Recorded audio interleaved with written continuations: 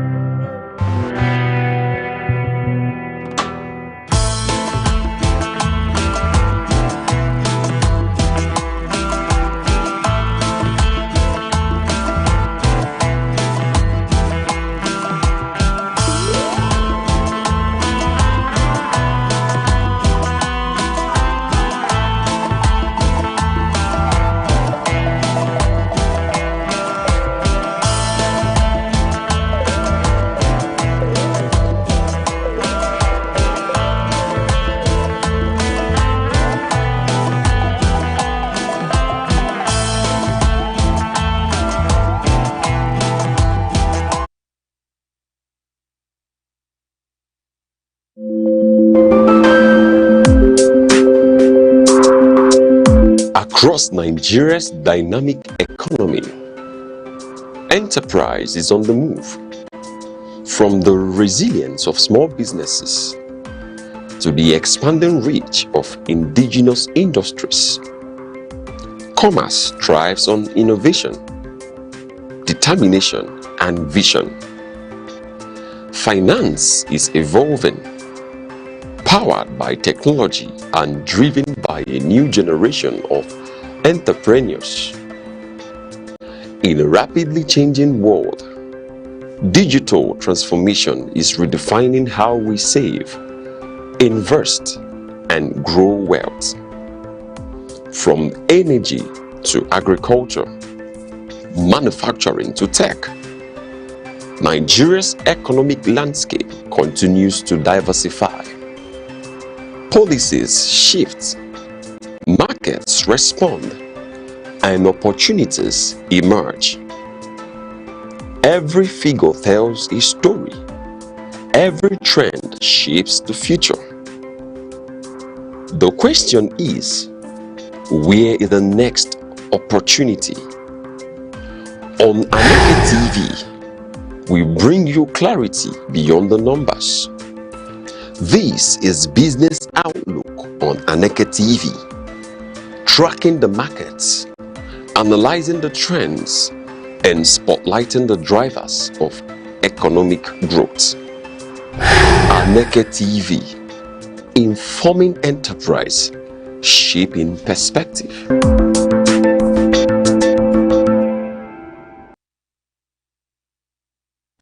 Many thanks for joining us here on Aneke TV business segment, where we'll take a look at the opening of the market section at a critical crossroad for the Nigerian economy. The Nigerian exchange breaks after a period of record-breaking gains, and the central bank moves to mop up liquidity with a massive 700 billion treasury bill auction. The focus for investors today is clear: balancing the hunt for growth with the necessity of capital preservation. From the volatility in the global energy markets to the localized price pressure on the streets of Enugu, Lagos, and Abuja, we are tracking the numbers that define your wealth. Stay with us as we break down the trends, the trades, and the targets for this Wednesday, May 6th, 2027. And this is the Aneke TV Business Desk, where data meets destiny and your wealth finds its voice. I'm Uche Osai. Let's get down to business. Starting with the Nigerian Stock Exchange, which experienced a volatile session yesterday, Tuesday, as profit-taking activities by investors wiped out early week gains. The all-share index ASI retraced by 0.58%, shedding 1,408.82 points to close at 241,750.15 points. Despite the decline in the primary index, market breadth remained positive with 45 gainers against 26 losers, signaling that the sell-off was concentrated in heavyweight tickers. Now quickly taking a look at the top 5 gainers, the insurance and consumer goods sector showed resilience with several stocks hitting the maximum daily price appreciation, and we are seeing RT Briscoe, yes, which on the the close to the previous day around 11 naira 70 kobo, yes, at the opening of the market did close at 12 naira 87 kobo. Yes, 12 naira 87 kobo. And we are seeing Vitafoam. Yes, Vitafoam previously, at the opening section did start with 155 naira, and at the time of closing the market yesterday was 117 naira 50 kobo, making a 10% positive adjustment as well. Yes, and then we are looking at MC Nikos. Yes, Nikos opened at 1 naira 50 kobo and then closed yesterday at 1 naira 65 kobo, a massive boost of a 10% adjustment as well. Zik is equally bullish. Yes, they closed at 19 naira 80 kobo, having open trading on 18 naira, making a bullish adjustment of 10%. And we are seeing CAP. Yes, CAP did open market at 145 naira 20 kobo, making a positive adjustment adjustment of 9% to close at 159 naira 70 kobo. Quickly, let's take a look at the top 5 laggards, the losers for yesterday. You know, selling pressure was most evident in telecom and banking sectors, led by a double-digit slide in Guinness, Nigeria. And here are the losers. Guinness Nigeria yesterday, you know, closed at 447 naira 30 kobo, having opened at 497 naira, making a very big dip of a negative 10% adjustment. Union Daikon yesterday was bearish as it closed on a negative adjustment of 9.82%, having closed its book at 19 naira 75 kobo, you know, away from the opening price of 21 naira 90 kobo. Wema Bank equally was in the losing side as it did close at 30 naira 35 kobo, having opened at 33 naira 25 kobo, making a negative bearish adjustment of 8.72%. MTN Nigeria yesterday was equally in the dip as it opened trading at 915 naira and then made a negative adjustment of 8.63% to close at 836 naira. ICO Insurance is another stock here that was on the losing streak as it did open at 4 naira 70 kobo and then fell far behind to close at 4 naira 30 kobo, making a negative dip of 8.51%. And quickly, let's take a look at the market outlook for today. Yes, the market is entering midweek with a cautious wait and see sentiment. Analysts anticipate a mixed performance today as the market balances yesterday's profit-taking with a strong appetite for Q1 2026 earning results. And we're looking at liquidity trends. Yes, trading volume surged by over 31% yesterday, suggesting that while prices, dropped, activity levels remain high. This often precedes a period of consolidation. And taking a look at the sector watch here, investors are expected to, pivot towards the industrial and insurance sectors, which both outperformed the broader index in the previous section. And then we are letting you to keep a close eye on MTN and Zenibank. Any recovery in these large cap stocks could easily swing the all-share index back into the green. And then quickly, let's take a look at the Naira performance. Yes, the Nigerian Naira showed signs of relative stability during the Tuesday's trading section, though a widening gap between the official and the informal segment remains a focal for market observers. The local currency closed at the official Nigerian foreign exchange market at 1,374 naira, while the parallel market maintained a premium as demand for invisible and small business imports persisted. And then quickly, let's take a look at the numbers here. At the official market, the Naira was able to close at the official market against the dollar at 1,374 naira, whereas at the parallel market it went for 1,480 naira, making an adjustment, yes, showing a gap, yes, of 106 naira between the official and the parallel market, whereas against the British pound at the official market was 1,732 naira 10 kobo, and at the black market, it was 1,855 naira, yes, indicating a gap or a premium of 122 naira 90 kobo. Now speaking to the euro at the official market, yes, it was between 1,488 naira 45 kobo, and at the parallel market, yes, we saw 1,595 naira, indicating a gap of 106 naira 55 kobo.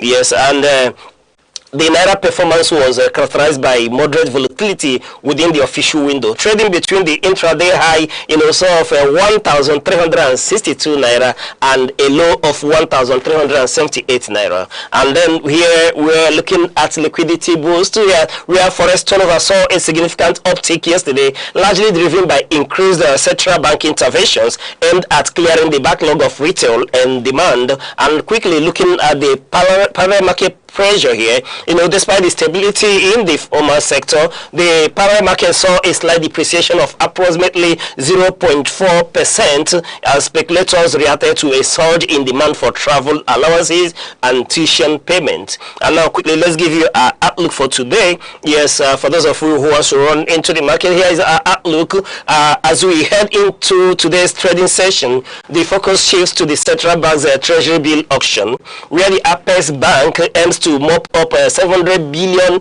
yield attraction. Yes, 100 billion naira here. Yes, the Central Bank of Nigeria is intending the opening of market today to mop up 700 billion. Yes, 700 billion naira. And then quickly, one of the factors that will shape the market today is yield attraction. High yields at today's auction are expected to attract significant foreign portfolio investment, which could provide much needed support for the naira in the short term. Then another factor here is the liquidity outlook. Yes, banking system liquidity remains robust, opening with a surplus of over 6.6 trillion naira. This excess liquidity could have a potential pressure the exchange rate if not effectively managed through the today's open market operation. Yes, and then we are looking at our forecast here is that we will enjoy you to expect the naira to trade within the 1,365 naira to 1,385 naira range at the official window today, with the parallel market likely to hold steady around the 1,480 mark. Yes, unless there is a significant shift in retail demand. And then quickly, yes, we take a look at our market outlook in terms of naira performance here. Yes, we are giving you our market outlook, and then we are saying that as trading opens this morning, the fear factor, yes, the fear factor may set in. Yes, the fear factor may set in. That's definitely one thing that may happen. Yes, due to the visibly receding and leading a sharp corrective dip in early markets. Yes, so in all, what we are saying is that it is analysts' opinion that the naira's performance was characterized by moderate volatility within the official window, trading between the intraday and the parallel market as well. However, we are telling you that apart from the yield attraction, yes, the liquidity outlook and the forecast, we expect a very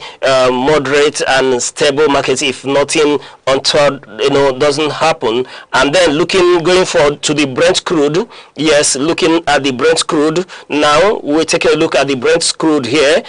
Yes, the global energy market is witnessed a day of extreme volatility, and that's as a Tuesday, where a geopolitical friction in the Middle East sent Brent crude on a roller coaster. Yes, and after a surging to multi-year highs near 115. Yes, global benchmark retreated late in the section, and due to diplomatic signals offered a brief reprieve to nervous traders. The session was defined by panic buying in the morning, followed by a cooling period in the afternoon.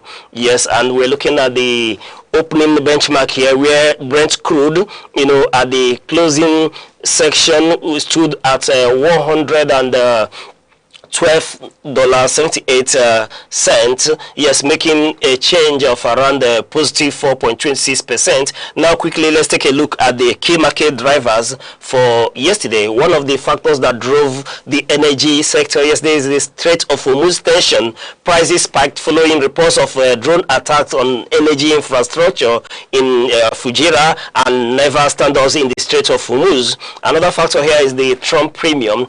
Trump premium assertive rhetoric from Washington regarding the protection of commercial vessels initially drove a risk premium of nearly $6 per barrel. Yes, and then another factor here is the late session pullback. Prices eased off their peaks after U.S. Defense Secretary, confirmed that despite the skirmishes, the standing ceasefire remains technically intact. And quickly, taking a look at giving you a market outlook today. Yes, as trading opens this morning, the fear factor we told you is visible, receding, leading to a sharp corrective dip in early Asian and European trade. The cooling effect Brent has already slipped below the $110 mark this morning. Yes, trading around 108 $1 as the market reacts to the conclusion of Operation Epic Fury and a temporary pause in military maneuvers. And then another factor here we'll look at is profit taking.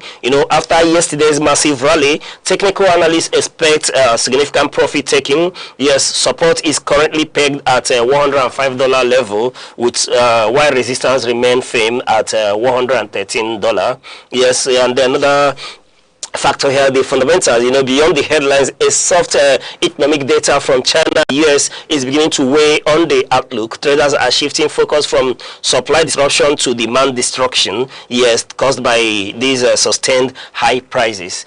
So expect a bearish tone for the remainder of today's session. Unless new hostilities emerge in the Gulf, Brent is likely to consolidate between $106 and $109. Yes, and quickly we'll run to take a look at the Nigerian commodities market year's performance. The Nigerian commodities market saw a mix of seasonal pressure and logical bottlenecks yesterday, as food inflation ticked up to 14.31%, while grain prices stabilized on the FX exchange. The Ramadan Easter ripple effect continues to sustain high costs for staples in the open market.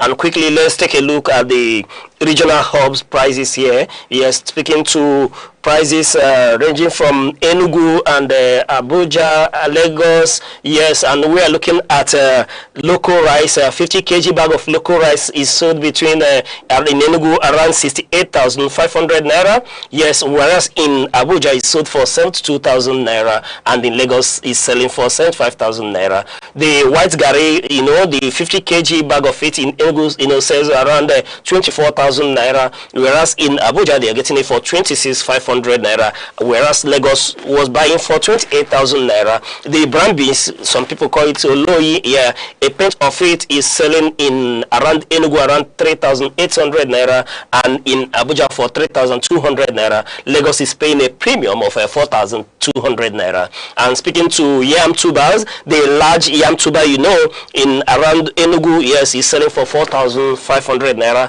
Abuja is buying for 3,800 naira, and Lagos is still paying a premium of 5,500 naira. Looking at tomatoes, large basket of it, yes, around Enugu is selling for 42,000 naira. Abuja is buying for 35 naira, and Lagos, as always, is paying a premium of 46,000 naira.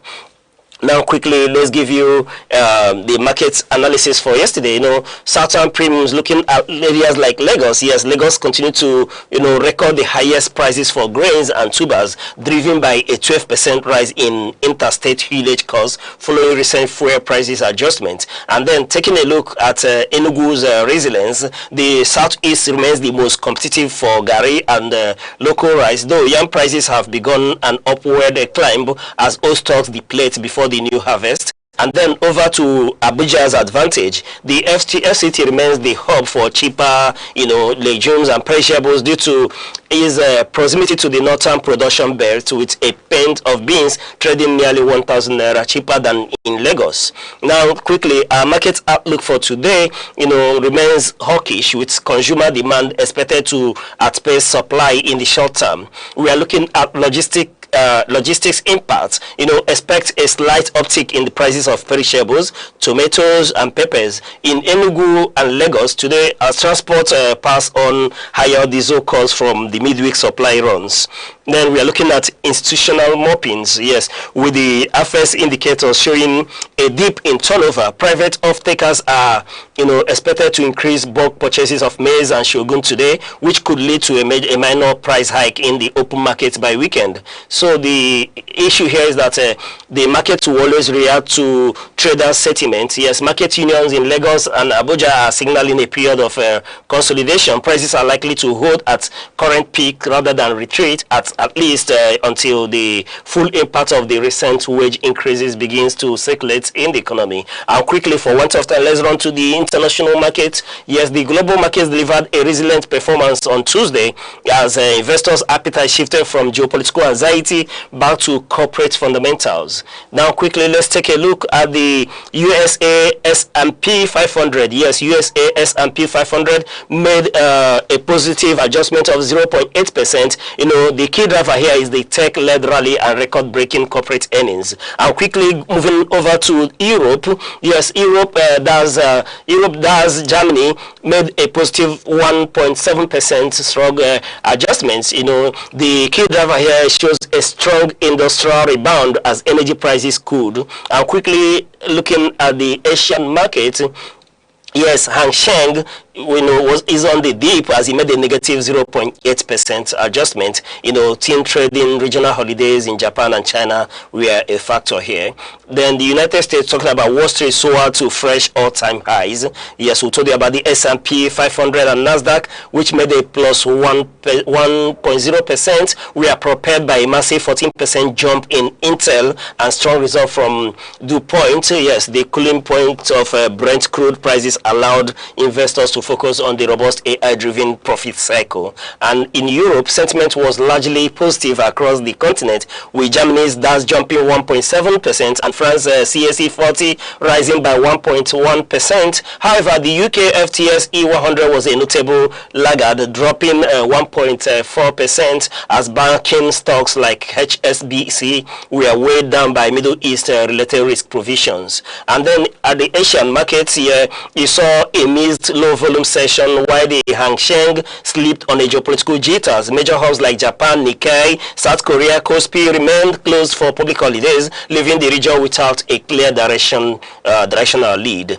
And then moving to Australia, the S&P ASC Australia 200 did by 0.2% after Reserve. Yes, Bank of Australia unexpected raised interest rate to 4.35% to combat stubborn inflation. And quickly, for want of time, let's just run and give you our market advice for today.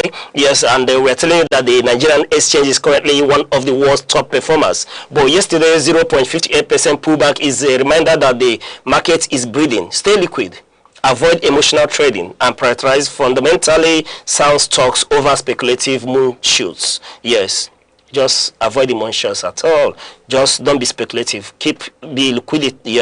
Keep your cash available. That's what we mean when we say be very, very liquid in this instance, so you can make fundamental sound, objective moves in the area of the stock. So we're telling you to do not speculate over the moonshots here, and that's where we'll draw the curtain today here on the business segment on Aneke TV, and we're telling you to get ready for the news around the globe. Yes, and we'll keep telling you to stay informed, stay ahead, and keep your eyes on the number. I'm Uche Osai. Invest wisely.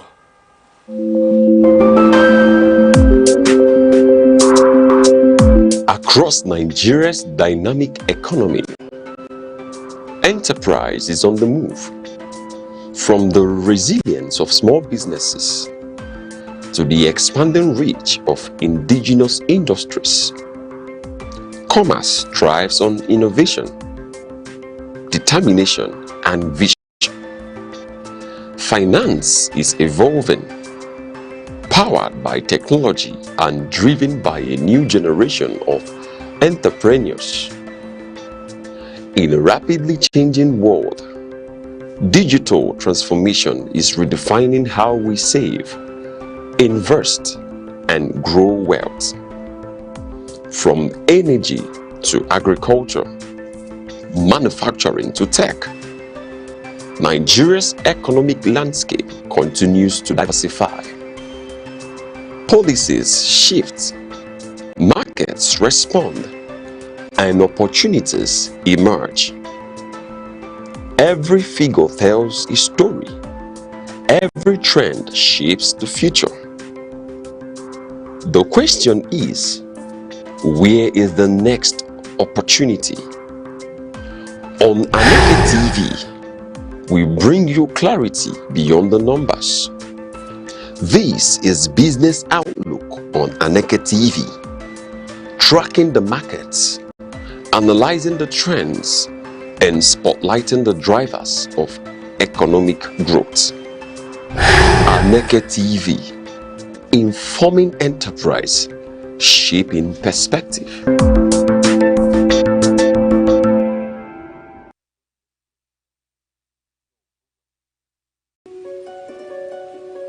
In a world that never stands still, where stories break in seconds and moments shape history, one station keeps you connected to your nation, to the continent, to the world. From breaking news to powerful stories, from business and politics to culture, lifestyle and entertainment, we inform, we inspire, we keep you ahead. This is more than television. This is your window to everywhere that matters. Aneke TV. Move with the world.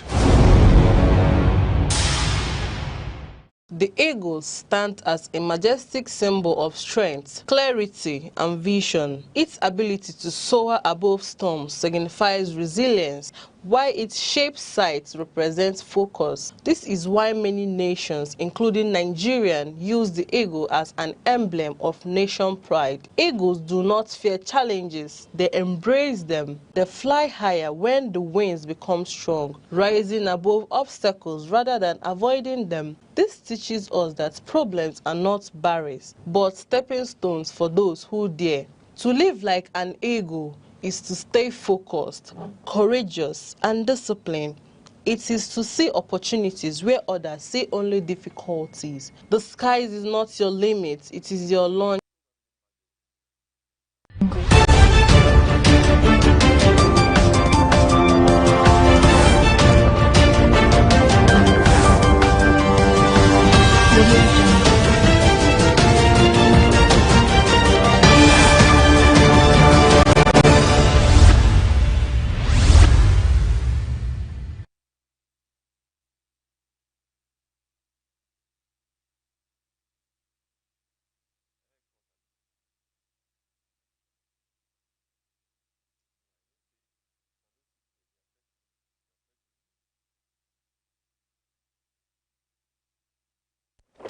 Good morning and welcome to News Around the Globe on Aneke TV.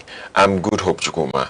Glad to have you join us. Headlines: National Assembly to constitute joint committee visits South Africa over xenophobic attacks. Inspector General of Police orders nationwide arms audit after Delta incident. On the foreign scene, suspected Boko Haram attack kills 23 Chadian soldiers in Lake Chad region. On business, President Tinubu engages global investors in Paris, reaffirms commitment to fiscal discipline and policy stability. Now the news in details.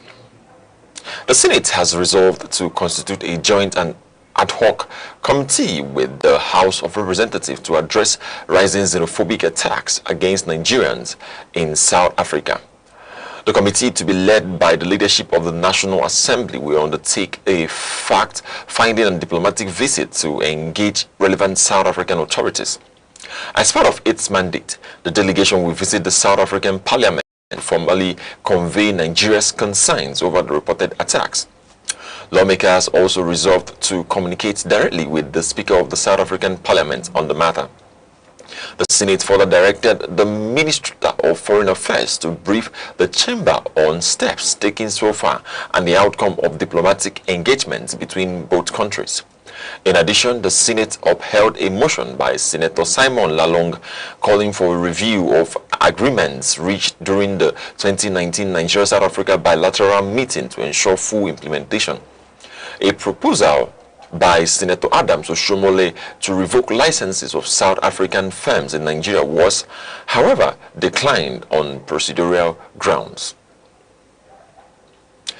The Independent National Electoral Commission (INEC) has opposed a legal attempt seeking the deregistration of the African Democratic Congress (ADC) and other political parties, stating that the request lacks constitutional basis. In its court filing, INEC maintained that none of the affected parties has breached the legal requirements necessary to warrant deregistration. The Commission emphasized that its regulatory powers are guided strictly by the provisions of the law.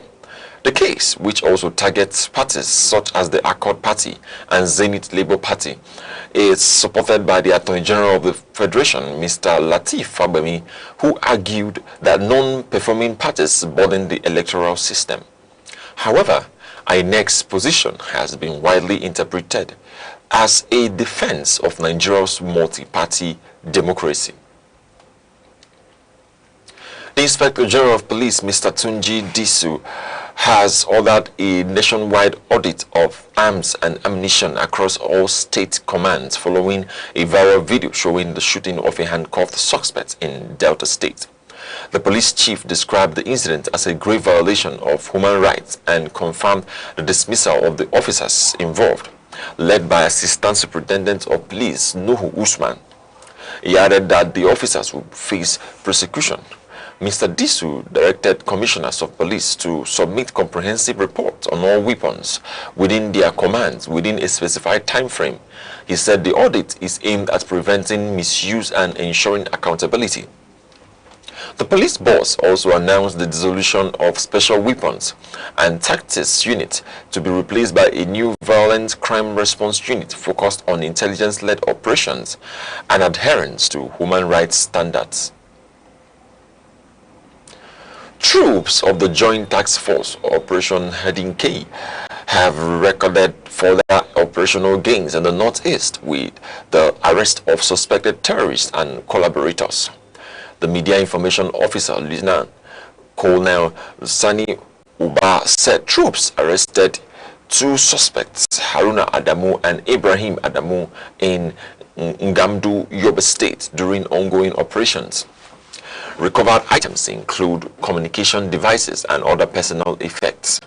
In a related development, troops of 254 Battalion apprehended a suspected Boko Haram informant, Ali Mohammed, at Ngamdu Market.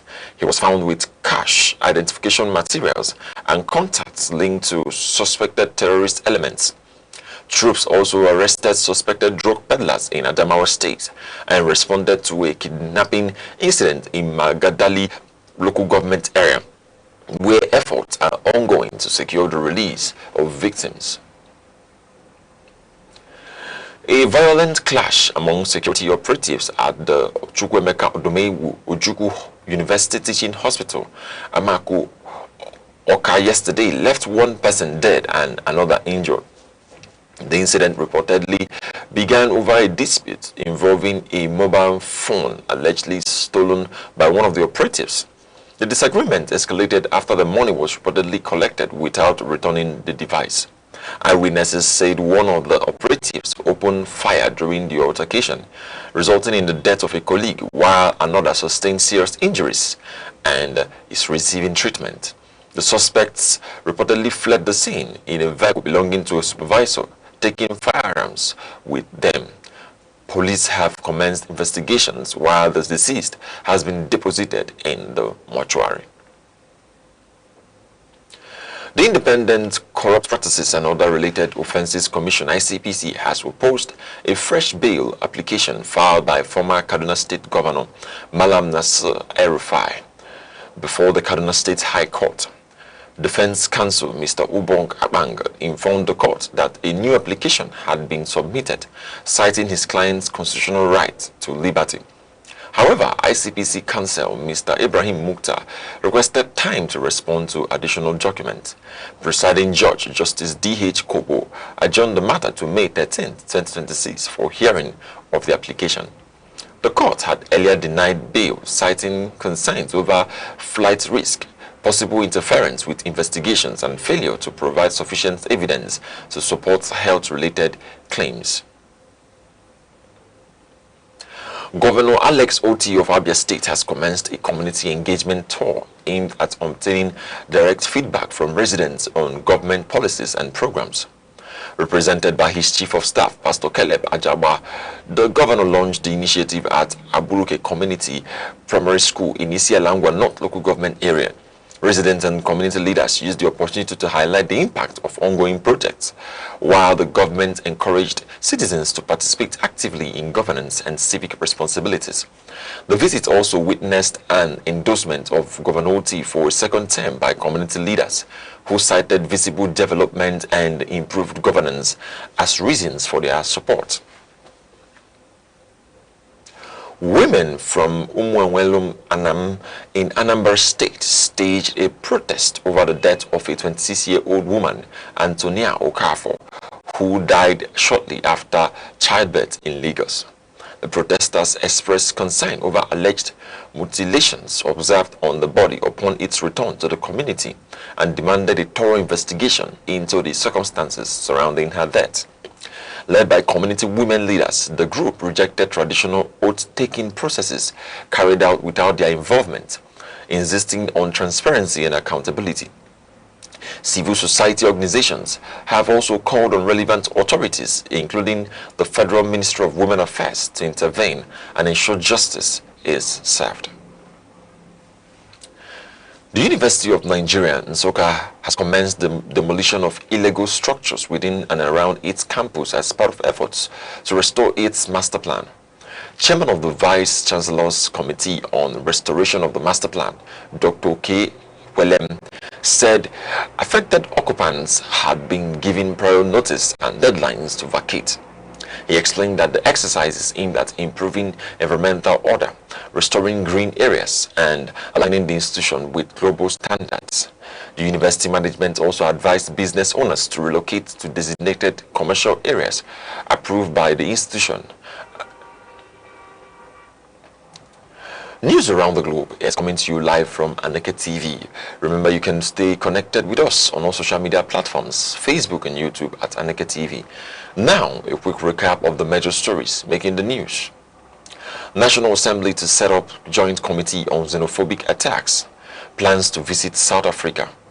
Inspector General of Police orders nationwide audit of arms and ammunition. Coming up shortly on the foreign scene, suspected Boko Haram attack leaves 23 Chadian soldiers dead. On business, President Tinubu meets global investors in Paris, reaffirms fiscal discipline and policy stability. We'll be right back shortly. The Insight with Uche Osai. Having the political will to confront whatever is the challenges. Igbo man wrestles with the tortoise that had a lot of ingenuity, a lot of ideas, and the tireless. It will take the bold mind of government in power to say, let there be electoral reform, no matter whose ox is God. I was there. We did everything. All of us came and supported him with our last blood. In-depth analysis, expert views, real voices, uncover the stories shaping Nigeria today. Deep dive, honest, unfiltered, only on the Insight with Uche Osai on Aneke TV. Join us. Welcome back. At least 23 Chadian soldiers have been killed and 26 others injured following an attack by suspected Boko Haram fighters on the military base in the Lake Chad region. The assault occurred on Baraka Tolorum Island, where insurgents launched a late-night offensive, leading to a prolonged exchange of gunfire with troops. Chadian military authorities confirmed that the attackers were eventually repelled. Casualties also recorded among the insurgents during the operation. President Mahamat Idris Deby Itno condemned the attack and reaffirmed the government's resolve to intensify military operations in the region to curb further insurgent activities. The United Arab Emirates has reported fresh attacks allegedly carried out by Iran, raising concerns over the stability of a proposed ceasefire in the Strait of Hormuz. The development comes amid claims by the United States that progress is being made towards de-escalation, including a temporary halt in efforts to escort commercial vessels through the strategic waterways. Meanwhile, diplomatic engagements are ongoing with United States Secretary of State Senator Marco Rubio, expected to meet with Pope Leo to discuss regional security and religious concerns. The situation remains tense as global attention focuses on development in the Gulf region and broader security challenges across multiple conflict zones. United States Secretary of State Senator Marco Rubio has expressed concern over the current situation in Cuba, describing it as unacceptable. Speaking at the White House, Rubio indicated that the United States is reviewing its policy options, although no immediate changes have been announced. He also proposed that humanitarian assistance to Cuba be delivered through religious institutions to ensure that aid reaches citizens directly. The remarks come amid rising diplomatic tensions, with global reactions continuing over sanctions and international responses to development in the region. President Bola Tinubu has reaffirmed his administration's commitment to economic reforms during a meeting with global investors in Paris, France. The president engaged representatives from major financial institutions, including Citibank and Amundi, outlining policies focused on transparency, fiscal discipline, and macroeconomic stability. According to his special advisor on information and strategy, Mr. Bayo Onanuga, the reforms are aimed at eliminating structural inefficiencies and promoting sustainable economic growth. Officials, including the Minister of Finance and Coordinating Minister of the Economy, Mr. Taiwo Oyedele, and Director General of the Debt Management Office, Ms. Patience Oniha, also assured investors of prudent financial management and improved accountability. Abia State Governor Dr. Alex Oti has approved the commencement of a feasibility study for the proposed Azumini Obako Seaport project. The approval was granted during a meeting with a delegation from China Hebo Engineering Company led by Mr. Nicholas Liu at the government house in Umuahia. Governor Oti directed that the study be completed within a shorter time frame while processes for regulatory approvals commence simultaneously. He noted that the project's viability would depend on factors such as dredging requirements and overall cost implications, stressing the need for a comprehensive technical assignment. Now in sports, Nigerian high jump athlete Temitope Adeshina has won the 2026 International Student Athlete Excellence Award at the Texas Tech Red and Black Gala. The athlete was recognized alongside other student athletes for outstanding performance and achievements over the past year. Adeshina remains unbeaten this season, having secured major titles including the Big 12 Championship and the NCCA Indoor title. She holds Nigeria's national high jump record and continues to prepare for upcoming competitions, including the NCAA Outdoor Championships. Still in sports, Nigerian sprinter Samuel Ogazi has set a new national record in the 400 meters, clocking 44.02 seconds. The performance surpasses the previous record of 44.17 seconds set by Mr. Innocent Ebunike in 1987. Ebunike has congratulated Ogazi on the achievement, describing it as a significant milestone for Nigerian athletes. He also advised the young athletes to remain focused and disciplined as he represents the country on the global stage. Now, entertainment, a coroner's court sitting at the Ibusere Magistrate Court in Lagos has suspended proceedings in the inquest into the death of Nkanu Adichie Esege. The decision followed a directive from the Lagos State Attorney General, Mr. Lawal Pedro, requesting a pause pending a meeting with all parties. Presiding Magistrate Mrs. Atunike Adetunji questioned the directive, emphasizing the independence of the judiciary and the limits of executive authority. The inquest, which began in February, is investigating the circumstances surrounding the death of the child, with further proceedings expected after consultations with the chief coroner. And finally, before we go on news around the globe, a recap of our top stories. The National Assembly will constitute a joint ad hoc committee of the Senate and the House of Representatives to address rising xenophobic attacks against Nigerians in South Africa. The committee is expected to undertake a diplomatic visit to engage South African authorities, while the Federal Ministry of Foreign Affairs will provide a formal briefing on ongoing interventions. The Inspector General of Police, Mr. Tunji Disu, has ordered a nationwide audit of arms and ammunition across all police commands. The directive follows a fatal shooting incident in Delta State involving police personnel, with assurances of stricter accountability and enforcement of professional standards within the force. On the foreign scene, at least 23 Chadian soldiers have been killed in an attack by suspected Boko Haram insurgents on a military base in the Lake Chad region. President Mahamat Idris Deby Itno has condemned the incident and reaffirmed Chad's commitment to intensify military operations against insurgency. In business, President Bola Tinubu has met with global investors in Paris, France, where he reaffirmed his administration's commitment to fiscal discipline, transparency, and policy stability. The engagement is part of efforts to strengthen investor confidence and support Nigeria's economic reform agenda.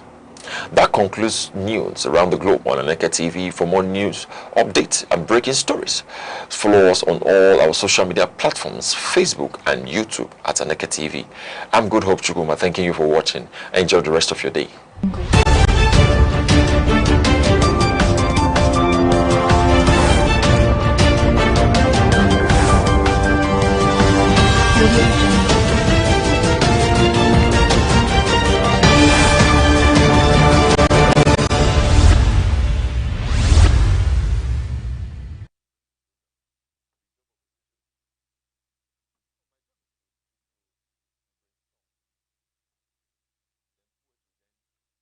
Humility.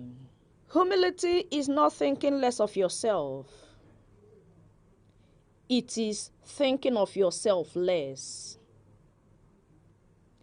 It is the quiet dignity of those who serve when no one claps and rise when no one cheers. In a world shouting for attention, humility whispers truth. It chooses peace over pride and silence over show. It knows that value isn't in volume and honor isn't always visible. The humble carry unseen power. They lift others without needing a pedestal.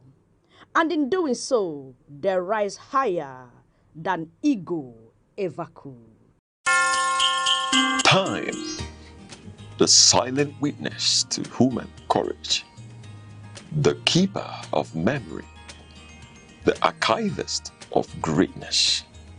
Across the vast landscapes of Africa, from the savannas to the bustling cities, voices once rose, ideas once bound, and visions once dared to challenge the limits of their age. They were not merely individuals. They were epochs in human form. In literature, minds such as Chinua Achebe, Wole Soyinka, and Ngugi wa Thiong'o reclaimed the African narrative. Through ink and imagination, they dismantled distorted histories and restored the dignity of African identity. Their words were not just stories. They were mirrors, reflecting a people long misunderstood, and windows opening the world to the depths of African civilization. In the realm of science and knowledge, pioneers like Philip Emeagwali proved that African intellect could reshape the frontiers of computing and technology. Their work was a quiet revolution, reminding the world that innovation knows no geography. And in leadership, towering figures emerged when history demanded courage. Men like Nnamdi Azikiwe, Kwame Nkrumah, Nelson Mandela, and Julius Nyerere redefined freedom, not as a privilege bestowed, but as a right reclaimed. They spoke for millions. They endured prisons, exile, and resistance. Yet, their vision transcended the politics of their time. They dreamed of a continent awakened. Today, their echoes travel through generations. In every African classroom, in every curious mind, in every dream that refuses limitation. For history is not merely what has passed, it is the foundation upon which tomorrow stands. The past still speaks. Its lessons remain. Its voices endure. This is not just remembrance, it is inheritance. Echoes of the past, where history breathes and legacy lives on. Leadership, in its deepest sense, is not the occupation of authority, but the assumption of moral weight. It is the invisible burden of choice, the negotiation between power and conscience, between what is possible and what is right. In every society, but especially in Nigeria's complex and evolving democracy, leadership becomes the mirror which a people either recognize their dignity or lose sight of it. Integrity, therefore, is not a decorated virtue attached to leadership. It is its very substance. It is the invisible thread that binds intention to action, promise to fulfillment, and power to responsibility.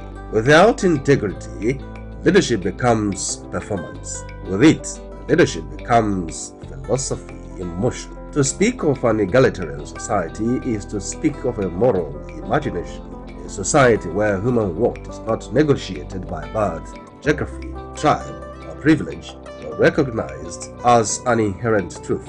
Yet, such a society cannot exist in abstraction. It must be constructed through the ethical decisions of those entrusted with power. In this sense, integrity is not merely a personal virtue, it is a structural necessity. Nigeria, like many post-colonial societies, carries within it a tension between promise and practice. Its constitutional ideals often rise higher than its institutional realities, and in that gap between aspiration and execution, the question of integrity becomes unavoidable. For every broken system is first a broken commitment, every weakened institution a reflection of compromised truth. When leadership loses integrity, societies does not simply become inefficient, it becomes fragmented. Trust, once fractured, does not merely disappear, it recedes into cynicism.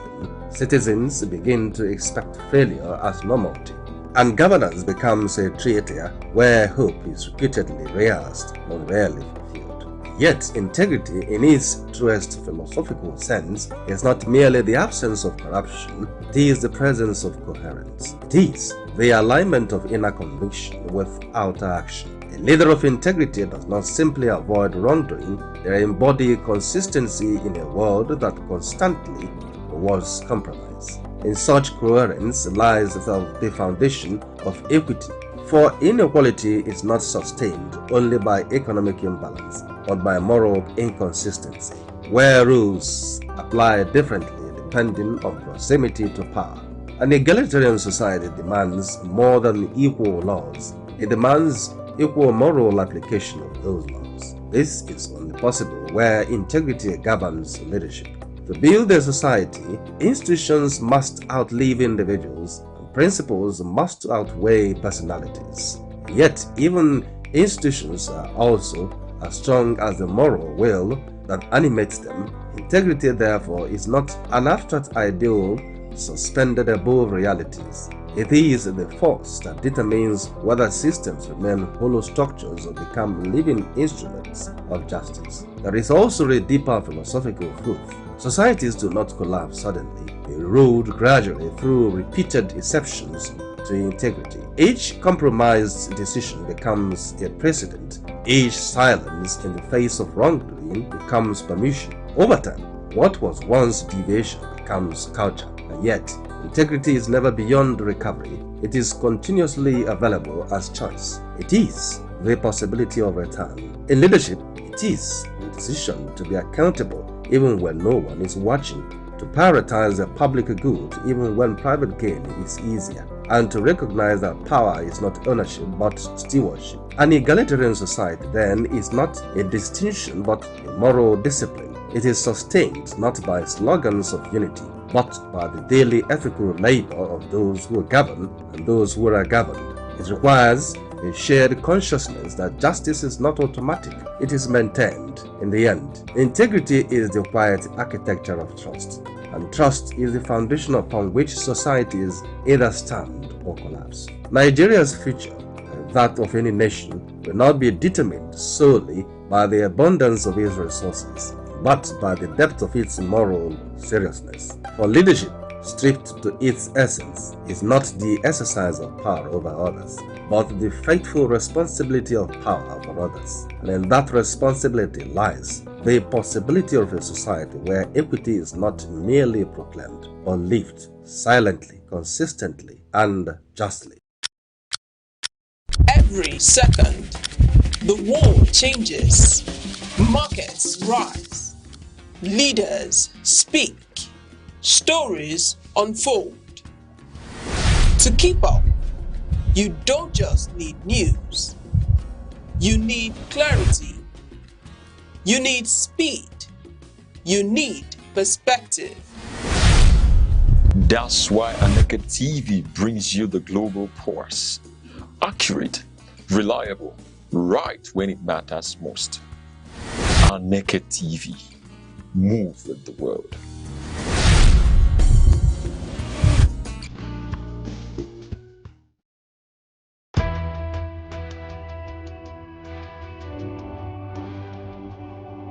As Nigeria moves towards the 2027 general elections, attention is shifting from political contest to a deeper question: whether citizens will actively participate in sustaining the country's democracy. The elections come at a time when voter turnout has been steadily declining. In 2019 and 2023, participation fell to historically low levels, with less than a third of registered voters casting ballot in some estimates. Analysts link this trend to growing distrust in institutions, concerns about electoral credibility, and widespread political disengagement among young people. Yet, Nigeria remains Africa's largest democracy, with over 93 million registered voters as of the 2023 electoral cycle.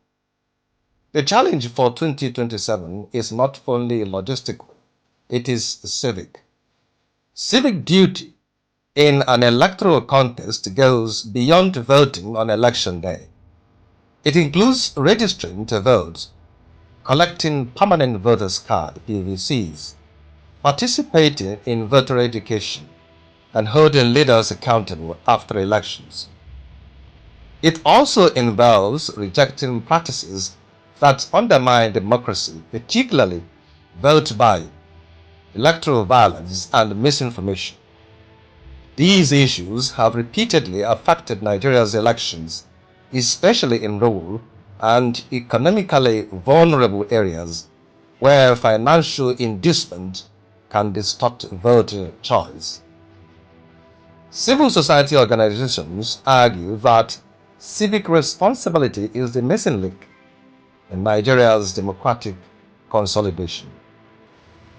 While electoral institutions such as the Independent National Electoral Commission (INEC) have introduced reforms, including biometric voter accreditation and electronic result transmission, the strength of democracy ultimately depends on citizen participation.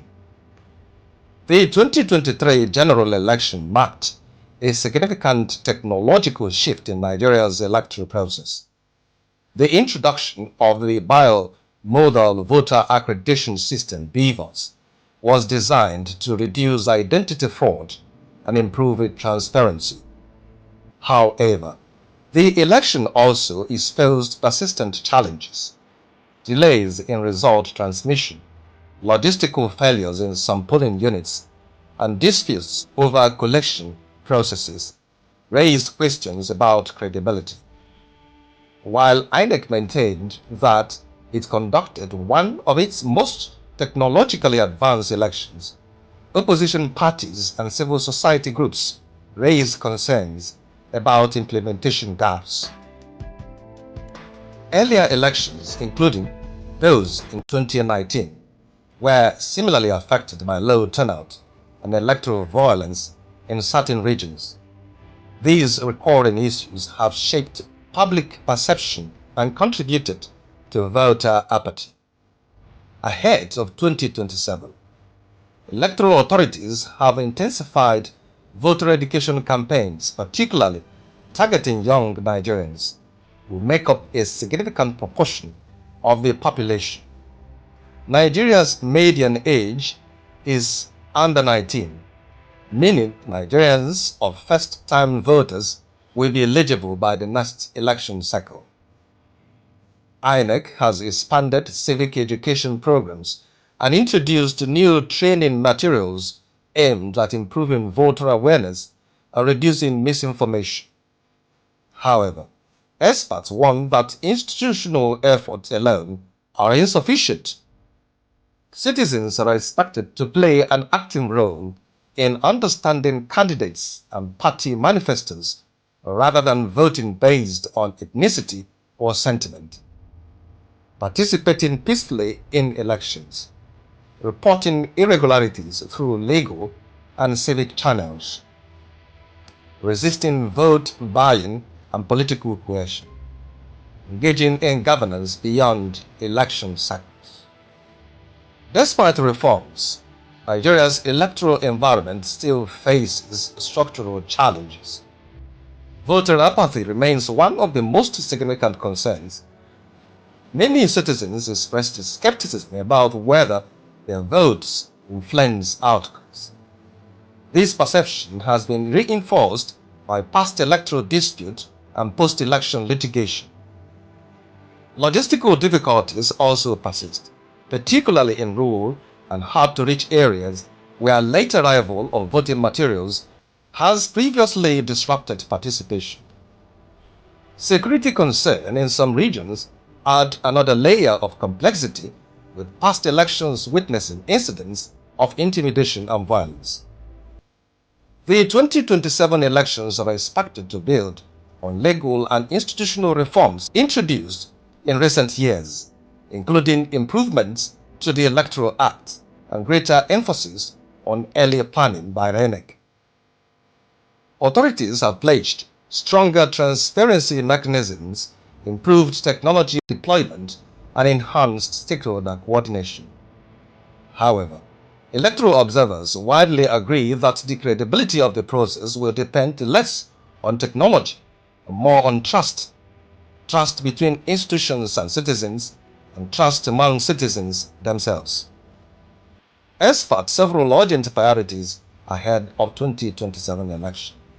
First, sustained civic education is essential to address misinformation and political apathy. Without it, participation levels are unlikely to improve. Second, electoral integrity must be strengthened through consistent and transparent implementation of electoral laws. Third, youth engagement must move beyond online political discourse into structured civic participation.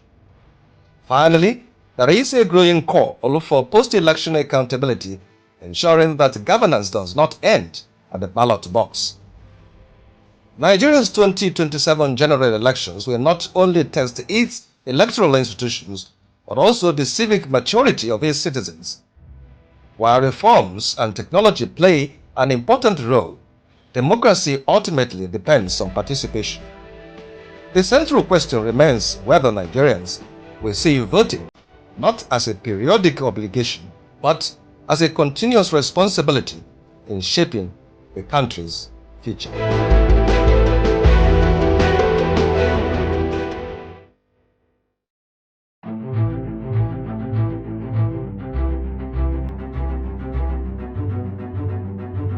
Morning headlines before you step out.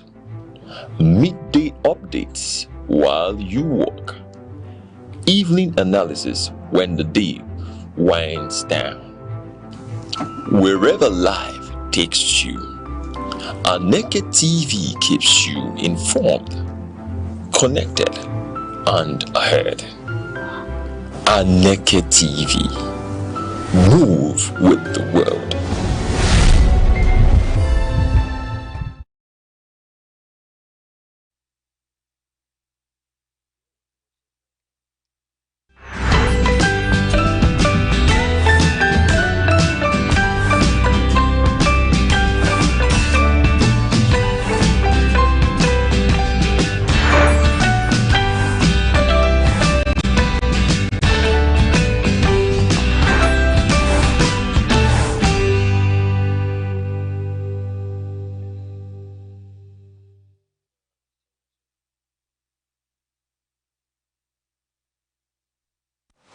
Good morning, Nigeria. Good morning, 042. Pleasant greetings to everyone watching. You're tuning to Sunrise on Aneke TV, where every sunrise begins with delightfulness, love, and purpose, bringing you that daily dose of brightness and joy. I'm Good Hope Chuguma, coming to you live from our studio here in vibrant Enugu. Good morning to you, our wonderful audience. I'm Uche Osai. Wherever you are, at home, in your office, or in transit, thank you for letting us into your space this beautiful morning. We're here to refresh, inform, and motivate.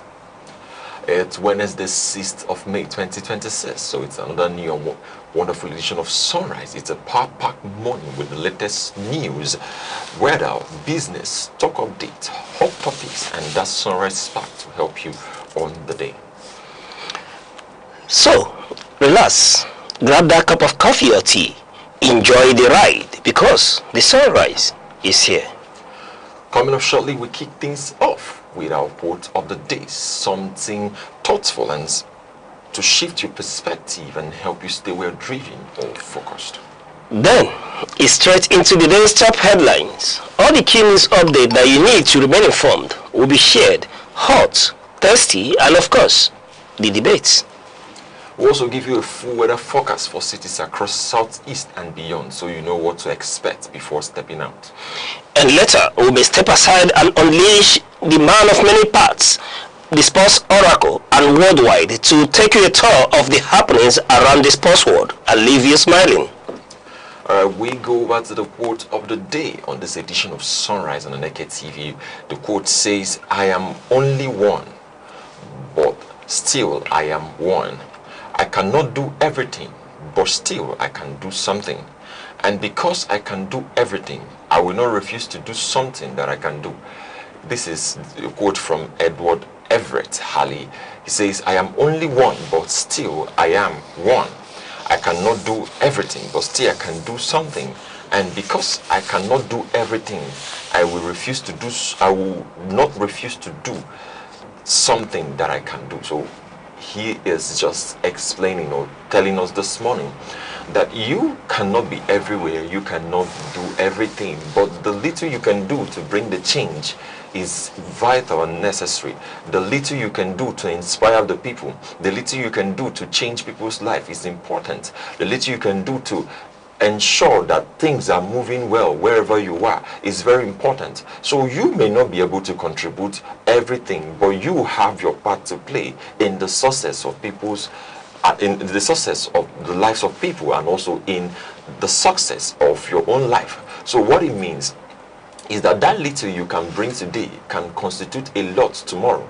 And at the end of the day, you're going to see that it is not the whole part that is lacking, but you have played your own part and you have given something. When others do the same, you will see that there will be a change. Now, finally, on this side of this quote, it means that when I can do my small, when other person can do their small, when all of us can bring the little part, it will make up a lump, and then we can have a wonderful time on any issue or whatever it is. All right, looking at this quote, I am reminded to call upon you as an individual that often when we begin to hear that votes don't count, that you are speaking to you as an individual, and we're urging you that yes, being you, one person, you are enough. Just participate. By coming out, we become a multitude. One becomes two. You do not see the potency in being one. You may not. But when you participate, upon coming out, you begin to see that one, when multiplied, can get to 1 million. Therefore, we urge you this morning that you do not just look at yourself as being only one, but being one is a powerful tool when you energize yourself and ready to participate. So we urge you wherever you're watching from this morning, be it in a Bote market in Enugu, or main market in Aneke, or at Laba International Market, Ogige in Osoka, or Ariaria Market in Aba, or anywhere globally, we are urging Nigerians to be ready. Do not say that your vote do not count. No, that your single vote will count. It will count if you come out. If you know and realize the power you have as an individual, and each and every one of us tallies, then who can effect the change that we desire? And that is the word this morning from Edward, that the power of one matters, starting from where you are. Right, we go on a short break. We'll be right back with the weather report. Stay with us.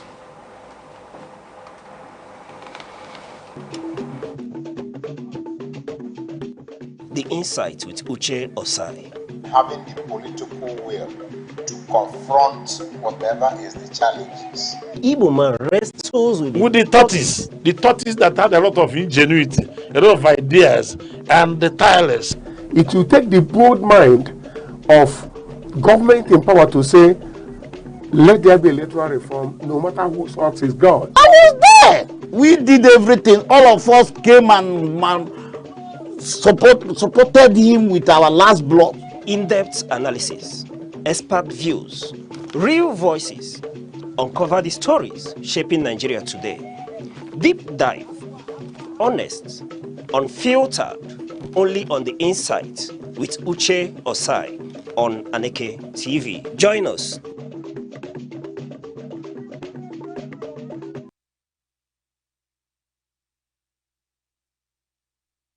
You're watching stories here on Aneke TV. Next, let's take a look at the weather report across major cities in Southeast today.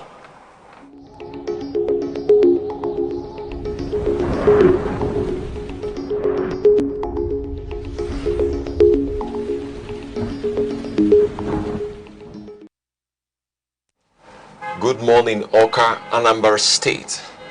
The morning starts warm, around 25 to 27 degrees Celsius, not too harsh yet. As the sun climbs, it becomes hot and sharp, reaching about 33 to 35 degrees Celsius in Oka. By afternoon, in the late afternoon, clouds gather quietly, then rain or thunderstorms are likely, cooling everything down. The night ends fresh, calm and relaxing. Good morning, Enugu, and welcome to the cold city.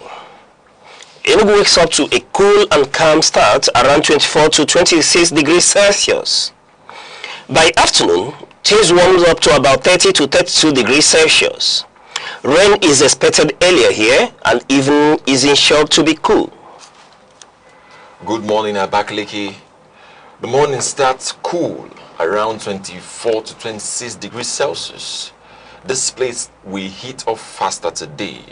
By afternoon, it reaches about 33 to 35 degrees Celsius, making it the hottest. Later in Abakaliki, Ebonyi State, strong thunderstorms are likely, bringing that satisfying cool down and a restful night. Good morning, Imo State, and welcome to my favorite city of Owerri. Owerri wakes up to a warm temperature around 25 to 27 degrees Celsius. And later, things rises to about 32 to 34 degrees Celsius. Later, rain or light thunderstorms step in, and the night is expected to be cool and slightly damp. Good morning, Omaya. The morning starts steady and mild, around 25 to 27 degrees Celsius. By afternoon, it moves up to about 31 to 33 degrees Celsius. It should be warm but manageable in Umuahia, Abia State. By evening, rain showers are expected, gently cooling the area and leaving the night smooth, calm and comfortable. So, wherever you are in the southeast today, stay safe, stay cool, dress light and keep an umbrella handy. Remember that either rain or shine, we've got you covered. And this is your weather report here on Sunrise on Aneke TV. We'll go on a short break and we'll return with more updates. Stay with us.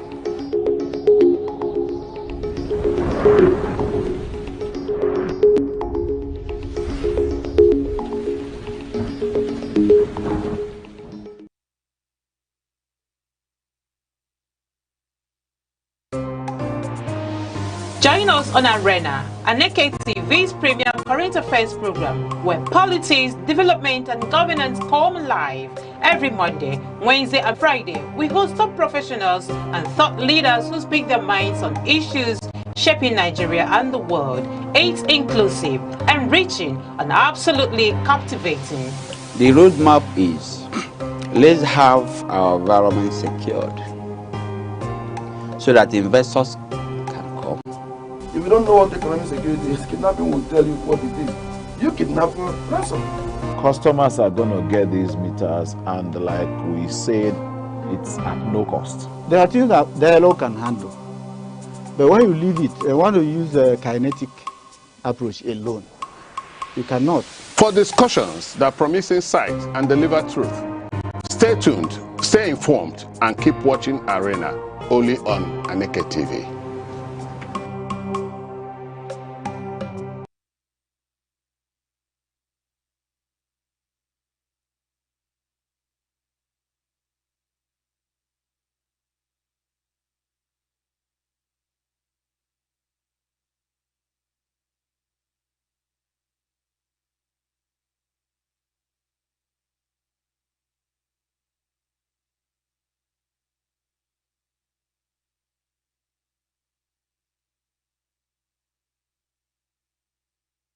Welcome back. Now let's take a quick look at what's making the front page major headlines of newspapers today from The Nation, Daily Trust, Daily Sun, and Vanguard.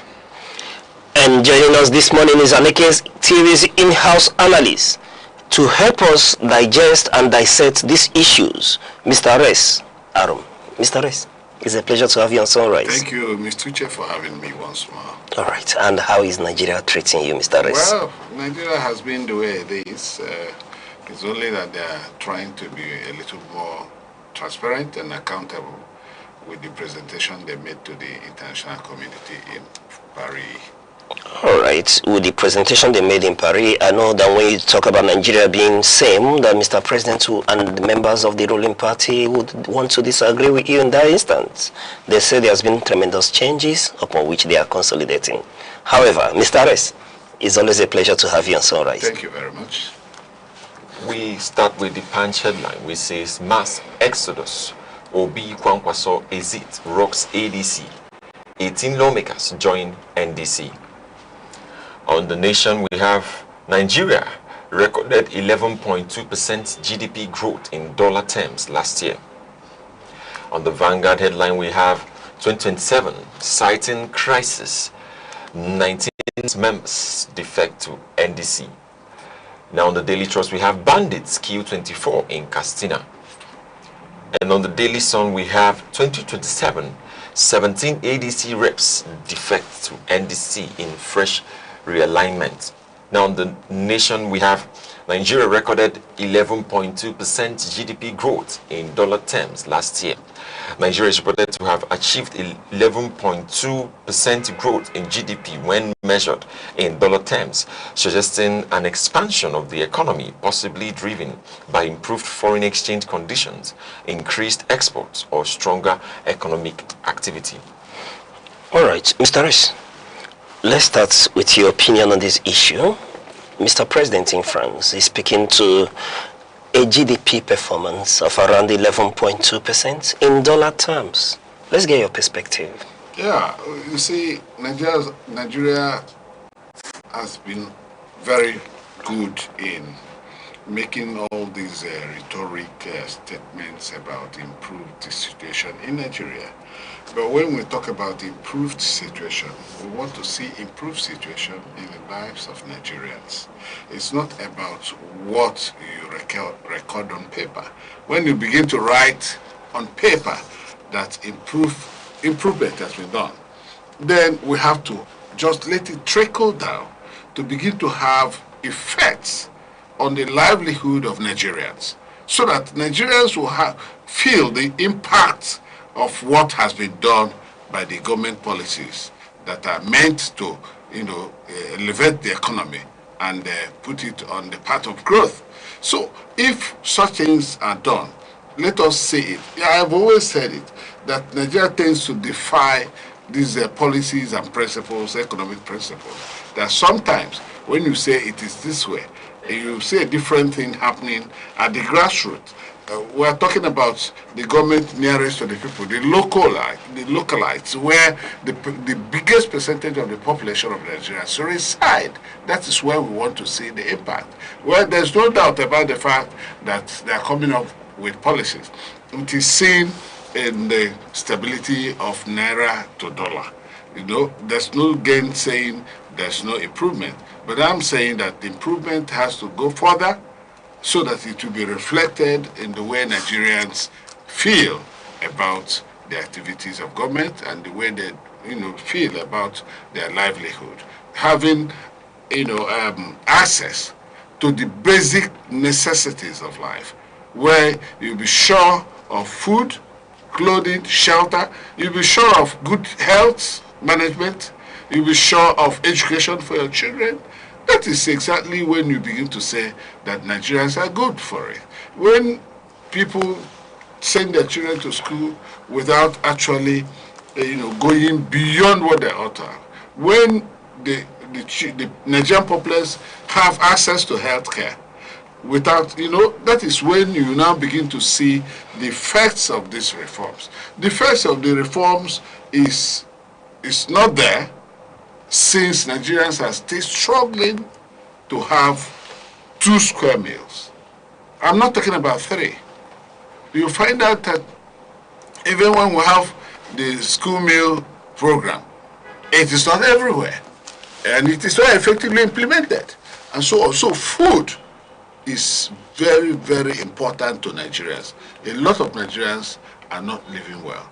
There's a documentary that is in session, which I happen to be part of, and by the time you see that documentary, it will portray the image of this country in bad light. But we have a place here in this coast city, and we have a place at the highbrow area of this city. But when you get in there, there's no place I've seen more squalor in Nigeria. So Nigerians must have a feel of the action. In essence, however, let me get your opinion on this before I detour to you with this question. Well, this is very important to note that we must feel the impact of the economy. We must feel it from the grassroots, like you've rightly pointed out, sir. I will also say that when I saw the news and had to go through it, it is, if not for the conference, we would not have even known. If not for the meeting, if not for the conference over there in Paris, nobody would have known. Nobody would have seen such figure, 11.2% in profit in GDP. That's growth in the terms of dollars. Nobody would have known. Nobody would have seen this happening because the average Nigerian is passing through a lot, I would say. Well, I will also encourage our government to ensure that we are not just having the figures.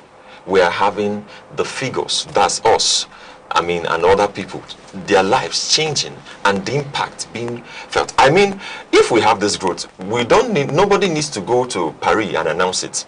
people will start to talk about it. People will start, how much are staple foods in the market? People will be talking. When the price of food came down sometime last year, it was everywhere. People, when you go to the market, even this morning when Misuche was taking us with the business outlook, it was actually obvious that the same things that were in the market that were sold in this price and that price last year, not the same this year. So it's just, are we going to say that this is also the impact of the war in the Middle East, how these things are happening? But then I just have to maintain in the place I am. We need to feel it. Yes. All right, Mr. Rees. My question is, let me hold back my opinion on this. I know you're itching to hear what I have to say, but my question is that the performing minister, let me use the word performing, he's just newly appointed, yes, Minister of Finance and Coordinating Minister of the Economy, equally spoke to a performance, an economy with the ambition of becoming a $1 trillion economy by 2030, given that the performance of the economy and this GDP growth that we're seeing of 11.2%, which you've characterized to be a dollar performing economy in this instance, would we characterize it to be an economy that does well for investors? Because if foreign investors are coming, they are coming, with the hard currencies. Therefore, one would say that the Nigerian economy is very good for the investors because we're seeing growth in dollar terms. Yeah, Nigerian economy will be good for investors because of the devaluation of our money. It will be good for investors. But the problem for the investors is the security of lives and property, having access to the investments. If an investor do not have easy access, unprohibited access to his investment, being sure that his investment is secured, the investor will not come. So, primarily, the government must ensure that the security of lives and property, which is paramount, which is outstanding, which is primary in every government business, in every government responsibility, it should be assured. Well, you say it is good for dollar. Yes, it will be good because when they come in with dollar, of course they are going to have huge sums of money to invest here in Nigeria. And then labor is cheap in Nigeria. Remember that the wages of laborers are very low. So labor is very cheap. People who are coming in with investment in dollars and then coming to invest in Nigeria, of course, they get everything they want. But one thing has made that difficult. That is why we have not seen inflow of investors, even when the investment situation, apart from security, is good. But we are not seeing, because security are barred them from coming in. I mean security. So if they should also do those things they are doing in terms of economic policies that we shoot Nigeria to a further economic development, they should also do same or double their efforts in ensuring that the area of security is also assured. So when you talk about coming in with investment, and then you are projecting, the $1 trillion 2030 was just a projection. It is neither here nor there. Yes, on the interim, growing, certain things could also make it to nosedive. That is when we have political instability. It could make everything to crash. So whatever they have achieved, it should be made to be sustainable. They should be able to consolidate on what they have achieved so that it will not crash at the end of the day. So that it will be better, it will be good for Nigerians. And let it, like I've always said, like I always stand in saying, that it should be seen, it should be seen in the lives of Nigerians at the lowest level. Because if it is seen in the life of Nigerians at the top echelon, then it is counterproductive. That is, where you see the rich getting richer and the poor getting poorer. So Nigerians should have a feel of the action. All right. You know, if Mr. President hadn't made a statement in the past, I would have wanted to defend Mr. President with all my strength, yes. But he made a statement, and of that premise, it started changing my perspective on issues. Mr. President, you know, while speaking to the opposition, did say that he is Buhari, and Buhari is him. So, and by interpretation, it meant that everything that Buhari did, he was part of it. And in this instance, I can't, on good moral ground, begin to exonerate him, you know, from the mismanagement that has occurred since the inception of the APC administration led by former late President Muhammadu Buhari. In this instance, I would have been speaking to an economy that is beginning to consolidate. I would have been speaking to a naira that has become more stable than it was during the previous administration, and a whole lot of issues. But he is Buhari and Buhari is him. So the buck stops on his table, and when we look at a performing GDP of 11.2% in growing dollar terms, you now begin to ask, like you rightly raised, how does this translate to the people, the common man? People want to know, how does this translate to jobs? How does this translate to salary? How does it impact the cost of fuel prices in Nigeria and generally the cost of living? This is where people want to see answers. And like you rightly observed, you know, the Igbos have a saying that what you, like a wristwatch in your hands, you don't need to go to a mirror to see it. And foreign investors, no matter the rhetorics, they understand these things very well. They understand it more than you do. They understand both the macro and the microeconomic outlook of these things. They understand better. You need not word them with beautiful words in this instance. So let us get our fundamentals right. Yes, he's a new minister here, but I always encourage that we begin to get the Nigerian perspective. You know, you advised that what happened in other climes don't happen here economically. So it's high time we begin to devise the Nigerian economic indices and policies that would, you know, cheer our economy on from the Nigerian perspective, and not all these textbook theories that is not quite applicable to Nigeria. I rest my case. All right, on the Punch headline, we have mass exodus. Obi Kwankwaso exit rocks ADC. 18 lawmakers join NDC. Now, the departure of Peterobi and Rabiu Musa Kwankwaso has shaken the African Democratic Congress, triggering a wave of defection as 18 lawmakers move to the NDC, signaling a major political realignment ahead of the 2027 election. This is opposition against opposition, I would term it, because an opposition is coming out from an opposition to form an opposition, going after an opposition. That's how I'm seeing it. About 18 senators came out from ADC to NDC, now citing party structure and litigations, as we saw yesterday. This is raising a lot of questions, and it's also telling you how influential the duo are. I mean, Mr. Peterobi and Senator Rabiu Musa Kwankwaso, how influential they are in the political terrain of our nation. That in less than 48 hours, they have, you know, yesterday we saw that their site went down from the news, that their site was, okay, on Monday, that the site went down for people to, when people are registering. Now we are having this mass exodus where senators are defecting, and we're still going to see more coming in the day. That's what I'm seeing here, and it's going to be a very, very long battle line drawn between the oppositions. Yeah, Mr. Harris, we are looking at the opposition here. But I ask, the Obi Kwankwaso effect, are we finally seeing the decimation of the opposition in Nigeria? They are no longer the one roof. The ADC is balkanized.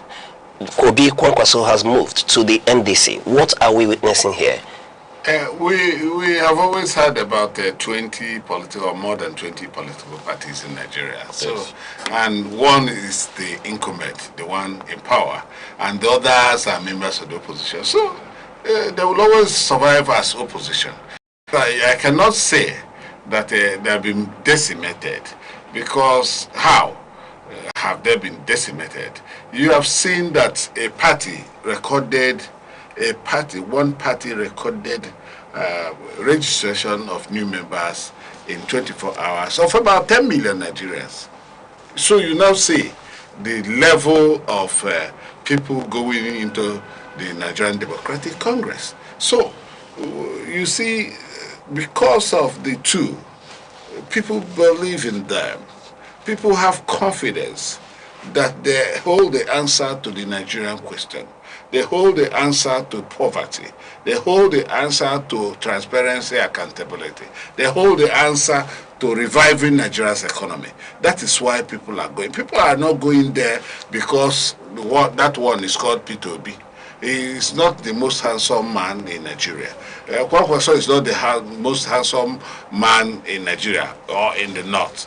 But it is because of what they have been, what record they have kept, what they believe in, their ideologies, what they believe in is such that tends to have a leaning on the poverty-ridden Nigerians. That's why everybody is wanting to identify with them. So that identification is exactly why people are now going into that political party. Okay, look at it. From the House of Reps, from Kano, Anambra, Edo, Lagos, and whereas Rivers State, we have seen members of the House of Representatives serving, that's the people who are in the reps, moving over to NDC. And before now, NDC is relatively a new political party registered last year. Because of the myriad of crisis in ADC, which had come up to bear the face of real opposition to the incumbent administration. But now it is NDC. NDC tends to be now a vehicle for the future and realization of the aspiration of opposition politics in Nigeria. So there's no doubt about the fact that NDC has come to become the real face of opposition in Nigeria. It is no longer ADC, where ADC was there as opposition, but at the same time, it was about crisis, court, and so on and so forth. Various court litigations from state to the national, to leadership problems and all that, going to Supreme Court and back and all that. So a lot of people are disenchanted with the goings on in ADC. And that is why most of those people have finally dumped ADC for the NDC, because there's something they are looking for. And what they are looking for is in NDC. The emergence or the campaign from ADC of peterobi and Rabi Musa Kwankwaso triggered the mass defection. Mr. Ress, yes. We're talking about this mass defection here. Are these not politicians who are looking for an avenue to ride on the, perhaps, what will be described as the Obi Kwankwaso effect to win election? Those who say they may not be able to get their party ticket, those who think that they cannot win election on their own. They want to, like it happened in 2023, use the euphoria of the Labour Party under Obi candidacy to ride back into either the House of Reps or the, let's say, the National Assembly or any other position as that may be. If you're a politician, what will you do? Every politician will go to where his interest is served. So the politicians are moving to where they have very strong political body that will, whether it is from one person or from the other, then it means they have adopted such person as their leader. Remember, if it is because of Obi Kwakwaso, they have adopted this duo as their leader. And if they adopt them as leaders, it means they will follow their leader. So, if you are, I ask you a question. If you are, will you stay? I'm not a politician. Yeah, I'm just a journalist who has keen interest in Nigeria. If your interest is not served where you are, won't you look for where your interest is served? But we have the number 18 House of Rep members, and when you look at Kano with 44 local governments alone, are we saying that 18 is mass exodus? No, there have been people that, see, it is not easy. This is a new political party. It is not easy. And remember that these reps that are presently serving were elected from various political parties, NNPP, APC, and so on. I'm talking about Kano now. They were elected under the platform of APC, NNPP. I don't know of any other party. But today, you see, they have, all looked for greener pastures. Mr. S, sorry to cut in, for want of time. People who have spoken to this issue as a fear factor on the part of peterobi to stand primaries in ADC, necessitating this move.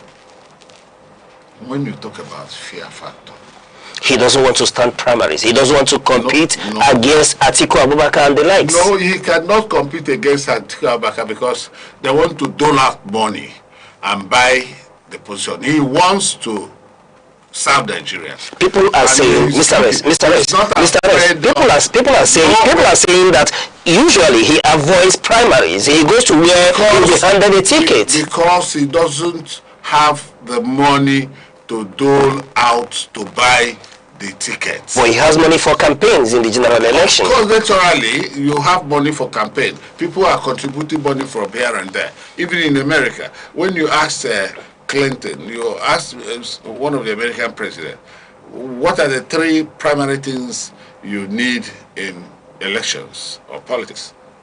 Then he said, number 1, money. They now asked him the number 2. He said, money. And they asked him the number, he said, money. So when you are talking about elections, you talk about money everywhere in the world. We are talking about the President of America saying the 3 primary things we need in an election is money. Mr. S. So, Mr. S. And now you are telling me that peterobi is fearing to, if it is fair to spend much money in buying the ticket, then it's a good thing. You see, if Nigeria has sound democratic norms, money, remember we have a law about the kind of money you should spend in election. Who has been indicted? Nobody has been indicted.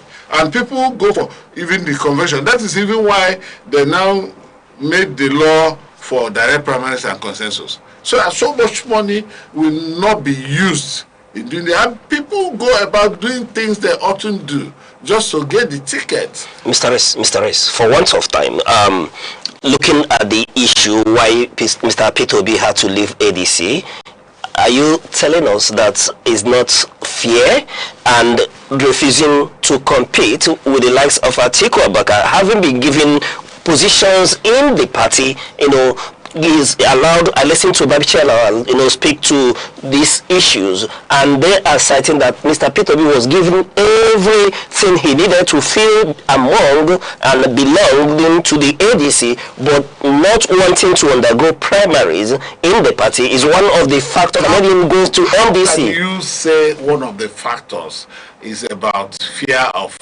being nominated, getting the ticket? How can you even go there? You should think about what is happening in ADC. And you know ADC is not stable. ADC is in between the devil and the deep blue sea. Presently. That is part of the argument. They said that he should have remained behind for them to salvage their party. So that he will not be on ballot. You're saying Atiku will not be on the ballot. Rotimi Amechi doesn't intend to be on the ballot. If they are going to be on ballots, there are rumors that even Atiku is wanting to come over to NDC. All right, Mr. Rez. And why should he? Why would he stay in? Okay, now that peterobi has left ADC, let him stay in ADC now and get his ticket. It will even be cheaper for him now because there's nobody to compete with. All right. So why would he want to stay with Obi so that he will compete? No, let him get a cheaper, something for himself and get the ticket and run the election. Let him do that. Let us see. All right, Mr. Rez, let me get your opinion on the issue. Bayo Onorugan, members of the APC and some members in the ruling government have described Obi as a nomadic politician. Who is not nomadic? Even the incumbent president. If you recount how he has gone politically and got to APC. Or don't you know that? Should I begin to count? Who is not nomadic? Nigerian politicians are not leaning on ideology. I do not know the kind of ideology. So they move from party to party.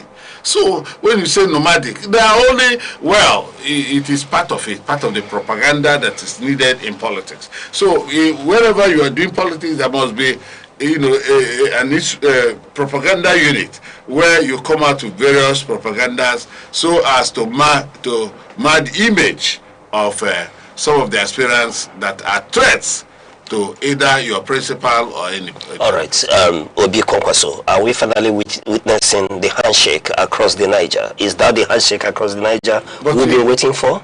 Well, you see, until the election. But presently, as things are going, you find out that that is a face of viral opposition in Nigeria presently. Away from the ADC? Away from the ADC. ADC has never been stable since inception. You are telling us that the NDC is there to offer an alternative to ADC to Nigeria? That is exactly what it is. It is a veritable alternative. It is a vehicle for the opposition to ride and seek for power. All right. I will hold you accountable one day on that. All right, we go on a short break and we'll be right back with other updates. Stay with us.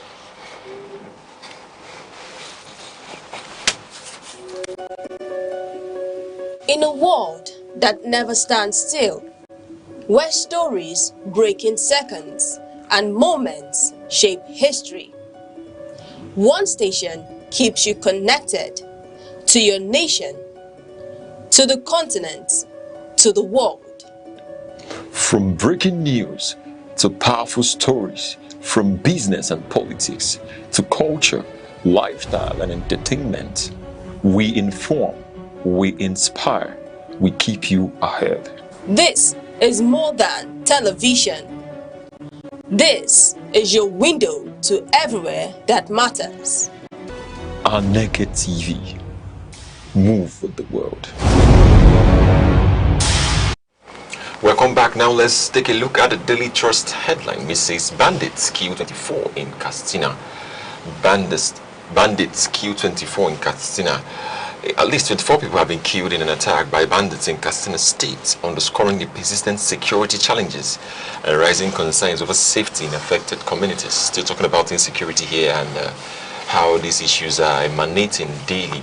But now it looks like they gave some military has been repelling attacks in trying to stop the insecurity, and military so far has been working a lot of seeing what's happening in the news. But this particular news is about what happened on Monday, and we are having the news on Wednesday. That is just the time of the delivery is actually one of my problems, and also citing that the people that were killed were market people. They came there, they started to shoot, and they carted away with millions worth of goods. This is raising a lot of questions. Families, fathers, and young people, and then market people too. These are common Nigerians. I mean, average Nigerians, people who are meaning well for themselves, who are not going out to steal or to take anything forcefully from any man, yet they are being killed and maimed daily.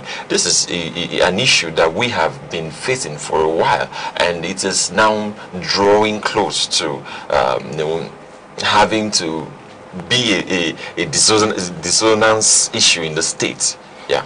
Mr. Reyes, I stand to be seen as being unsympathetic because we've seen many deaths in this nation where it seems that, usually when you hear that somebody has died, people are touched. But in this instance, we've seen one death too many, that people go about their normal duties, even when people are falling by their numbers. Let me get your perspective on this issue before we divert. I remember that here on this platform, we talked about the release of repentant terrorists in Katsina. They said they have reached agreements and they are going to release those who they call repentants. And you can see that nobody actually repented.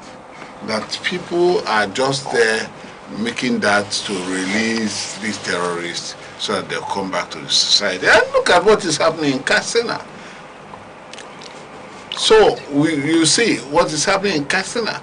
How do we reconcile that agreement that the Katsina state government said they did? How do we reconcile? Where do we, stand upon to justify what has been done by the government? Because now, from some of the sources, say the government has been overwhelmed by the actions of these bandits. But they now took to saying that they have had talks and everything, all is well. All is not well. That's why people are being mowed down in their numbers. It is not just in the Kashim area. The other local governments had theirs on Saturday. And then on Monday, the latest one happened. So people are being mowed down. And these are only reported ones. Remember, there are ones not reported. In the course of the movement of these bandits, some few persons, 2, 3, they mow them down and go their way. And most often, such ones are not reported. Okay, I was with a security expert yesterday on one of our flagship programs. Yes, a security expert, a retired deputy sheriff in Los Angeles, California, and we were speaking to this issue. And there was one cogent point he made: the lack of political will to combat the security challenges in Nigeria. And I leave it at that. And, remember on this program, we did say that was not, I think it was around Kaduna, that period, and we were saying that that's not the last of it, that we'll still hear more killings. And I'm sorry to say, more will still happen, because we seem not to be doing anything about it. And for him, it's not just about the kinetic will to handle this issue, but the lack of political will. And he asked question: why is the alliance or the collaboration with the United States government not producing any results? I leave it at that. All right, let's take a look at the issue on xenophobia from the Vanguard newspaper, which says xenophobia: African nations threaten retaliatory action against South Africa. African nations threaten retaliatory action against South Africa. Several African countries are warning of possible retaliatory measures against South Africa, yes. Well, the xenophobia problem in South Africa, where the South Africans go against their African brothers from various countries in Africa. They also go against, mostly because Nigerians are there with their businesses, they destroy these things and try to kill the Nigerian nationals in South Africa. Well, the Nigerian government has moved. Some people from Nigeria called for a retaliation, yes. Some people said Nigeria should come with economic sanctions against South Africa. But I think the National Assembly, in their wise position, has decided to go to South Africa, make the findings and discuss with them. Because Nigeria had a pact in 2019, and that pact has been broken by the South Africans. They have not done, the government of South Africa have not done anything meaningful to stop or stamp out these xenophobic attacks. So I think what Nigerian government has done is the best. From there, it is only when they go to South Africa and nothing fruitful comes that we begin to come with sanctions, political, economic, and so on, whichever sanction that's going to deter the South African nationals from going against their African brothers. Right. It's quite encouraging that our government is beginning to engage. It's no longer where we take the laissez-faire attitude towards these issues. We need to rise to the occasion, because a lot of Nigerian businesses there are suffering, and not to speak to the lives of our nationals who are there. There are South African businesses in Nigeria, and they are thriving, you know, and like you did point out, the National Assembly in its wisdom has stepped in, you know, not wanting to, you know, blacklist these South African companies, but to engage directly with the government of South Africa. A lot depends on the approach the government of South Africa, you know, takes on this issue. They need to rein their people in, and like I did say in the past, they need reorientation and reorientation. And in this instance, we'll continue to look, and we hopefully that the government is able to handle this issue, that it doesn't continue to escalate. Alright, and that's a wrap on this edition of today's newspaper review. As always, you can grab a physical copy of your favorite paper or catch the full details online. And also that's where we call it a wrap on this edition of Sunrise. Thank you very much for waking up with us. It's always a pleasure. I'm Good Hope Chukuma. Mr. S, it's always a pleasure having you on Sunrise with those in-depth analysis on issues, behind the scene informations, the authenticity you bring to these issues on Sunrise. Thank you very much. Thank you, Mr. Uche, for having me, and for you out there watching Aneke TV, I say you should keep watching us, because we are there to give you the best of it all on Sunrise. And I'm Uche Osai. On behalf of all of us here on Sunrise and Aneke TV, we say thank you for watching, and keep watching till we come your way same time tomorrow. Bye-bye.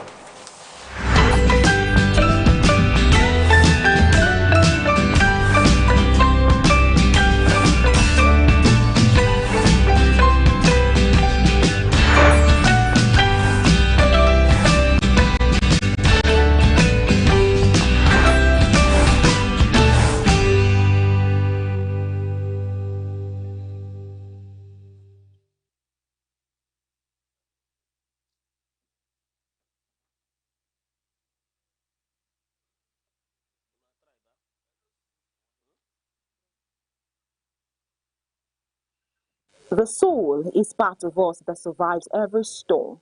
You can't see it, but you can feel it in silence, in longing, in every heartbeat that keeps going. It asks for more than food and fame. It hungers for meaning, for stillness, for the divine. The soul is where music is born, where peace begins, where truth hides. To care for your soul is the greatest act of self-love.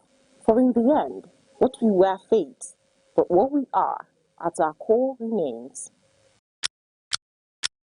Every second, the world changes, markets rise, leaders speak, stories unfold.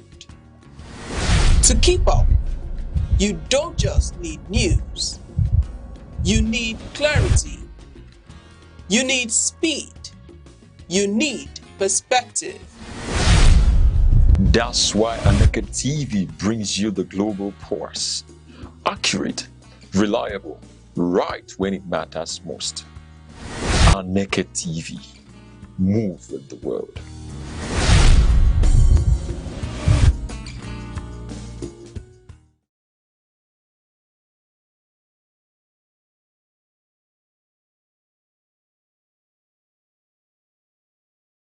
The soul is part of us that survives every storm.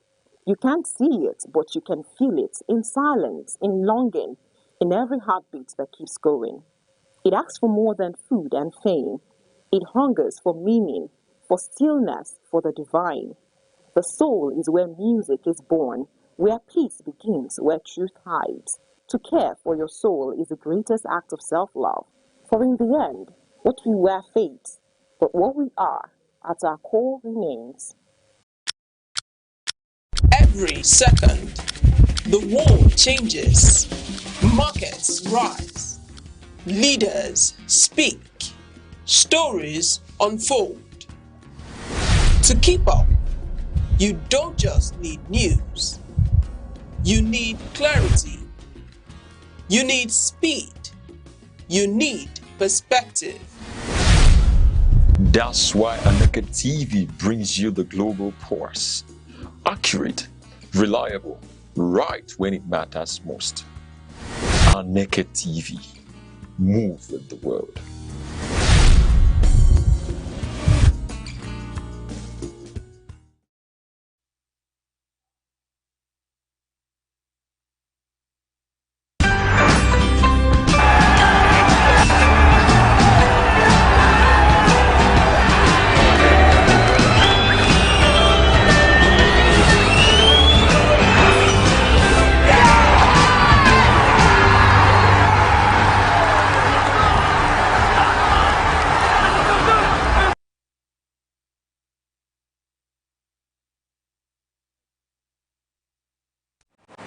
Yes, you're welcome to this edition of Sports Wrap on Aneke TV.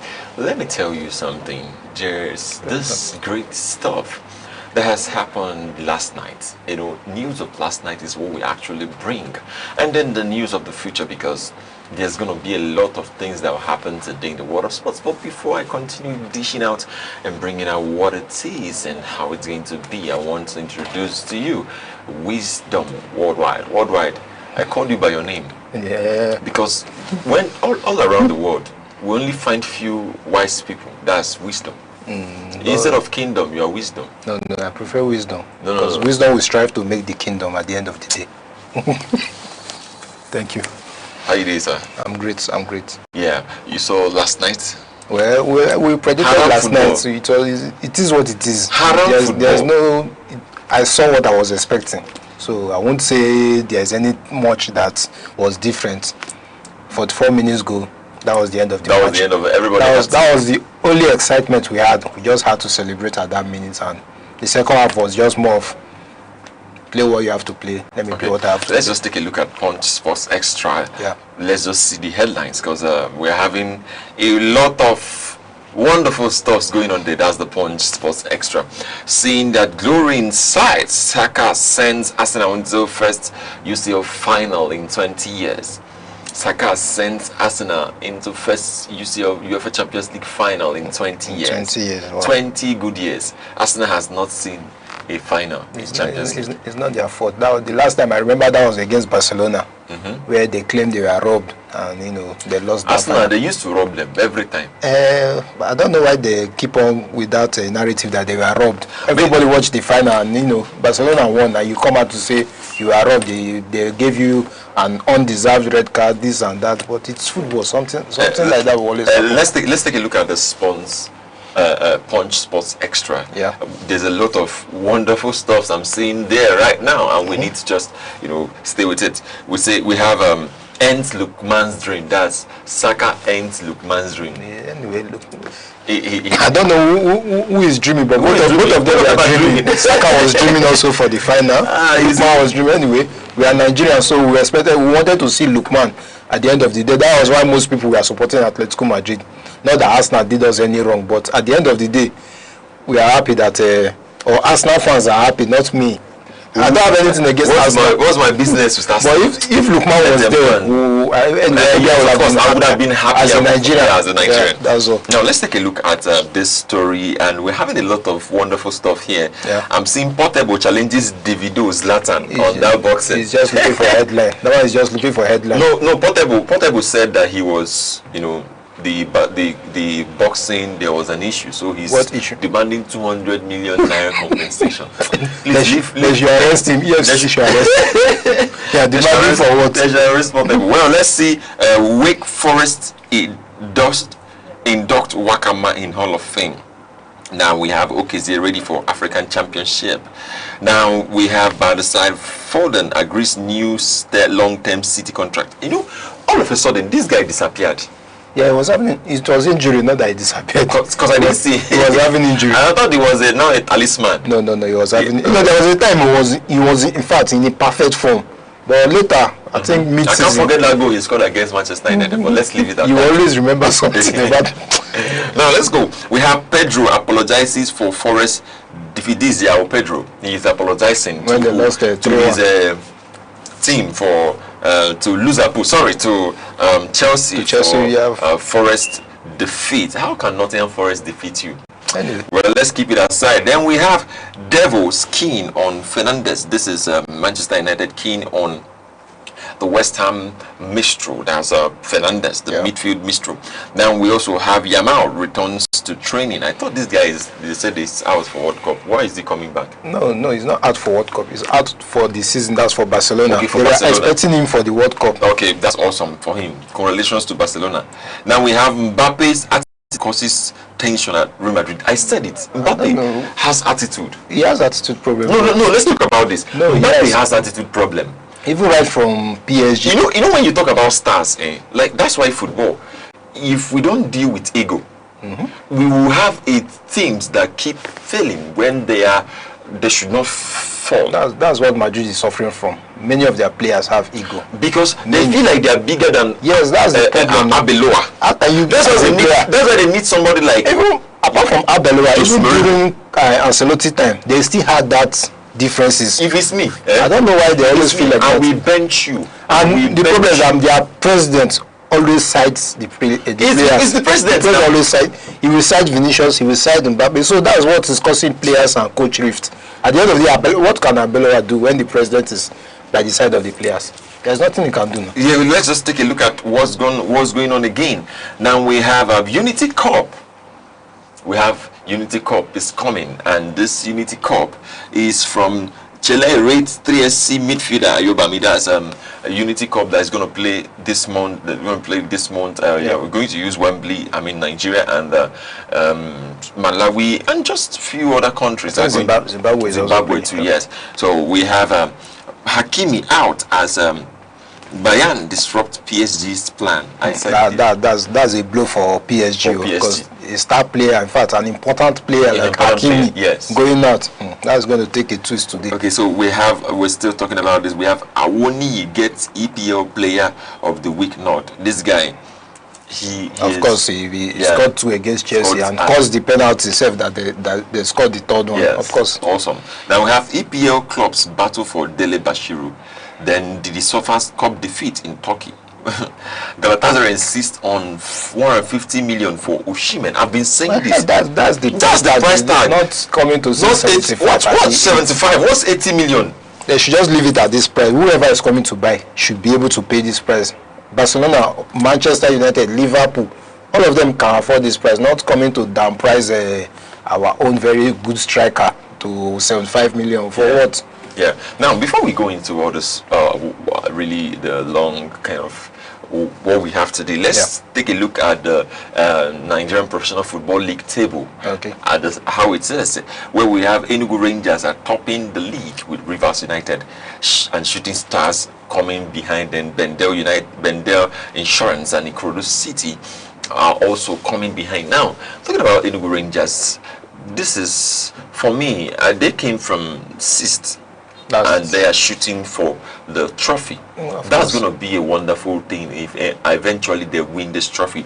And they are just having, they're just topping with a point over Rivers United. They're just going up there with a point. I'm just thinking of this to be one of the great strides that will help the state as sports festival. Enugu State is performing. Yes, as national sports festival is around the corner. Yeah. So we're going to see what's going to happen. This will give a boost to the organizers and also they deserve this. Yes, they really deserve it. The government is performing, so a state that is performing like Enugu State and coming to win the NPF. To be a boost, like it shows like Enugu State they are doing well. Yes. So now let's just take a look at yesterday's game with Atletico Madrid. Are you sure we want to take a look at this? No. You know why we have to take a look at it is because we're looking at this game as something that should have been bigger or better than this. We thought Atletico would score. That's the Arsenal defense, Arsenal kind of play, in fact, is similar to Atletico kind of play. Okay. So when two defensive-minded sides meet, the highest expectation could have been a draw. In fact, 0-0 draw. Okay. But you know, when Arsenal scored, and Atletico attack is not that prolific that you say you are expecting them to score 2 goals against an Arsenal that's defense-minded. So for me, I knew it was going to be like this. I was expecting that yesterday game like that. Of course, I told you yesterday that it was going to be a 1-0 win, and it was going to be Arsenal. So when I watched a bit of the first half, I saw the kind of play both sides were doing. It was more of defensive, just try and protect. I don't know. The first leg was 1-1. What are you protecting? Come outside and attack these people. Nobody is willing to attack. Everybody is trying to play safe. Thank God this is semi-final. Thank God this is not the final. If this was the final of Champions League and this is what the world has to come and watch, 90 minutes of football, no shot on target, you can barely count how many. I'm not sure any that up to 3 shots on target. Everybody was expecting a VAR call for a penalty that was not worth penalty. So the match was entirely boring for football fans, and thank God it's just a semi-final. And we are expecting a better match today that will feature 2 attacking minded sides. So for me, today is going to be today is the final. That one was semi-final, so it's good at 3rd place. So we are going to enjoy football. Today is actually the final, and congratulations to Arsenal. Let me tell you, congratulations, Ke. They're in the final after 30 years. Let me tell you, so you have to congratulate them. If Arsenal eventually touch this trophy, there will be roadblock in enugu. If I hope you know that Arsenal fans, they have guts more than Chelsea fans. Like Chelsea fans will be talking and they'll be shaping their mouth. Anyway, Arsenal will not let you breathe. For now, Chelsea fans will not be able to talk to Arsenal fans. No, you don't understand. They will not be able to talk to them. In the next 40 years, they will be just because of this final, we will not sleep. Anyway, like always, I don't have anything against Arsenal. No. If it was Chelsea that was in this position, let's say it's Chelsea that have not lifted Champions League, they are in this final. You know there will be more noise. No, there will be more noise. Arsenal people have these deadly mouths. Arsenal, they are more quiet, just waiting to lift the trophy. At least let them. You know why they are quiet? They are quiet because they have been humbled. They have been humbled, and they cannot predict their team. I hope you know. But no. See, Arsenal cannot predict their team. Of course. They know that they can lose at any time. No. How do you lose against Nottingham Forest? Nottingham Forest or Southampton? No. Are you talking about? That's Chelsea that lost. You don't understand. This was the game. Arsenal should have clinched that first position and would be far ahead of Manchester City. Okay, they lost against Bournemouth. It was on a Saturday. Yeah. That they lost that game. I can remember that game very well. It's like Nottingham Forest won first, then Bournemouth won them again. Bournemouth won them 2-1. That's what I'm telling you. That Nottingham Forest game was actually the game. That they could have gone. They could have gone. Was in 9 points clear? 9 points clear, and they now had to lose. And I was looking at them that day as losers, because now it's going to be a problem. So if you are an Arsenal fan out there, congratulations to you. But if I hear him. No, anyway, Man City has made the league more easier for them right now because they are more closer to the league. I will not even blame Manchester City. Do you know why? I won't blame Manchester City because Manchester City they are really doing their best. They are at the top. If you draw, that draw was meant to be drawn. Anyway, but you understand? Football fans were not expecting Man City to get a draw in that game. I was expecting them to win. How don't you expect Manchester City to draw against not at this position where you are in contention for the title? No. Why are you not expecting Manchester City to draw against Everton? Who wins Everton? People win Everton. No, people win Everton. When you are struggling for the title, you have Everton to play. You know the 2 goals Everton scored were a defensive error. No, wait. You can put the blame on Man City. Let me tell you something. Do you mean that Manchester City will go and hire Cristiano Ronaldo? No, they had the players. They had the chances. I watched the match at least to. They had the players and they had the chances. The 2 goals Everton scored. That the goals should not come. Tell you that the goals came. If that Manchester City were the Manchester City that were struggling for the league, you see that 1-0 first half goal, it was even enough. Second half, after you come, you pass the ball, you want to pass to the keeper. You play a short pass, the defender, striker of the opponent comes and score you goal. Then the next thing again, they scored another one. Two defensive error, and you're telling me you want to win the league. No, you don't understand. This you will blame the players at that moment. Yes, or you of course. the team. You blame the player. Okay, let me give you an instance. Let me give you an instance. Manchester United had the same issue on Sunday. But they were not going for the league. No, they were going for a position that would. Their sport was if they lose that match, they will still gain a Champions League spot. You don't understand. They were still going for a position that the two atmospheres different. The two atmospheres. Let me ask you. Do you think Manchester City, if it was Chelsea or Manchester United that was in that position where they need that win, they will lose? If it's Manchester, which one? Against the Everton that they got draw. Manchester United will not get that draw. Manchester United will win if they are gunning for the league. You remember the days when Manchester United and Manchester City will be fighting for league until the last day. Before you know who's. I will now go and score one useless goal. No, that's the beauty now. That's the beauty of the competition. Now you have made it so easy for Arsenal. Just you win your game. Let me win now. If Arsenal win their 3 remaining matches, Man City win their 3 remaining matches, Arsenal will leave the league now. So that draw was not. This is not the right time to get the draw.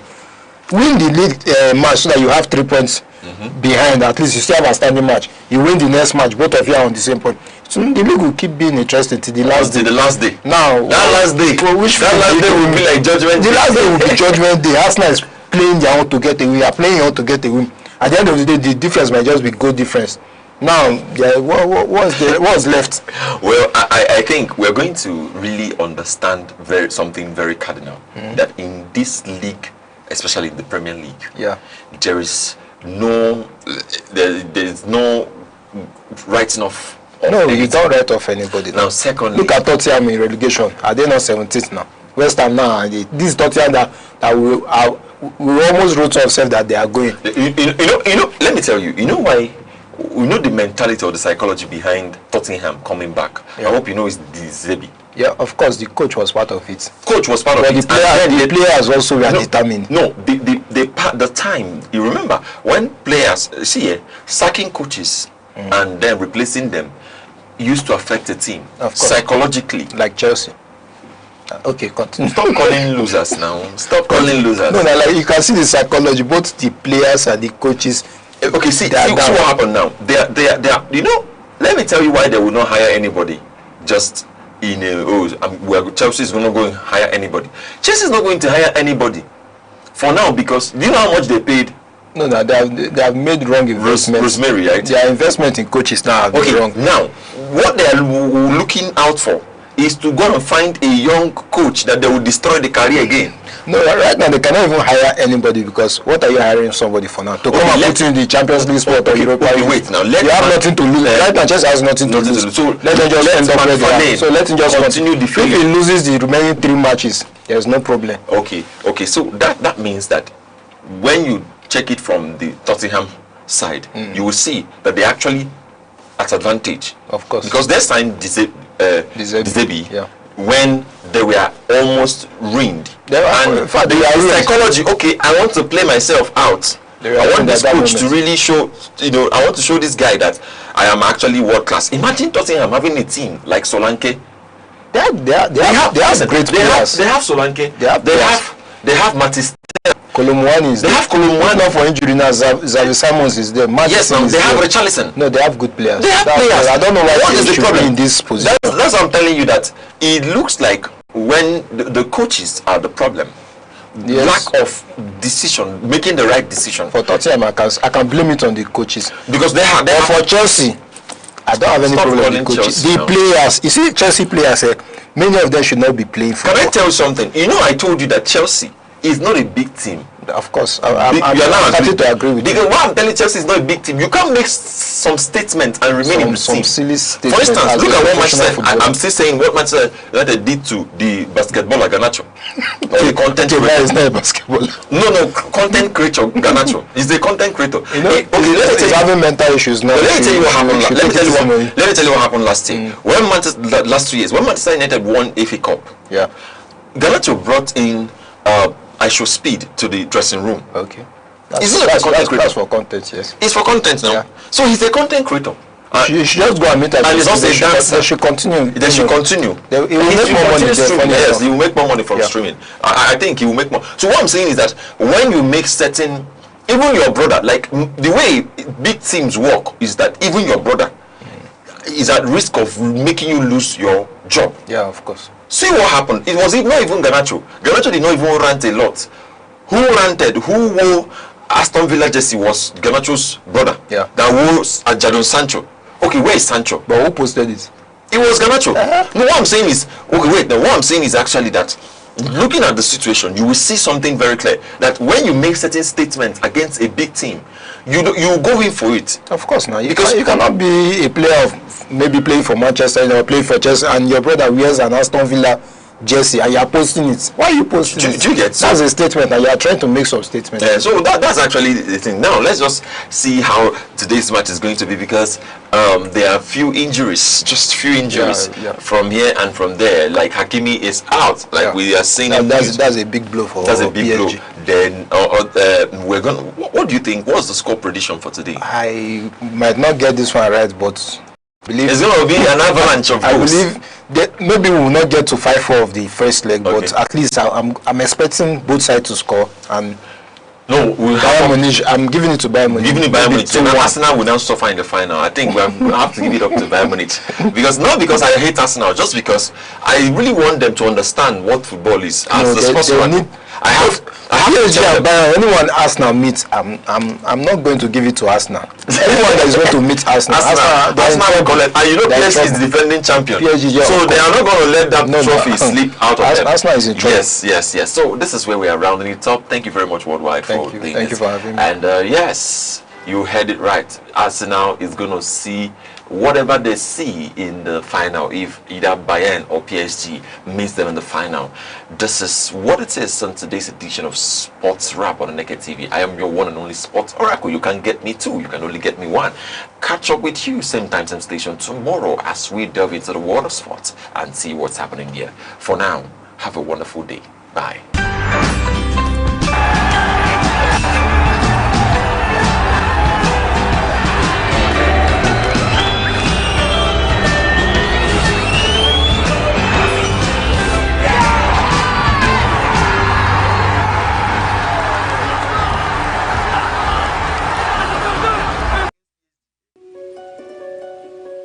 In a world that never stands still, where stories break in seconds and moments shape history, one station keeps you connected to your nation, to the continent, to the world.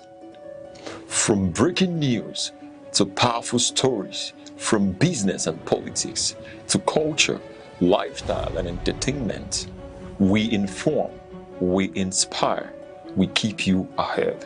This is more than television.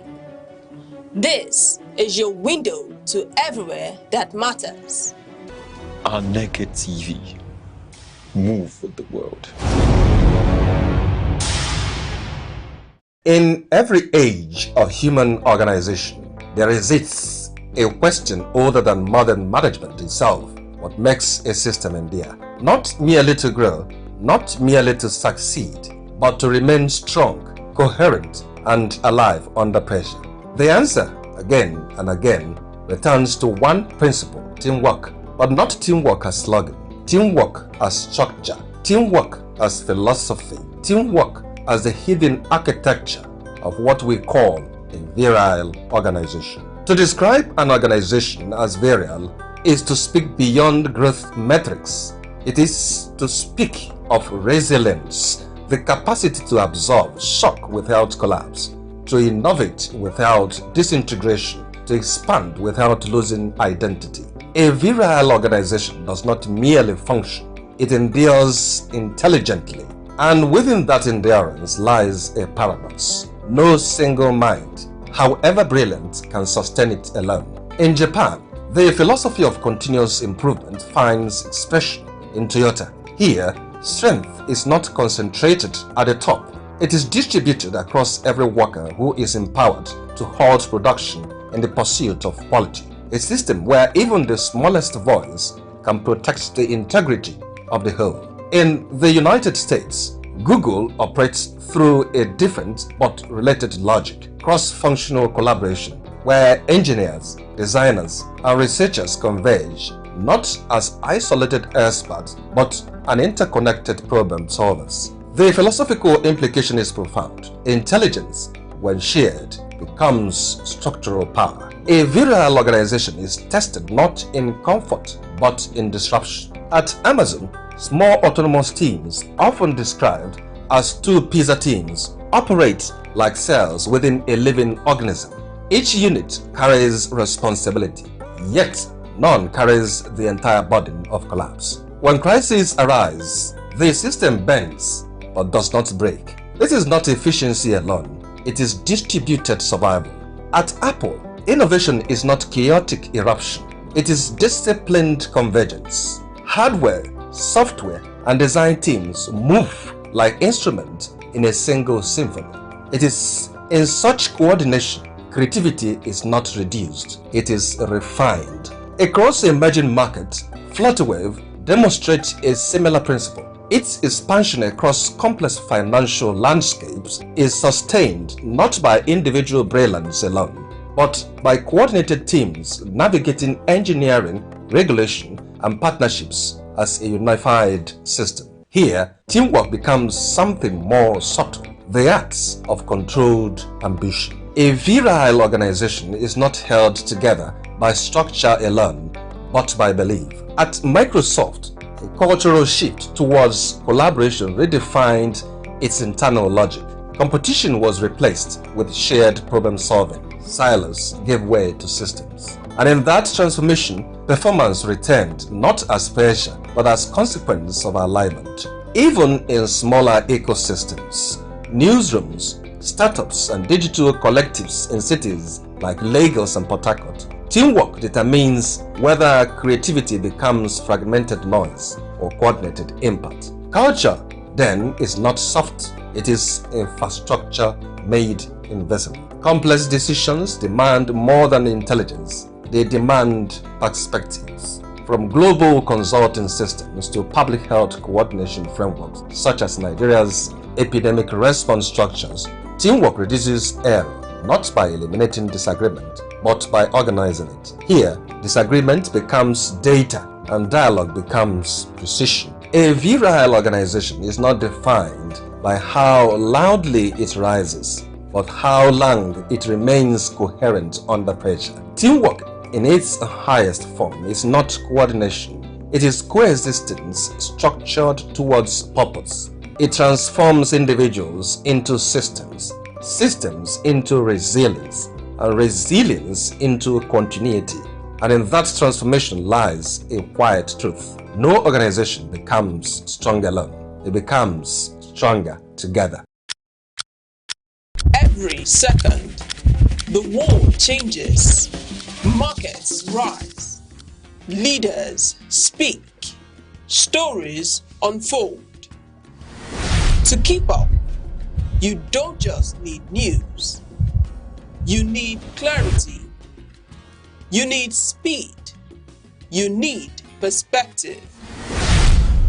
That's why Aneke TV brings you the global pulse. Accurate, reliable, right when it matters most. Aneke TV. Move with the world.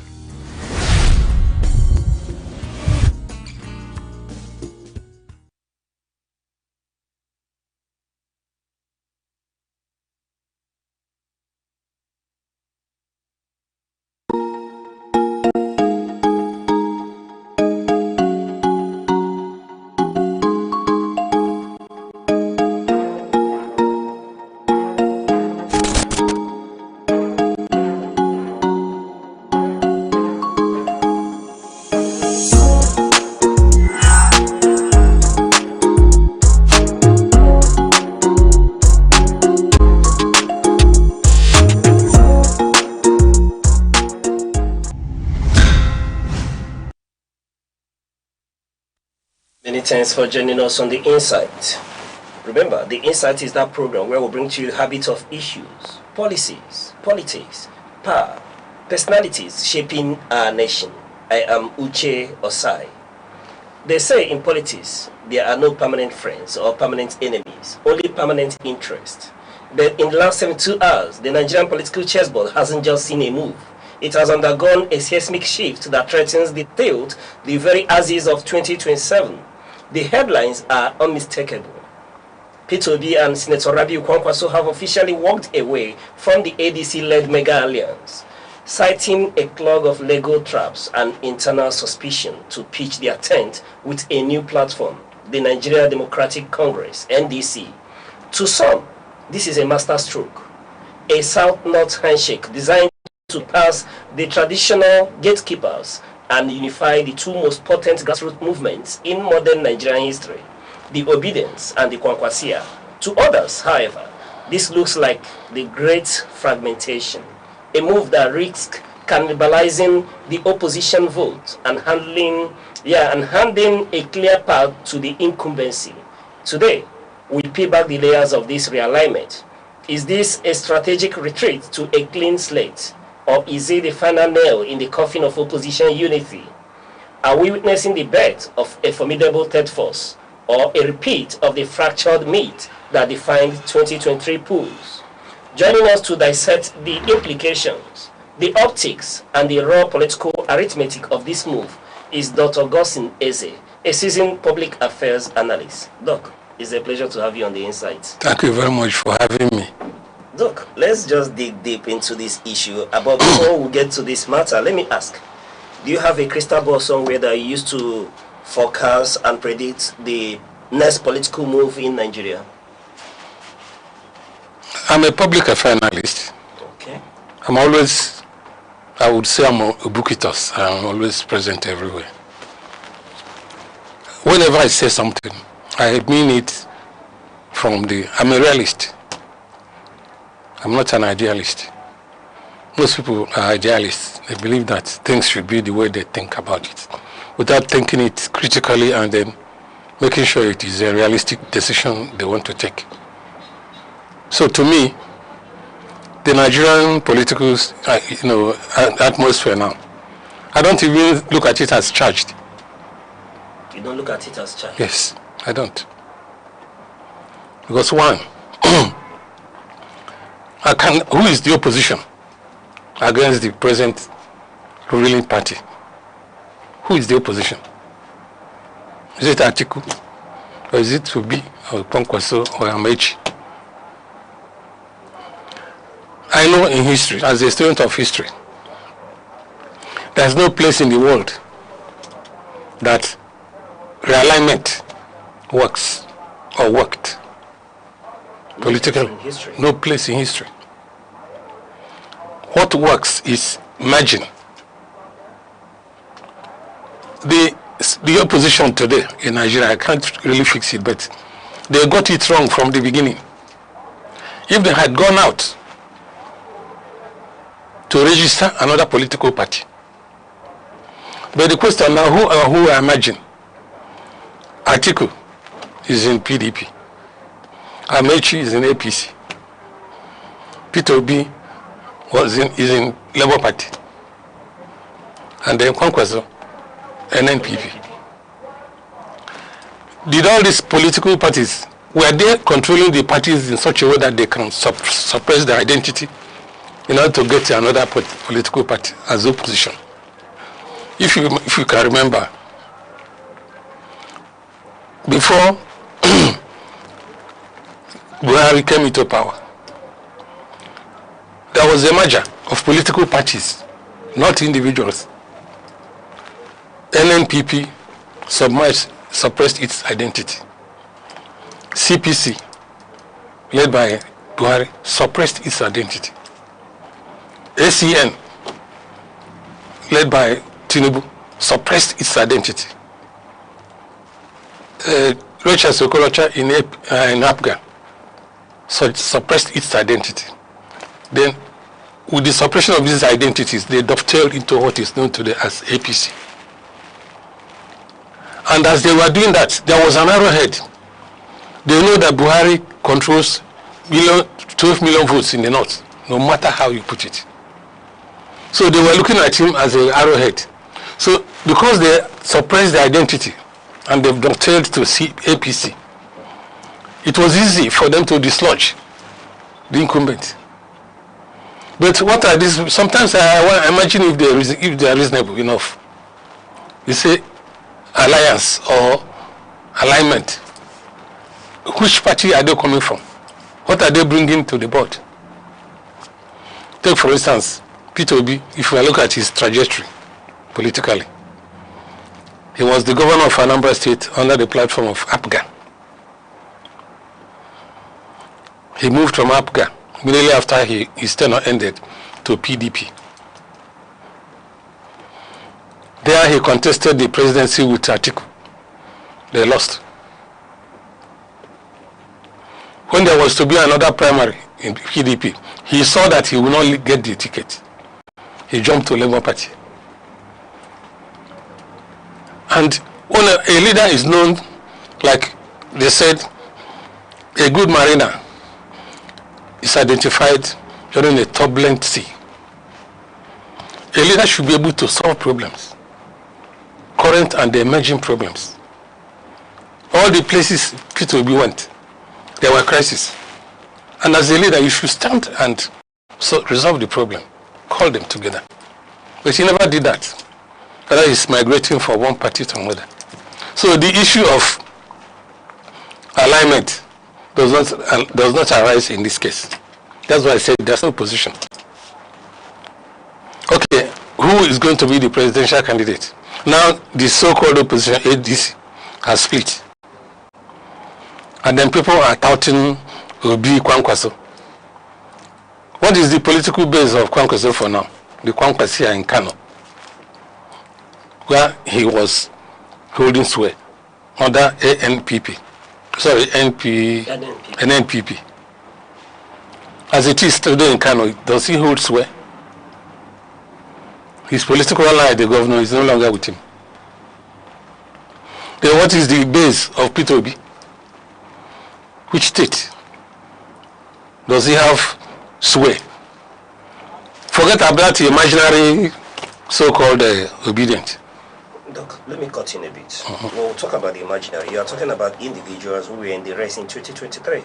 Yes. You talk about which state does he have. He has 6 million votes, over 6 million votes in his kitty. Kwankwaso has over 1 million votes in his kitty as well. The scenario that played out that time no longer plays out now. The scenario has changed. You're saying that the dynamics has changed. Get us into those dynamics that have changed, because we are dealing with an incumbency. Well, like you have mentioned, as at that time, Tinubu was not an incumbent. But of the ruling political party. He was of the ruling political party. But now he's incumbent. Are you following? What is the implication of an incumbent for somebody like Tinubu, who is well grounded in politics? So that time, it was Buhari who was in power. Tinubu wasn't the president. Okay? If you remember or recall, the last 2023 election, for the first time in our history, tilted towards ethnicity and religion. Okay? That time, Tinubu chose a Muslim as his vice. Peterobi and others, Christians, felt that it was not good for them. They voted against. They felt it was not good for Nigeria. Yes. They voted, that's why I'm telling you why they voted against one of the scenarios that played out that time. Okay. Then, if you look at the ethnicity, the Igbo man felt that an Igbo man is contesting for the presidency and they should vote on Igbo man. I've just given you about a few examples of the scenario that played out that time that will not play out this time. Looking at the submission here, let's be a little bit practical. One is that in Nigeria, an incumbent have been defeated. President Goodluck Jonathan was defeated. That's one. And when we look at the factors here, there are two key issues. One, religion. Are you saying that the northern Christians, for example, who were very vocal against the Muslim ticket, would in this time support the Muslim ticket instead of aligning with a balanced ticket? And then the Igbos that have always clamored for, I'm bringing it together. Clamored for what? For Igbo presidency. Are you saying that in this time around they are going to abandon a peterobi in this instance? You see, let me just make a clarification. Okay. The issue of Muslim ticket or Muslim Christian ticket does not arise now. Why? You are still, if it should arise now, it means we are going back to what played out 2023. Doc, okay? Doc, sorry, I have to, for the sake of history, what were the factors that played out in 2023 necessitating a Muslim ticket that is no longer obtainable now? Well, the issue is that the president now, like I said before, was not an incumbent. You mentioned Jonathan. I was part of the, well, what I may call I was part of that Jonathan when he was defeated. Even the Northerners who were his friends, his colleagues in the same party, beat him because they wanted a Northern candidate and a Northern president. So that was why, even when the election result was announced, he was handicapped. Because I remember the national chairman of APC that time, Mwazu from Bauchi State. He was asked why he couldn't deliver his state. Mwazu, that's PDP. PDP. He was asked why he couldn't deliver his party, Bauchi. He said that he doesn't have the magic wand, that the pressure was too much. Okay? So in that case, I witnessed the election campaign of Jonathan in Kaduna. Before he arrived at the stadium was filled to the brim. Because as soon as he entered the podium, everybody says, Sai Buhari, Mutum Gaskia. Within 10 minutes, the stadium became empty. I'm only trying to say that this time around, let us say you look at Peterobi's ambition. I saw, of course, I don't believe much on this social media, but I know they have said he has gone into NDC now, from ADC to NDC. You see, he's migrating to another political party. How consistent is that? Do we blame him?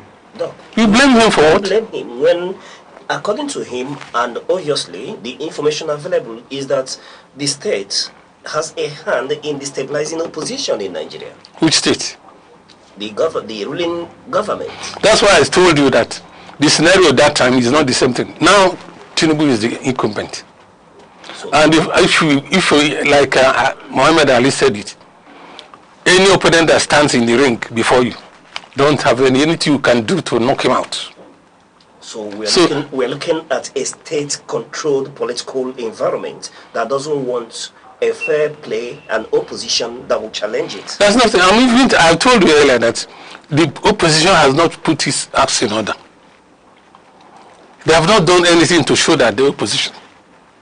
Okay, now is it Tinubu, Kwankwaso and Obi are hobnobbing? Even though Kwankwaso has not said it clearly that he's one he should run deputy to Tinubu, to Peterobi. He has not said it expressly. And then what is he bringing on board? But if you look at the ruling party, they have come a long way. What I'm trying to stress is that the opposition did not put its house in order. If from the time they mentioned that opposition, if they had, nobody was coming from a political party where he had control. They were only members of the different political parties. So they couldn't have carried the party to merge with another party, to form another new party. That was why in the recent past, Erufai said that if they had formed another political party, with a different name. But even at that, about 5 presidential candidates are in the same coalition.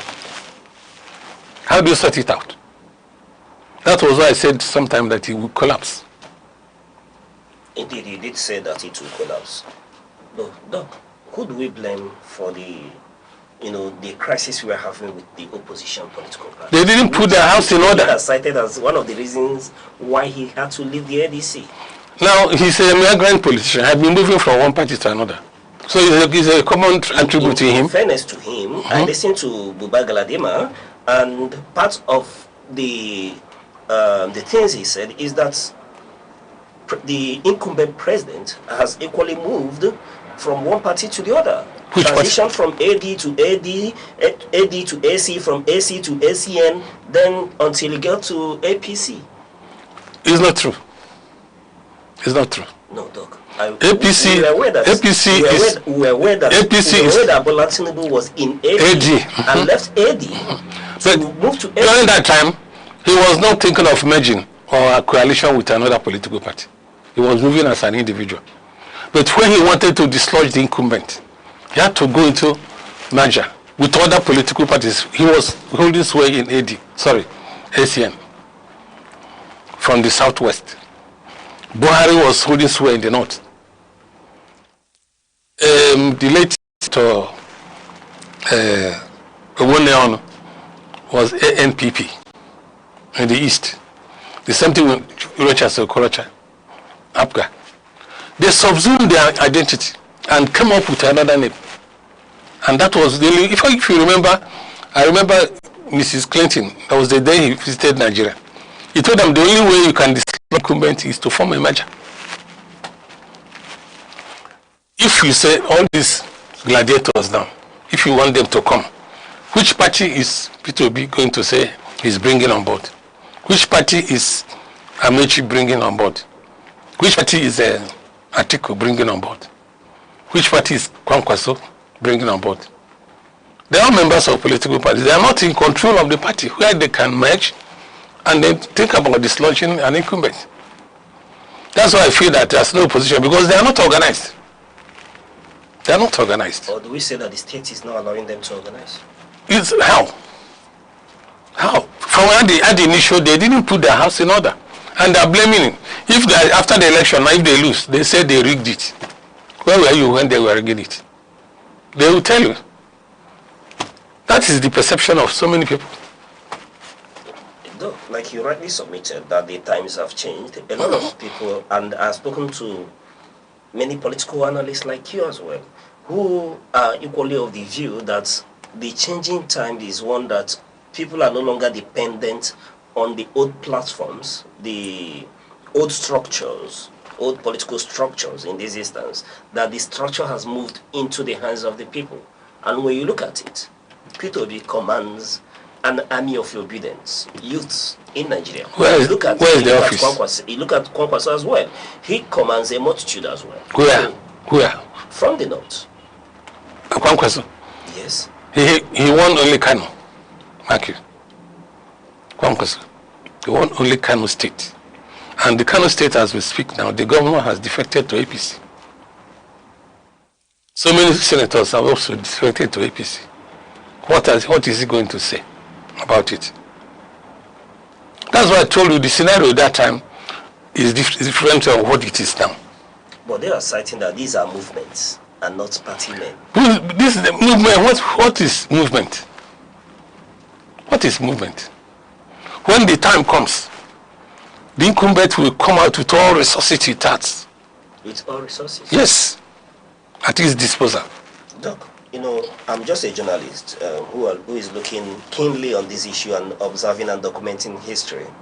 You know, part of the argument that, in fairness to the opposition, they would cite is that second term has to be based on scorecards. And would you, in fairness to the opposition, be able to say that the incumbent administration has this, delivered on the things they promised?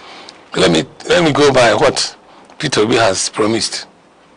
He promised to stay 110. Are you aware of that? I've heard that. I've not heard from him directly. one tenure is 4 years. And he believes that if he comes for 4 years, he will fix Nigeria. Is it possible? Mark my words, go and note what I'm saying today. This coming election, people from Southwest is going to produce the largest number of votes among all the 6 geopolitical zones. Note it today. But Makinde would want to disagree with you. Who is Makinde? Makinde is going out. He's going out. Makinde is going out. He's completing his term. He controls the structures in Oyo State. Now let me tell you, if you look at the last election, Oyo State gave Tinubu about 450,000 votes. Oyo State. And peterobi scored less than 10,000. What does that show you? Tell me. No, I'm only trying to tell you that you are mentioning Makinde as he's going to be a factor in this time around. The Southwest are seeing it as the East trying to scuttle their chances of completing the tenure, the second tenure. That's the way they see it. Do you agree to the analysis? Yes, now. Yes. But, Doc. I don't care. No. A little, I have to play a little bit of the devil's advocate here. Down southeast here, the opinion, and I've interacted with quite a lot, and the opinion is that the Southwest has scuttled the opportunity to gain the presidency in 2023. And in this instance, there are still a roadblock to achieving that. Politics is not a matter of imagination. You have to work hard. You don't sit in your house and being sentimental. We are being denied the opportunity. Igbo man hasn't been president.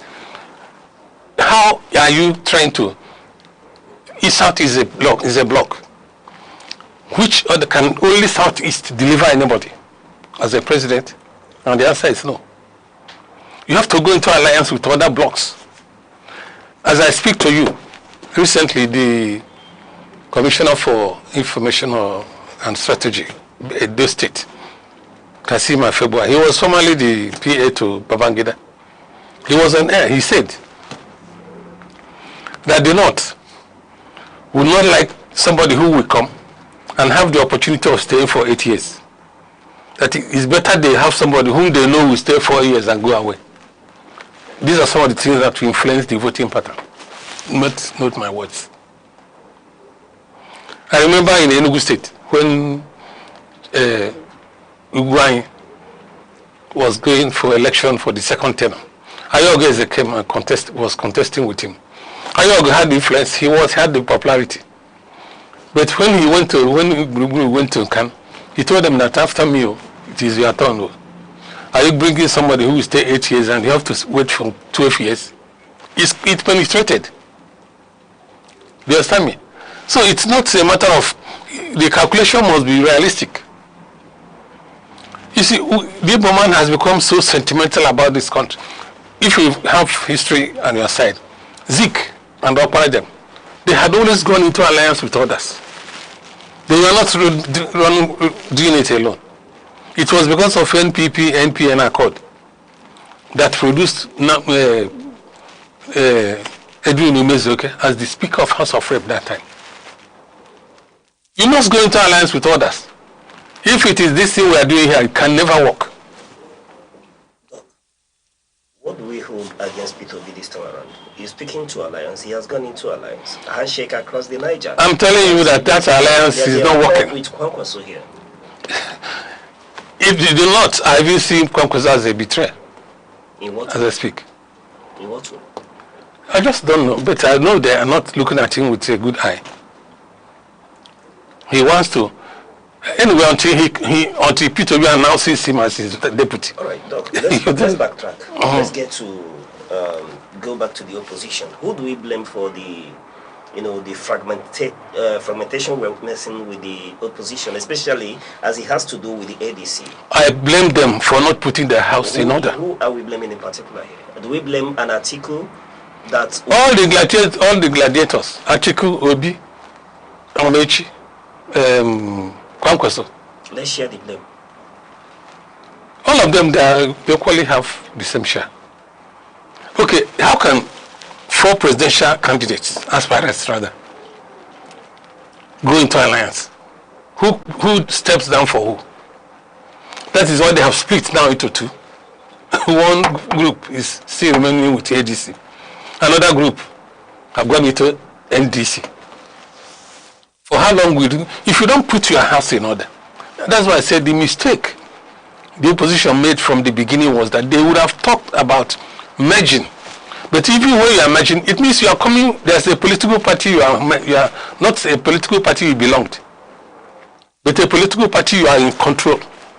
Then you suppress your identity. Then with others who also will suppress the identity, then you come up with a new political party. So they are blaming. I wonder why they are blaming anybody for what they should have done, which they didn't do.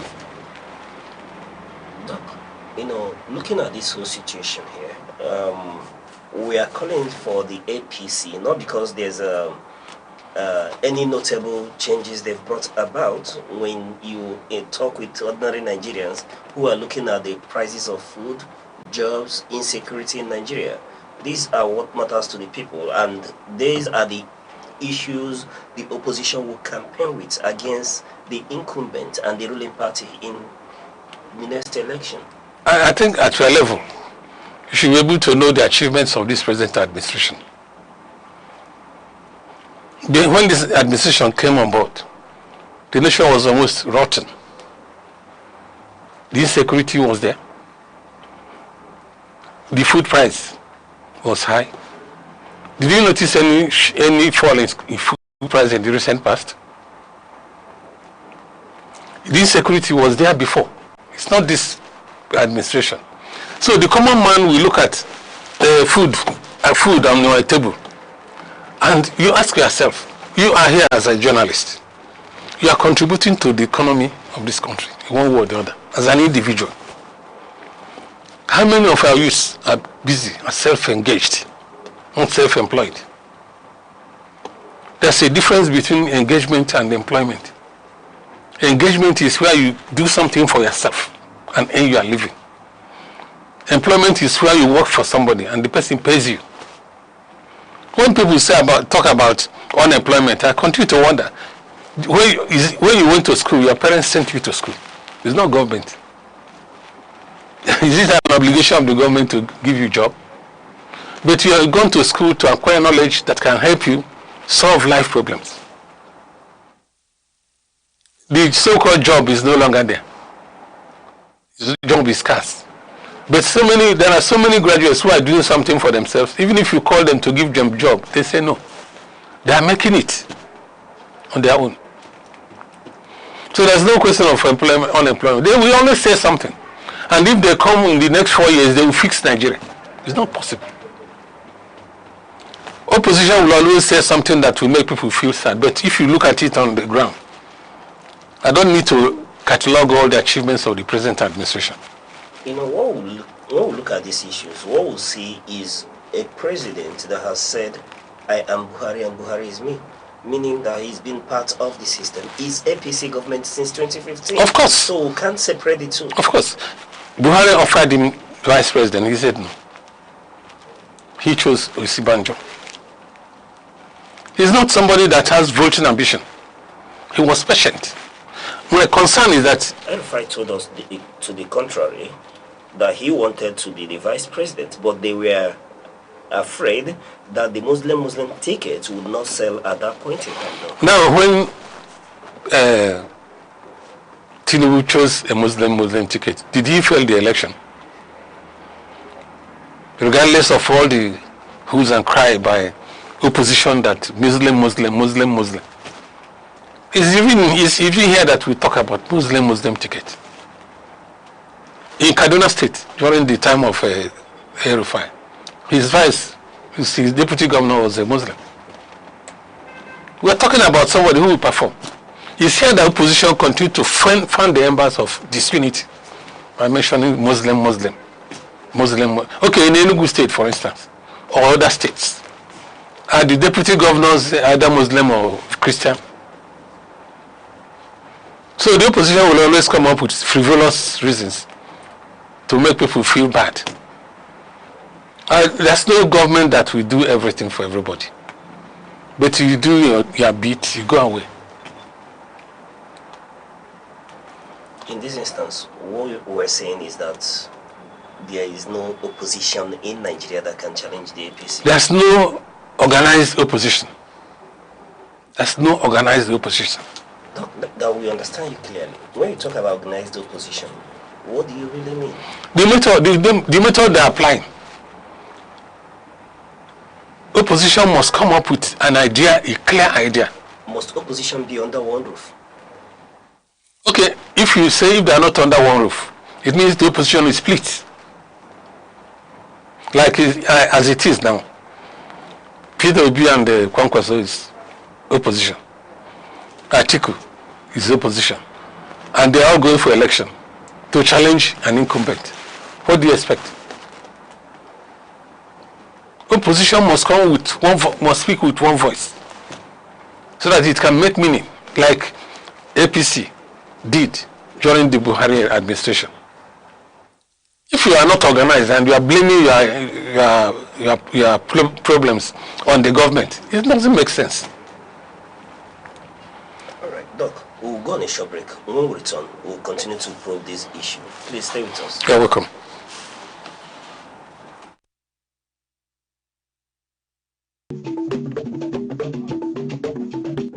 The Insight with Uche Osai. Having the political will to confront whatever is the challenges. Igbo man wrestles with the tortoise that had a lot of ingenuity, a lot of ideas, and the tireless. It will take the mind of government in power to say, let there be electoral reform, no matter whose ox is God. I was there. We did everything. All of us came and supported him with our last blood. In-depth analysis, expert views, real voices, uncover the stories shaping Nigeria today. Deep dive, honest, unfiltered, only on The Insight with Uche Osai on Aneke TV. Join us.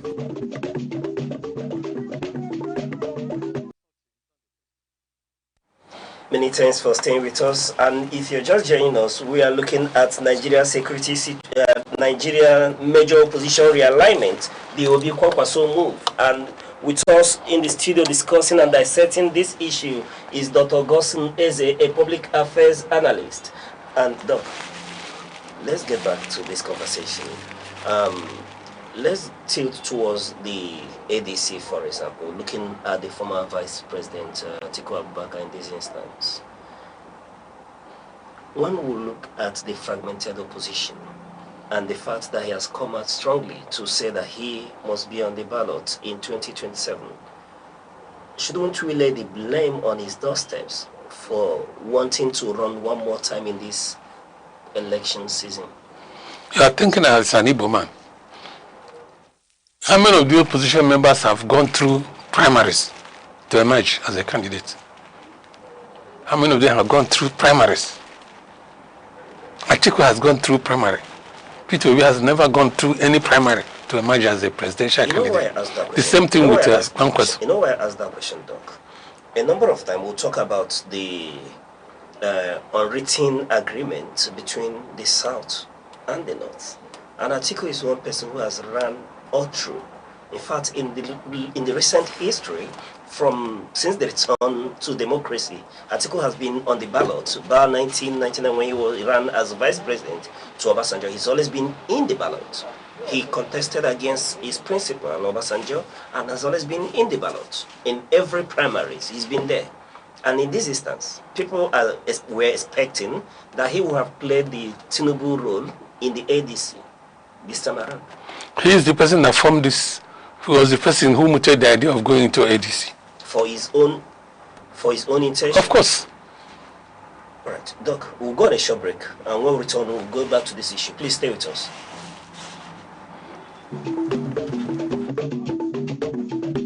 The Insight with Uche Osai. Having the political will to confront whatever is the challenges. Igbo man wrestles with the tortoise that had a lot of ingenuity, a lot of ideas, and the tireless.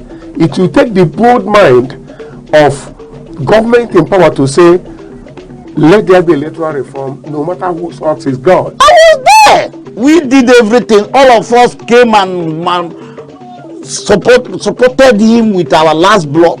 In-depth analysis, expert views, real voices, uncover the stories shaping Nigeria today. Deep dive, honest, unfiltered, only on the insight with Uche Osai on Aneke TV. Join us.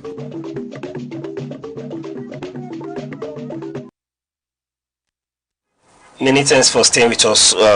We apologize for quickly running back on break. However, we've been looking at major opposition realignment, the Obi Kwankwaso move. And Doc, we are talking about Atiku Abubakar here. Yes, I agree with you that he was the one that tried to bring the opposition together. And he said that should be primary. But the argument that everyone expected him this time around to be the big brother, bring everyone together, just like Tinubu did for the late President Muhammadu Buhari. They went into the APC and he was pushed forward. Everyone is expecting him not to run in this very election. Why don't you expect him to run? Why? The president of Cameroon here, it's about 90-something years. They are not talking about age here. They are talking about the fact that he's always been in the contest. Yes. There is opportunity to, one, let the South finish their tenure in this time around. Allow the South to have... Who is going to finish the South tenure? Is it somebody? Is it Tinubu or another person from the South to complete the South tenure? Who do you expect to complete it? Doc, would you favor that a Northerner is able to take over in this instance if we are talking about the North-South dichotomy here? No, what you are saying does not arise. Because it is assumed, it is unwritten agreement that presidency should rotate North and South. And it is the turn of the South. The Southerner is there already. The Southerner is there. So Atiku has no business contesting in a primary this time around? No, forget about Atiku. We're talking about somebody who has been able to manage a political party. We're talking about someone whose ambition has decimated the opposition all along. It's not true. Look at the PDP. The it's not true. It's not true. It's not he is cited for the crisis. Okay, why did Kwankwaso and others run away from ADC? Because Atiku has refused to give in and want to contest the primaries. Yes, he said that if there is primary, anybody who wins, fine. That's what Atiku said. But others don't want primary. They want consensus. Others are saying they can match him dollar for dollar. Then they should go elsewhere. He's already on the path of being the presidential candidate of ADC. You see, when you don't go to war with a gun that doesn't have bullets, presidential election is a war. It involves a lot of things. It involves a lot of things. Atiku had been he had been participating in so many of these. He's most experienced. If you know positions he has had in politics. I'm not trying to say that even at that, they jumped from somewhere and then jumped into ADC and took over the party executive. Is it done anywhere? They didn't form the party. The party was there before they all decided to go into ADC. And they came there. But the neck of the party agreed. No. Why did they go to court? Why did Murphy and others go to court and say no? They said that was an afterthought. In fact, they laid that blame on the doorstep of the ruling party, the APC. How can we saw the chief of staff to Mr. President encouraging that crisis. It's not crisis. Listen, you don't encourage crisis where there's no crisis. They will always tell you, you see, I blame yourself for what you couldn't do, or rather what you're supposed to do, which you didn't do. Don't blame it on the incumbent. Doc, let me digress a bit. What you're letting us understand is that amongst these opposition candidates that try to, congregate under the ADC, that Atiku is the most formidable person amongst them to challenge the incumbent. It depends. It depends. On what? If, assuming Obi and Kwankwaso and others endorsed Atiku, it's going to be a different ballgame. But they had ambition of the position which Atiku is contesting. So there's no way they could have come together. Atiku is not ready to concede it to anybody. Atiku said, let us go for primaries. Whoever wins, I will support. Why are they running away from primaries? And they jump from one political party to another. Let's see how this one ends. Are you predicting that this one will go the way of ADC as well? No, how do they take off? How do they take off? It's not just, you see, there's what you call organized opposition. It is I wouldn't say that the incumbent is capitalizing on their inability to organize themselves well. If they had gone for a political party, new political party, and they merge, there's a different merger and then alliance or realignment. There's never in the history of democracy where you talk of realignment or what do you call it? Okay, Doc, let's get to Obi issue again. It is a known fact that with the Obi and Kwankwaso movement into the NDC, has necessitated a mass movement.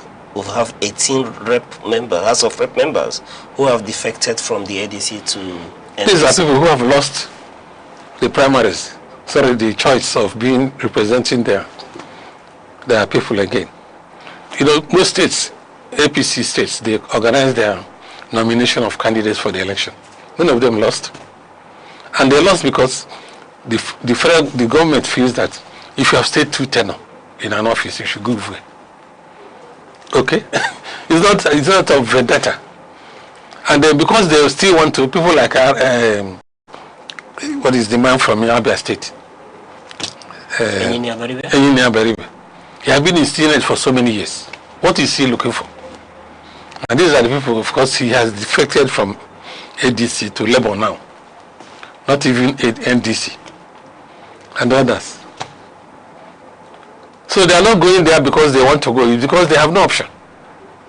And if they don't do that before the Electoral Act catches on them, they will lose out. So the issue of people defecting does not make any difference. There are people disgruntled because they hadn't the opportunity of being given the third chance or fourth chance to go to Senate or House of Rep. Should give way for other people. That's fairness. So that doesn't make any difference. The question is now, let's see how they organize their party. And let us see when Kwankwaso will say that he's ready to be deputy to peterobi. And he will go to the north and tell them that he is accepted to be his deputy. And he will go to the north and campaign. The Northerners are more emotional than the Igbos. So the thing is, where do you stand and tell them? Then he will go to the southwest and tell them that he's deputy to dislodge their own son. No. Like I said before, you see the type of votes that will come from the southwest. No other zone will be as much as that. No other zone. We cast as much votes as the southwest. Because their son is going for a second term. There's no question of party down. And somebody wants to dislodge him, deny him the opportunity of completing his tenure. I mean, it's not possible. Doc, let's look at the process getting into 2027. You make it seem as if the ruling APC is already running away with it. Yes, I agree, because the opposition is not organized. And think of a party that has 32 states, governors at its seat. And these governors are very powerful. I can't see the magic they used to dislodge and have dislodged these 32 governors from their states in order to win the majority votes. Unless it's something, unless it's miracle. Because every governor has the obligation to deliver itself, deliver his state. Not just for the presidency, other political positions. You are talking about the presidency now, NDC. They are going to field candidates in other positions, Senate, House of Rep, House of Assembly, and so on. They are going to field candidates. And let's see how it comes up. And then fielding these candidates must be within the time frame the Electoral Act permits.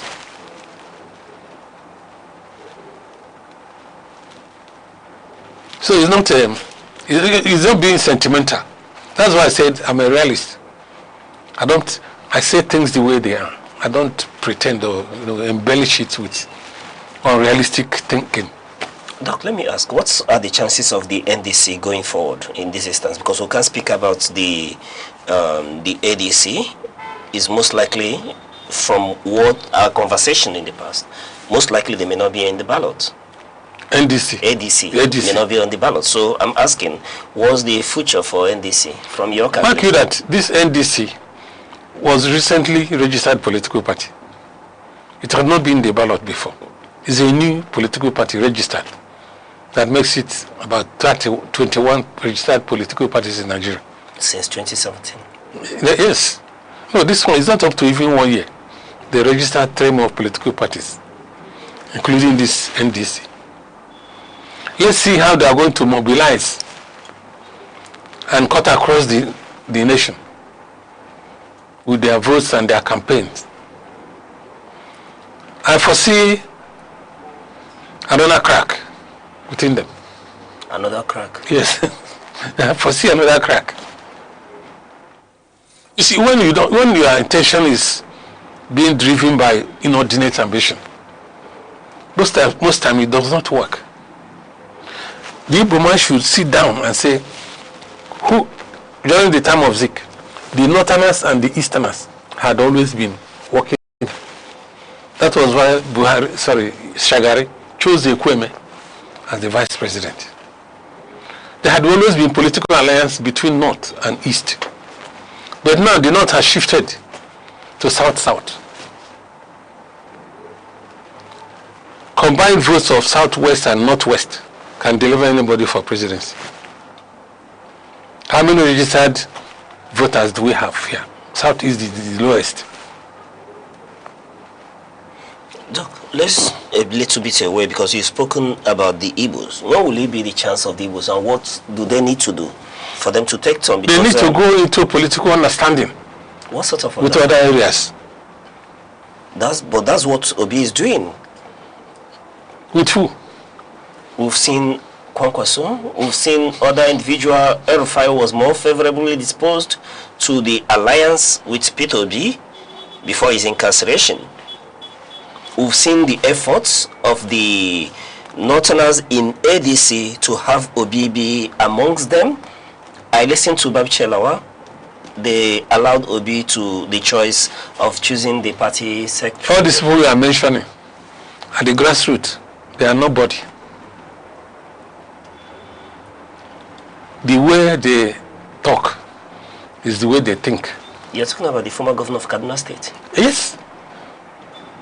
He's been incarcerated not because the ruling party want to incarcerate him.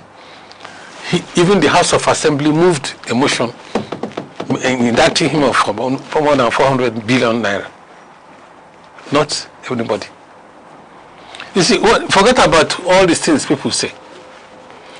You must plan yourself. If you want to fight a war, you must go with gun that has bullets. The Igbo man need to think again, to reshape itself from the political equation of Nigeria. It has changed. Even anybody, think of other political parties, where they choose their vice presidential candidates. How many of them have chosen an Igbo man? And you think that when peterobi chooses Kwankwaso and he accepts, then Kwankwaso will go to the north and tell them that... You're saying the likelihood that Kwankwaso may not want to be a vice to peterobi? I don't know. Let's see how it plays out with time. Because the question is, what do you tell your people when you come back? Kwankwaso will go to the north and tell them that we should support peterobi to complete the tenure of the south. Or you go and tell them that if he comes in, he will serve for 8 years. Then the Northerners will wait for 12 years instead of 8 years. Is it what he's going to tell them? it's something that we have to be realistic about. Right, Doc, let's do a little bit something out of the ordinary. If you are to advise the opposition on what to do within the time frame, within these few months left, what will you be advising them differently? Because he seems to have issue with the way they are organizing and what they are doing so far. Let me start with Kwankwaso. Kwankwaso has made a political mistake. If Kwankwaso has remained in APC, he would have stood the chance of being the next presidential candidate of the North. I tell you. Because he's eminently qualified. He has been a senator, he has been a minister, he has been a governor for 8 years. He has PhD in civil engineering. His credential is very rich. There was a time it was being speculated that Tinubu will choose him as the next vice president. When this issue of religion came up, he was dropped. I don't know where he's going to pick, who is going to pick the next will be a Christian or Muslim. But that was the factor. That's, as far as I'm concerned, there's no candidate in the North that is credible as Kwankwaso. So that is where he has made a very serious mistake. He has gone for a battle that he's definitely going to lose. He would have been patient. The fact is that politicians are not patient. It's a good material. It's a good material. And what matters is, what are you going to tell your people? What did you get for them? These people you are mentioning their names, when they go to their states, are they going to tell their people? So we must know that we have to get things done well.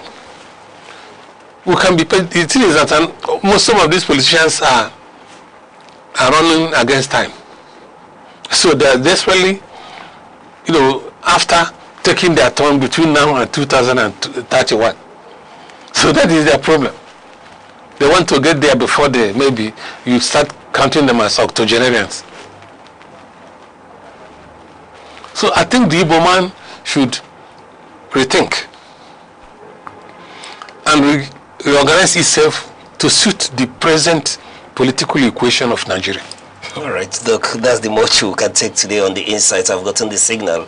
To you, our wonderful viewers, let us know what you think about the conversation. Reach us with the hashtag The Insight, all at Aneke TV on our social handles. And we've been discussing with Dr. Gosun Eze, a public affairs commentator and analyst. Doc, before I let you go, let me ask that question again. Do you have a crystal ball somewhere with which you analyze these issues? My experience in politics. All right. And my contact with other people from other parts of Nigeria. Right. Doc, it's been a pleasure having you on the Insight. You're welcome. We look forward to more time where would I say these issues. All right. Till come your way, Thank same you very time much. tomorrow. I remain your host, Uche Osai. Bye-bye. You're welcome.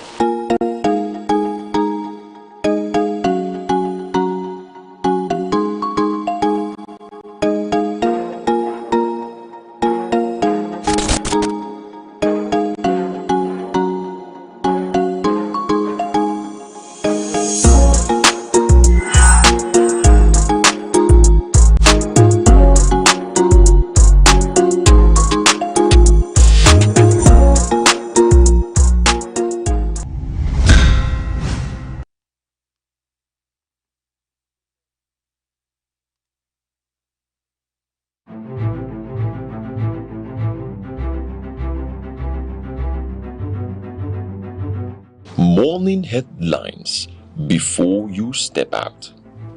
Midday updates while you walk.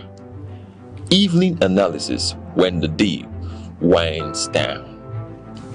Wherever life takes you, Aneke TV keeps you informed, connected, and ahead. Aneke TV. Move with the world.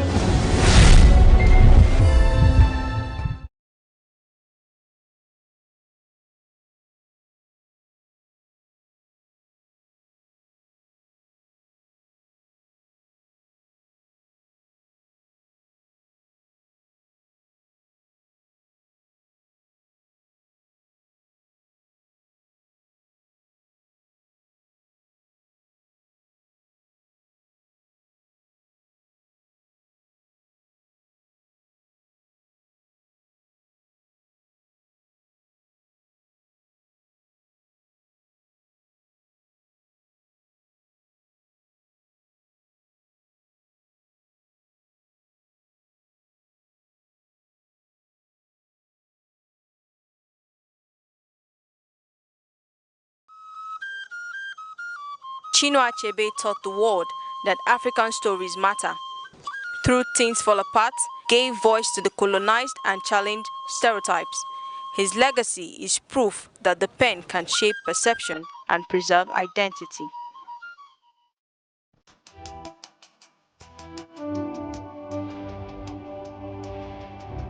Nigeria stands at a defining crossroads between strong personalities and weak institutions.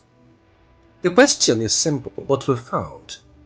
Can a nation truly progress when its systems depend more on individuals than on rules?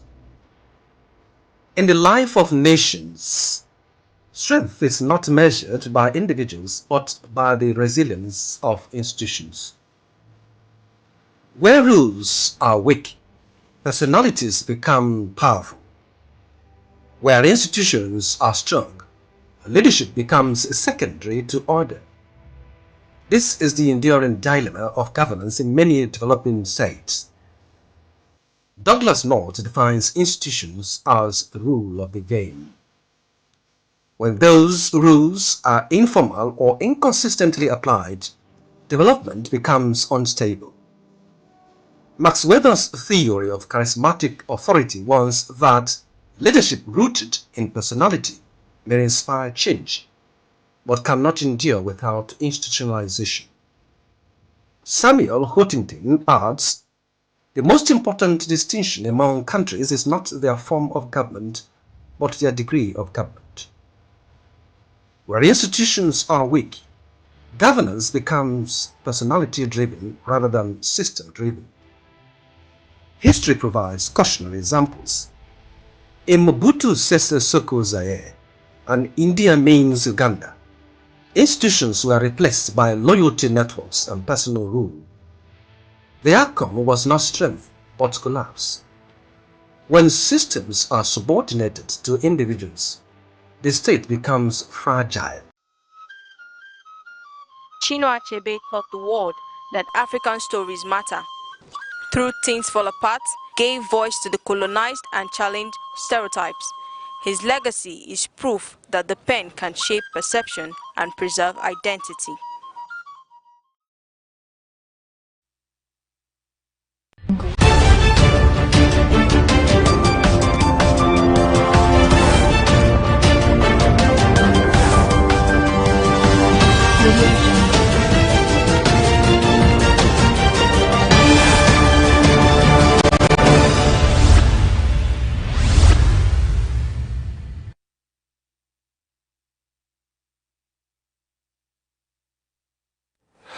Good afternoon and welcome to news across the country on Aneke TV. I'm Good Hope Chukuma.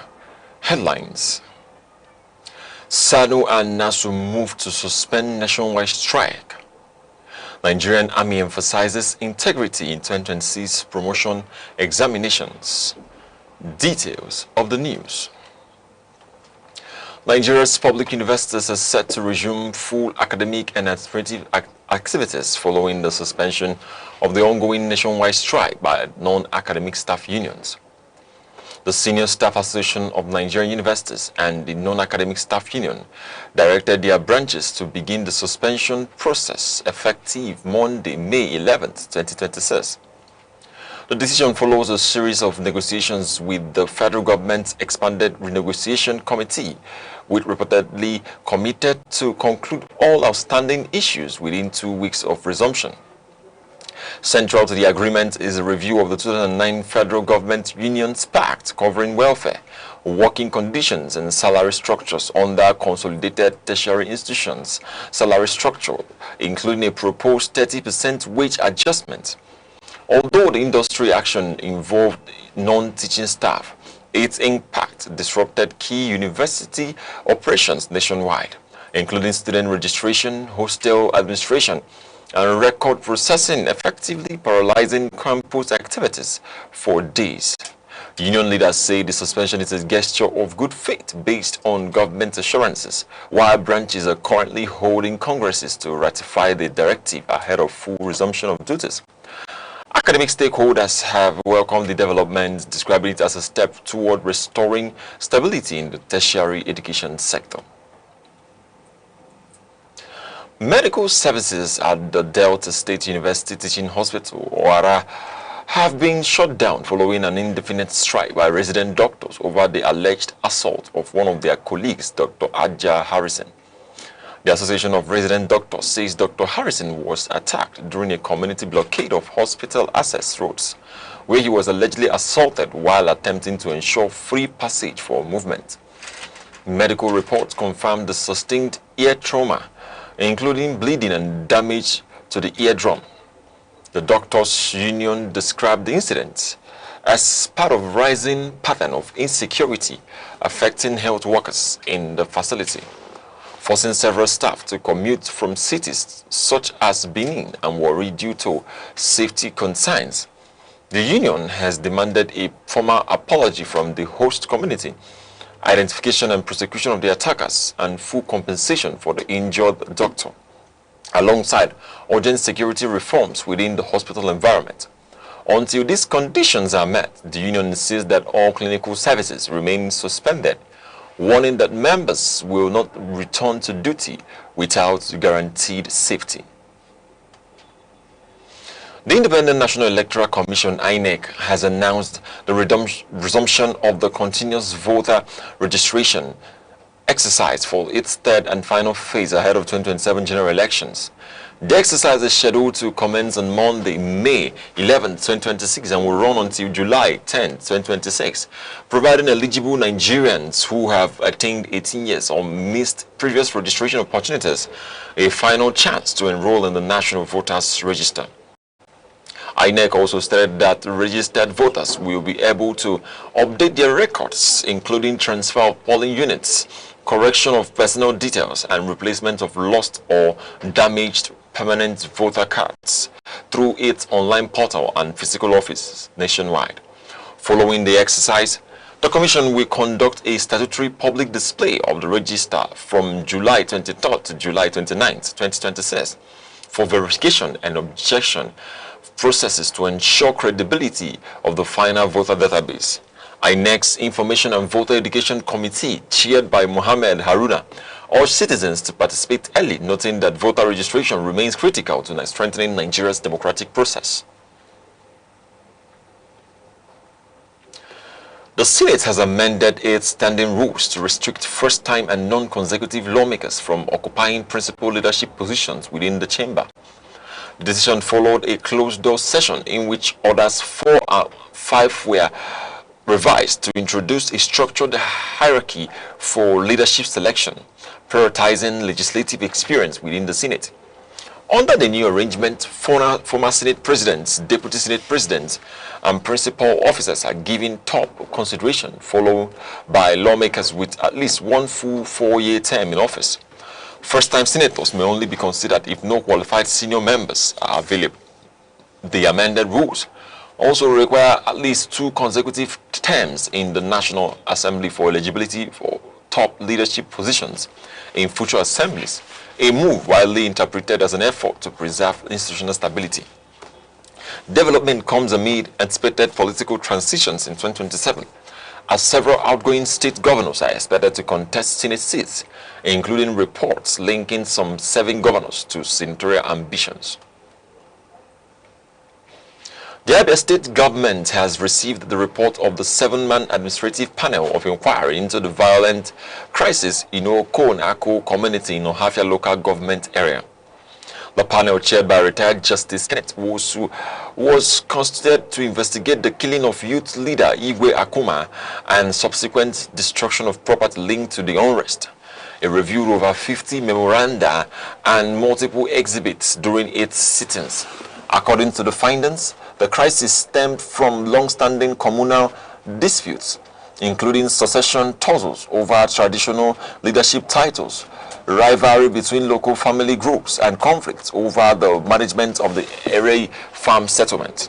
The panel further identified the murder of the youth leader as the immediate trigger of the outbreak of violence and recommended government takeover of the disputed farm settlement, alongside the establishment of a Peace and Reconciliation Committee.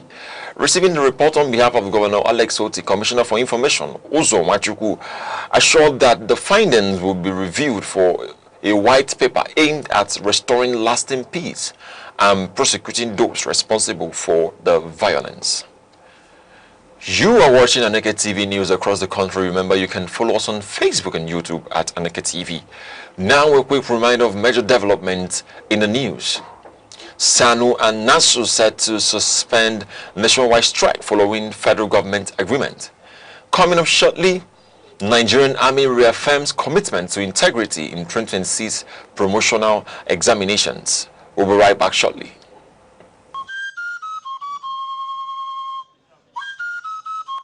From the tiniest cells to the farthest galaxies, life holds secrets we are only beginning to uncover. Why are we here? What connects us all? What unseen forces shape our destiny? Join Professor Jude Udenta as he explores the wonders, the questions, and the revelations that define existence. Mysteries of life, where every answer sparks a new discovery. Watch now on Aneke TV every Monday. Welcome back. The Nigerian Army has commenced the 2026 Captain to Major Written Promotion Examination in Benin City, Edo State, as part of efforts to strengthen professionalism within the officer cadre. The exercise is being supervised under strict military guidelines to ensure transparency, discipline, and fairness in line with established standards. The Commander, Training and Doctrine Command, Major General petermbah, charged the examination panel to maintain high ethical standards, stressing that the credibility of the promotion process depends on the integrity of examiners and strict compliance with procedures. He explained that the assessment is designed to test leadership ability, critical thinking, and operational adaptability, noting that it aligns with the Chief of Army Staff's vision of building a more effective and combat-ready force capable of addressing modern security challenges. The examination is being conducted under the Nigerian Army Charter for Promotion Examinations 2022 revised. The Commandant of the Nigerian Army of Supply and Transport, Major General Adebayo Adebite, assured that the process will be transparent, credible, and free from interference. Governor Caleb Manasseh Mutfwang of Plateau State has alleged that political actors are responsible for the recurring insecurity in the state, claiming that violence is being deliberately triggered during political cycles. He made the allegation while addressing journalists at the government house in Jos. The governor said the pattern of attacks by armed groups suggests coordination aimed at destabilizing communities for political advantage rather than purely ethnic or religious motivations. He cited past incidents such as the Dogo Nahawa killings and recent attacks in part of the state. Governor Mutfwang noted that some of the affected communities include areas where attackers share similar religious backgrounds with victims, arguing that this further supports his position that the violence is politically driven rather than ideological. He assured that his administration is working with security agencies to end the cycle of violence, warning that those behind the attacks will be identified and brought to justice to restore lasting peace in Plateau State. The Nigerian Customs Service has intercepted a 71-year-old suspect in connection with the seizure of 6.35 kilograms of cocaine, valued at about 2.35 billion naira along the Lagos-Abidjan corridor. The suspect was arrested while transporting the drugs in a Toyota Highlander vehicle. Customs Area Controller, Federal Operations Unit Zone A, Controller Gambo Aliyu said the arrest is part of ongoing efforts to have disrupted over 400 smuggling attempts within a period of 8 weeks across the southwest region. He disclosed that operatives also seized goods valued at about 5.5 billion naira, including foreign rice, petroleum products, used clothing, industrial mercury, and synthetic cannabis in separate operations across Lagos, Ogun, Oyo, and Ondo states. Aliyu added that advanced technology such as drones and satellite monitoring is now being used to strengthen border surveillance. He confirmed that the seized drugs have been handed over to the National Drug Law Enforcement Agency for further investigations and prosecution. The Anambra State Market Amalgamated Traders Association, ASMATA, has launched a digital trading platform known as ASMATA E-Commerce Plus, aimed at modernizing market operations across the state. The launch took place at the Onitsha Main Market. President General of ASMATA, Chief Humphrey Anona, said the platform is designed to help traders increase sales, reduce physical barriers, and improve access to customers through digital engagement. He described the initiative as part of efforts to modernize commerce in line with global standards. The developer of the platform, Mike Nebo, explained that the system allows traders to display goods online and continue business activities even during ongoing market reconstruction projects, particularly in Onitsha Main Market. He added that the platform includes verification systems to ensure product quality and custom trust, while market leaders have begun enrolling traders to participate in the digital system to enhance competitiveness. Dangote Petroleum Refinery has increased the ex-depot price of petrol by 75 naira, raising the price from 1,275 naira to 1,350 naira per litre. This marks the first price adjustment by the refinery in May 2026. The new price adjustment comes about a week after the refinery increased the ex-depot price from 1,200 naira to 1,275 naira per litre, reflecting continued fluctuations in the domestic fuel market. Industry observers note that the successive adjustments may have implications for downstream fuel prices across the country, depending on distribution and retail margins. The refinery had earlier implemented a similar price review on April 29th when it raised the ex-depot price by 75 naira, indicating a trend of periodic adjustments in line with market conditions. Now in sports, Sporting Lagos head coach Jeffrey Botta says his team is progressing well in the Nigerian National League Super 4 playoffs following their opening 1-0 victory over Ranchers Bees at the Remo Star Stadium in Ikenne. Botta said the result is a positive start but stressed that the team still has more improvement to make as the competition continues. He described the squad as tactically flexible and capable of adapting to different opponents.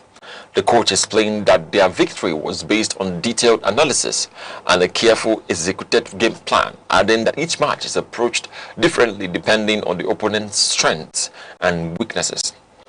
Sporting Lagos will face Doma United in their next fixture, with the team aiming to maintain momentum as they push for promotion to the top tier of Nigerian football. Now in entertainment, social media personality and entrepreneur Laura Ikeji has shifted focus to her business activities amid ongoing online discussions about alleged personal issues involving her husband, Ogbonna Kanu. Despite the viral claims circulating on social media, Laura has not issued any public statement on the Senior Staff Association of Nigerian Universities and the Non-Academic Staff Union of Educational and Associated Institutions have directed their branches to commence the suspension of the ongoing nationwide strike effective Monday in May 11, 2026.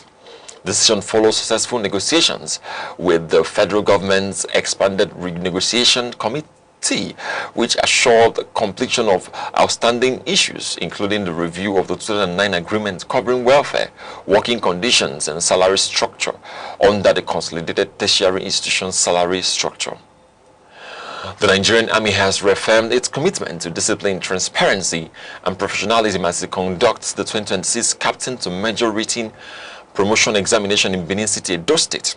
The exercise, supervised by the Training and Doctrine Command, is aimed at selecting competent officers for higher responsibilities in line with the Chief of Army Staff's vision of a combat-ready force.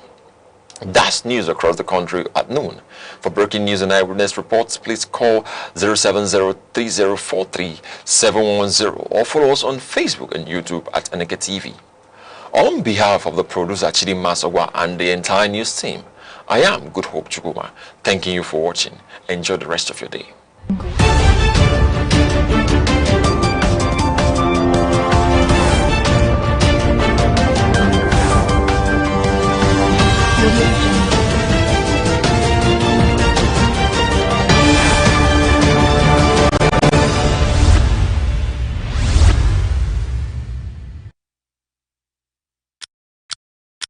Every second, the world changes, markets rise, leaders speak, stories unfold.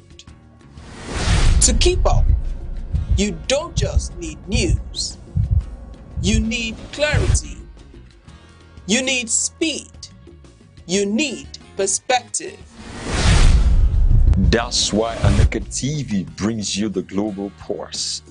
Accurate, reliable, right when it matters most. Aneke TV. Move with the world.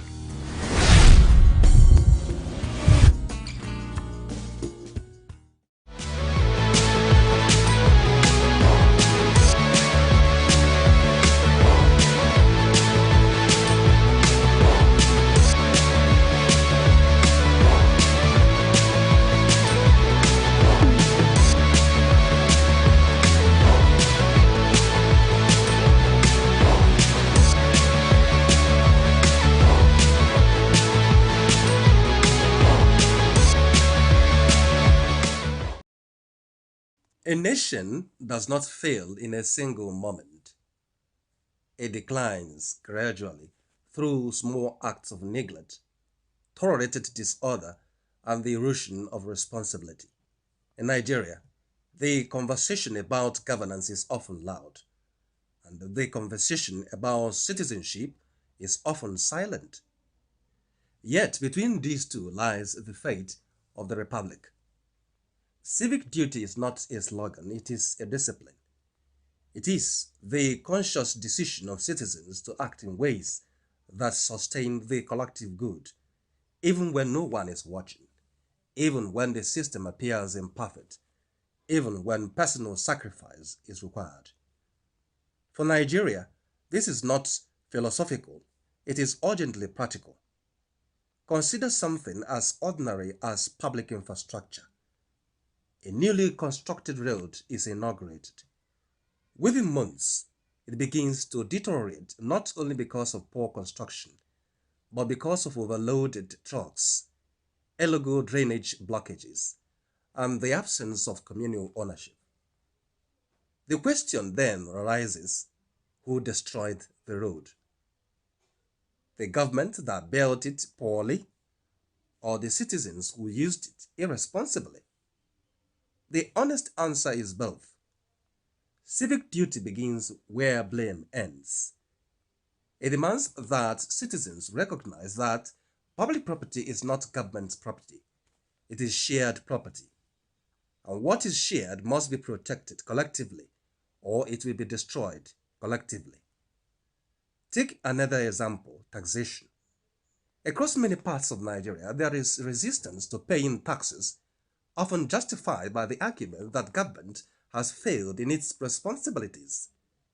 This argument is not without merit, but it is incomplete. For taxation is not merely a transactional exchange, it is a foundational principle of statehood. It is the mechanism through which citizens invest in the possibility of governance. When taxes are evaded systematically, the state weakens structurally, and when the state weakens, even the honest citizen suffers. Thus, civic duty requires a difficult balance to demand accountability from government while also fulfilling one's obligations to the state. One without the other produces instability. Then there is the question of elections. In democracy, the vote is the most direct expression of civic power. Yet in Nigeria, voter turnout often reflects apathy, disillusionment, or transactional participation. Voters are sometimes exchanged for immediate material gain, money, food, promises that dissolve after election day. But what is truly being traded is that moment is not just a vote, it is the future. Civic duty in its truest sense demands that the citizen approaches the ballot not as an opportunity for personal benefit, but as an ethical responsibility to the nation. To vote without reflection is negligence. To refuse to vote out of apathy is abdication. To sell a vote is a surrender of sovereignty. Beyond the elections lies the everyday practice of lawlessness. Traffic regulations ignored, waste disposal indiscriminately, public officials bribed to bypass due process. These actions may appear minor in isolation, but collectively they form a culture. And culture, once established, becomes stronger than policy. A society that normalizes small violations inevitably becomes vulnerable to larger ones. Civic duty, therefore, is not only about grand gestures. It is about consistent obedience to principles that sustain order. That is also the role of truth in civic life. In an age of rapid information, misinformation spreads quickly through social media, informal networks, and sometimes even through trusted institutions. Falsehood, when repeated often enough, begins to shape public perception, and perception, in turn, shapes national decisions. Civic duty requires intellectual discipline. It requires citizens to verify before sharing, to question before believing, and to resist the temptation of sensationalism.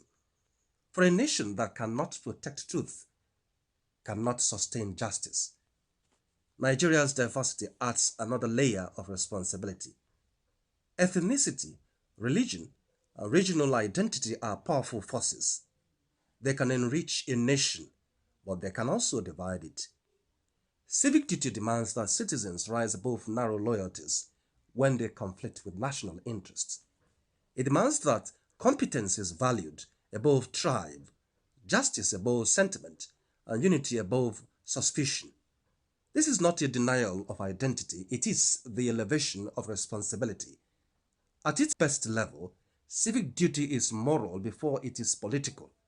It is shaped in homes where children are taught honesty, not just success. It is reinforced in schools where discipline is valued alongside knowledge. It is echoed in religious spaces where righteousness is defined not only by ritual, but by conduct in public life. A society that separates morality from citizenship creates individuals who are privately virtuous but publicly indifferent. Nigeria cannot afford that contradiction. What then is truly expected of the Nigerian citizen? Not perfection, but responsibility. To obey laws even when enforcement is weak. To protect public goods even when others do not. To participate in governance not only through voting, but through informed engagement. To reject corruption not only in leadership, but in daily interactions. To uphold truth even when falsehood is more convenient. To place the nation at critical moments above personal or group interest. These are not extraordinary demands. They are the minimum conditions for national survival. History teaches that nations are not destroyed only by bad leaders. They are also weakened by passive citizens. And yet, history also teaches that renewal is possible. When citizens begin to see themselves not as victims of the state, but as co-authors of its destiny, something shifts. Responsibility replaces resignation. Participation replaces complaint. Hope becomes practical. Nigeria stands at such a threshold. The question is no longer whether change is necessary. It is whether citizens are willing to embody that change in measurable, daily ways. For in the final analysis, civic duty is not an abstract ideal. It is the consistent and often difficult work of choosing the nation again and again, in actions both seen and unseen. And it is in that choice that the future of Nigeria will be decided. In a world that never stands still, where stories break in seconds and moments shape history. One station keeps you connected to your nation, to the continent, to the world. From breaking news to powerful stories, from business and politics to culture, lifestyle and entertainment, we inform, we inspire, we keep you ahead. This is more than television. This is your window to everywhere that matters. Aneke TV. Move with the world.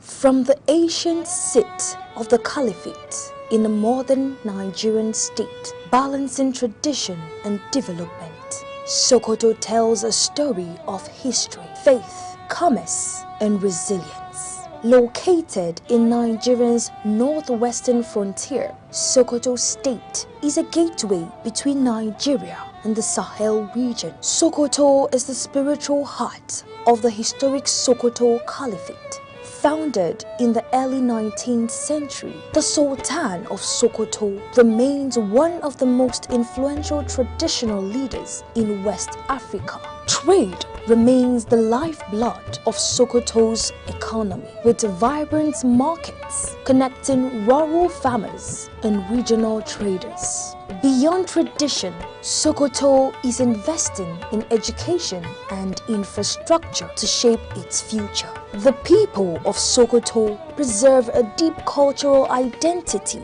rooted in Hausa Fulani tradition.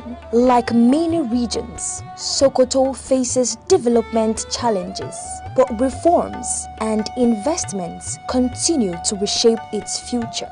From its rich Islamic heritage to its evolving modern identity, Sokoto remains a powerful symbol of history meeting progress in northern Nigeria.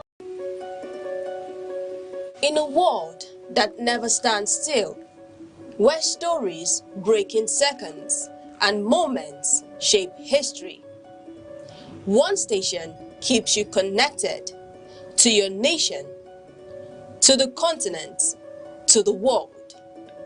From breaking news to powerful stories, from business and politics to culture, lifestyle and entertainment, we inform, we inspire, we keep you ahead. This is more than television. This is your window to everywhere that matters. Aneke TV. Move with the world.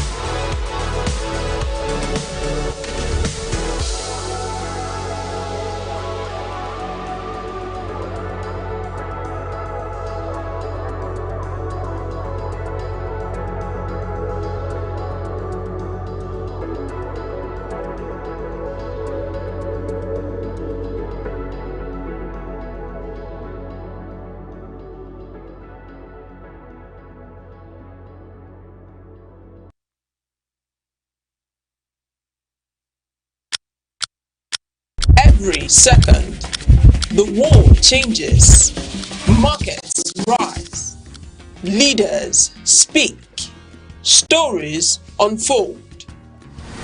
To keep up, you don't just need news, you need clarity, you need speed, you need perspective. That's why Aneke TV brings you the global pulse. Accurate, reliable, right when it matters most. Aneke TV. Move with the world. And good afternoon to my beautiful people of Nigeria, to the beautiful people of Enugu. How you guys doing? Today it's for the women. I call it Women's Crush Wednesday, when we tell you what is happening in the life of the ladies. I am a lady, so I'm gonna give you a hot gist and tell you what's happening with the ladies out there. And you know, so many ladies are curious. Okay, what's happening with our role models or celebrities out there? So I go by the name Gift Obodo, popularly called social lawyer, official social lawyer, aka red, black, blue, and every kind of pepper I embody, because everything about women today is comprises of elegance and speaking in some demure. If you notice the way I talk today, I'm just trying to tell you it's because it's for the ladies. We carry ourselves so special because we are special great church. And I'm still going to start with the ladies, because I say today it's for the ladies, so it's the ladies gist in and out. You know what we do here on Vibe Central? We give you hot gossip, grooves, and tell you what is happening in the entertainment industry. And I'm starting with our famous actress Funke Akindele. Funke revealed that she has stopped going to church out of respect and love for God. She explained that whenever she goes to church, she distracted a lot of people who are excited to see her. When she goes to church, a lot of people don't listen to their teachings in church. They rather scramble to take pictures and videos with her. So she has decided to stop going to church to see people or to distract people in the presence of God. So she now attends church online where people can see her or get distracted. Every day, every wahala, everybody get their own wahala. This is her own wahala. So I think you guys should just know that these people are human too. So don't make them feel like God, or make them so feel so uncomfortable in the midst of certain things. I think we women beings should do better. Celebrities are like women like us, so we should just not make them feel so like anxious whenever you're in an environment, because they know that people will crowd them, people will fumble, everywhere will be choked up for them. So that's why most of them are just scared to go out, and most of them are scared actually to go out and be in the midst of one or two, because you know that what will be happening. So I'm moving over to my next one, and it's about Priscilla Ojo, who is now married to the Tanzanian man. She was used as a mode of preference to say that why do rich people glow up after childbirth, but middle class and poor moms struggle to bounce back? I mean, just look at a new mom. For one, she is now waking up to 4 a.m. to cook for her husband, so that her co-workers will use the food to snatch him, plus other factors. One thing is all the celebrity moms, rich women's mom, they have workers,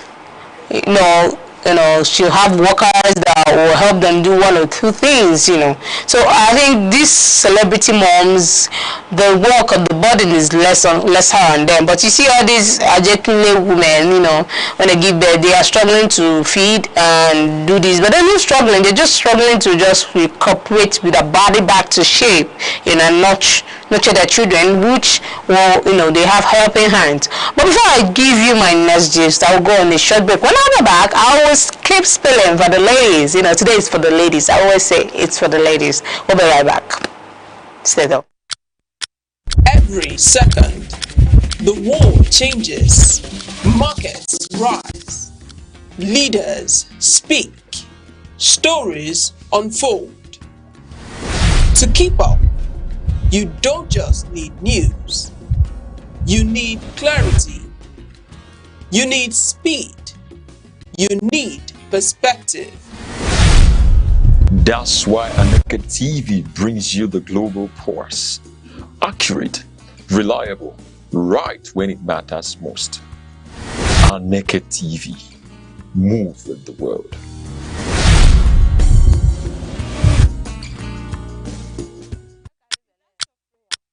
Every second, the world changes. Markets rise. Leaders speak. Stories unfold. To keep up, you don't just need news. You need clarity. You need speed. You need perspective. That's why Aneke TV brings you the global pulse. Accurate, reliable, right when it matters most. Aneke TV. Move with the world.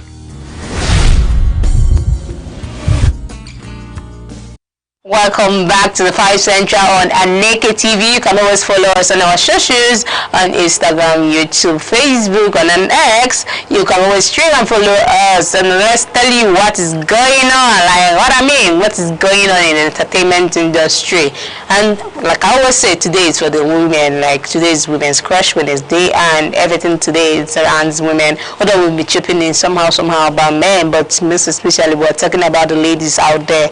And going back to the last one I was talking about, I was actually before I tell you what, repeat what I'm going to introduce someone here that I kept her for a while just because I feel like you guys, she's be curious. Why is Ugoma Sinachi is not here? Like, why is she not here? What's happening? Yeah, she's here actually, and she's here live and direct. So now let me, allow you guys hear her beautiful sound summing voice. Ugoma Chinachiko, they are eager to hear your voice. Them, I think I've been hearing, where's Ugoma? I'm not seeing her today. What's happening? Is she okay? Is she fine? Ugoma, what's happening? Like, tell the people of Enugu that you are cool, you are calm, everything is collected. Hello Enugu, how are you all doing today? Why is she speaking like? Why is she speaking like? Let me put the word in her mouth. Why is she speaking like a nursing mother? Wait, this girl has actually been imposing pregnancy on me. Right. I should not get pregnant. If I tell this small thing, she'll be like, I should not be pregnant. Like, I don't understand. You don't understand this pregnancy. Why are you giving us the vibe? You're giving us a vibe. I'm giving you the vibe. Mother. And actually, do you know the coincidence here is that I was actually talking about women that give birth and they bounce back. Yeah. So you see, God is trying to tell us something, about her. I beg, no. I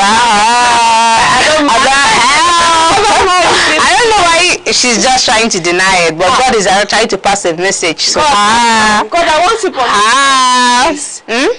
but not now. You want it, but not now. Yeah, not so now. I'm still talking about mothers. So I'm going to still, give you that first question. I say, so if I get married, all the meat, milk, everything will be under my control. Wow, as a mom, have you ever felt that, like?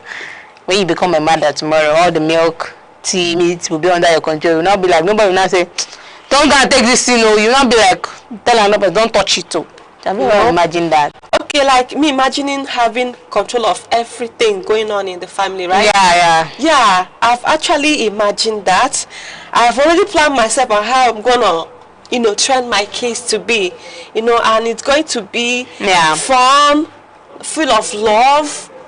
Because my family is not going to be perfect, so I'm going to do that. Nobody's going to misuse anything or abuse any provision in my watch. Imagine me. Imagine me. I know I like meat a lot. I like milk a lot. Now, when it's under my control, what will it be? Now you eat it all the time. But someone said Maurice Money said making money is so difficult, so don't let anyone deceive you that with motivation talk that. So it was trying to say making money is very difficult. Let nobody use motivation talk. You know what I used to wish? I used to wish that money is being planted on the tree. Like, we don't even need to plant it ourselves. The money just grows the way grass grows, is on its own. So that's what I've been saying. How, like, I wish money could grow like tree, grow like plant, you know, just like weed grows on its own. We'll just go there and plug. Anytime you need the money, you plug it, you weed it, then make use of it. Then it keeps growing. You don't need to work for it. You don't need to struggle. You don't need to. I wish things like this really exist. You know, it's gonna be, you know, sweet, fun. No, you know, God already made it in a way that everything is not going to have to be balanced. Okay, everything is because if God made it that way, that means we all just be lazy. Nobody will do anything. Nobody you know, to go and plug the money is not even simple. So there's nothing like lazy, but life should be simple anyway. Yeah, it's very difficult to make money. That's why you see some people spending wisely, because they know how far, how long, how they struggle to make that money. Okay, that's why sometimes when you ask them for money, not like they don't want to give you, but because they saw how, you know, how they struggle to make it before they would be able so let me ask, few days to your wedding and you suddenly found out that your spouse owes the sum of 35 million naira to a loan across multiple loan app. So he or she has no business, she has no investment. Are you calling off the wedding or are you not? He owes money. Yeah. I'm calling off the wedding. In multiple? I am going to call off the wedding because, guy, what the hell?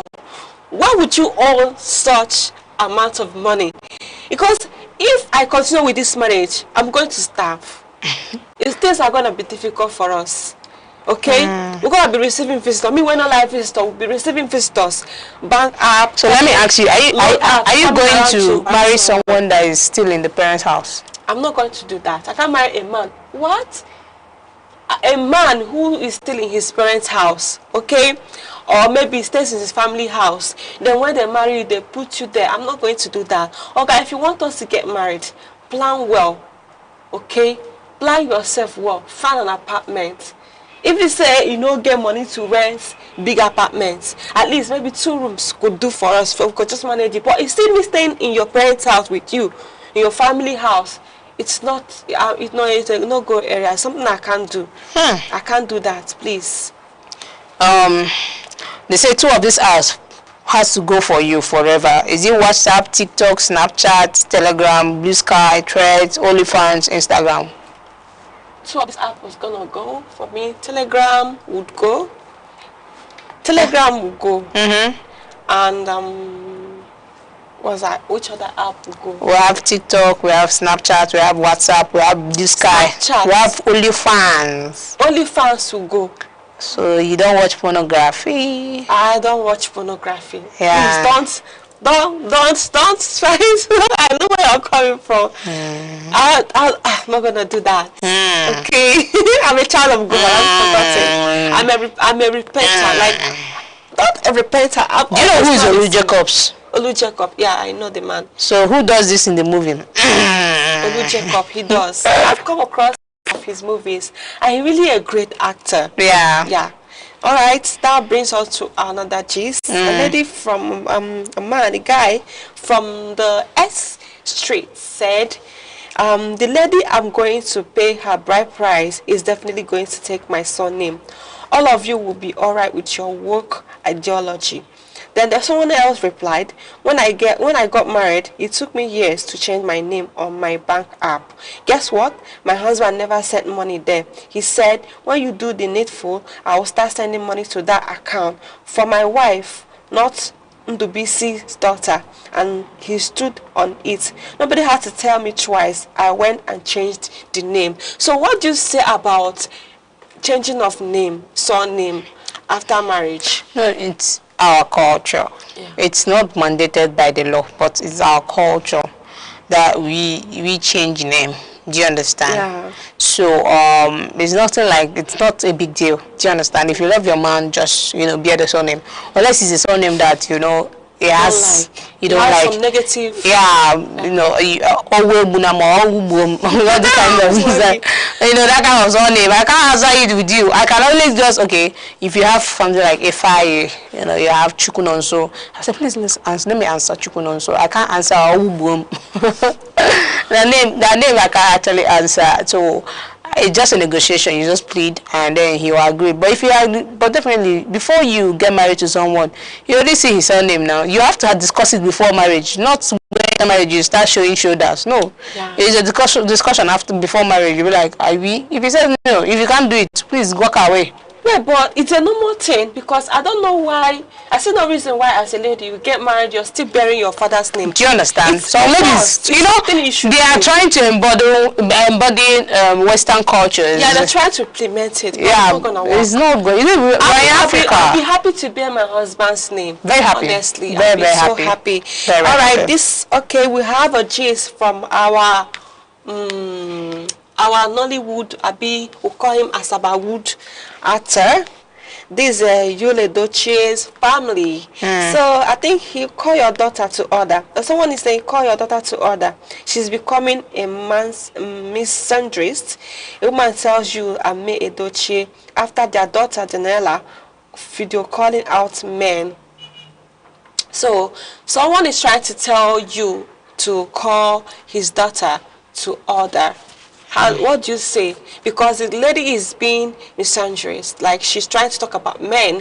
You know, she's against men. It's kind of, so someone is trying to talk about it. So you will not blame the lady actually, a woman a young girl that at a young age that saw that her father left her mother, you know, for another lady. What do you expect her to feel? Yeah. She will have some sentimental backed or things out there, outburst like, yeah, she has a thing against men. So I don't blame her for being this way when it comes to men, because check it out now. If you are the one that your father left you for a random woman, you know, when your mother is an Atalugo herself, it's gonna make you start to hate men. You have to think that all men are the same, they will do the same. Because very necessarily. So scared. It's traumatizing. I can feel her pain. I can feel the whole thing on her, that she's kind of traumatized. Imagine your mom living happily with your dad.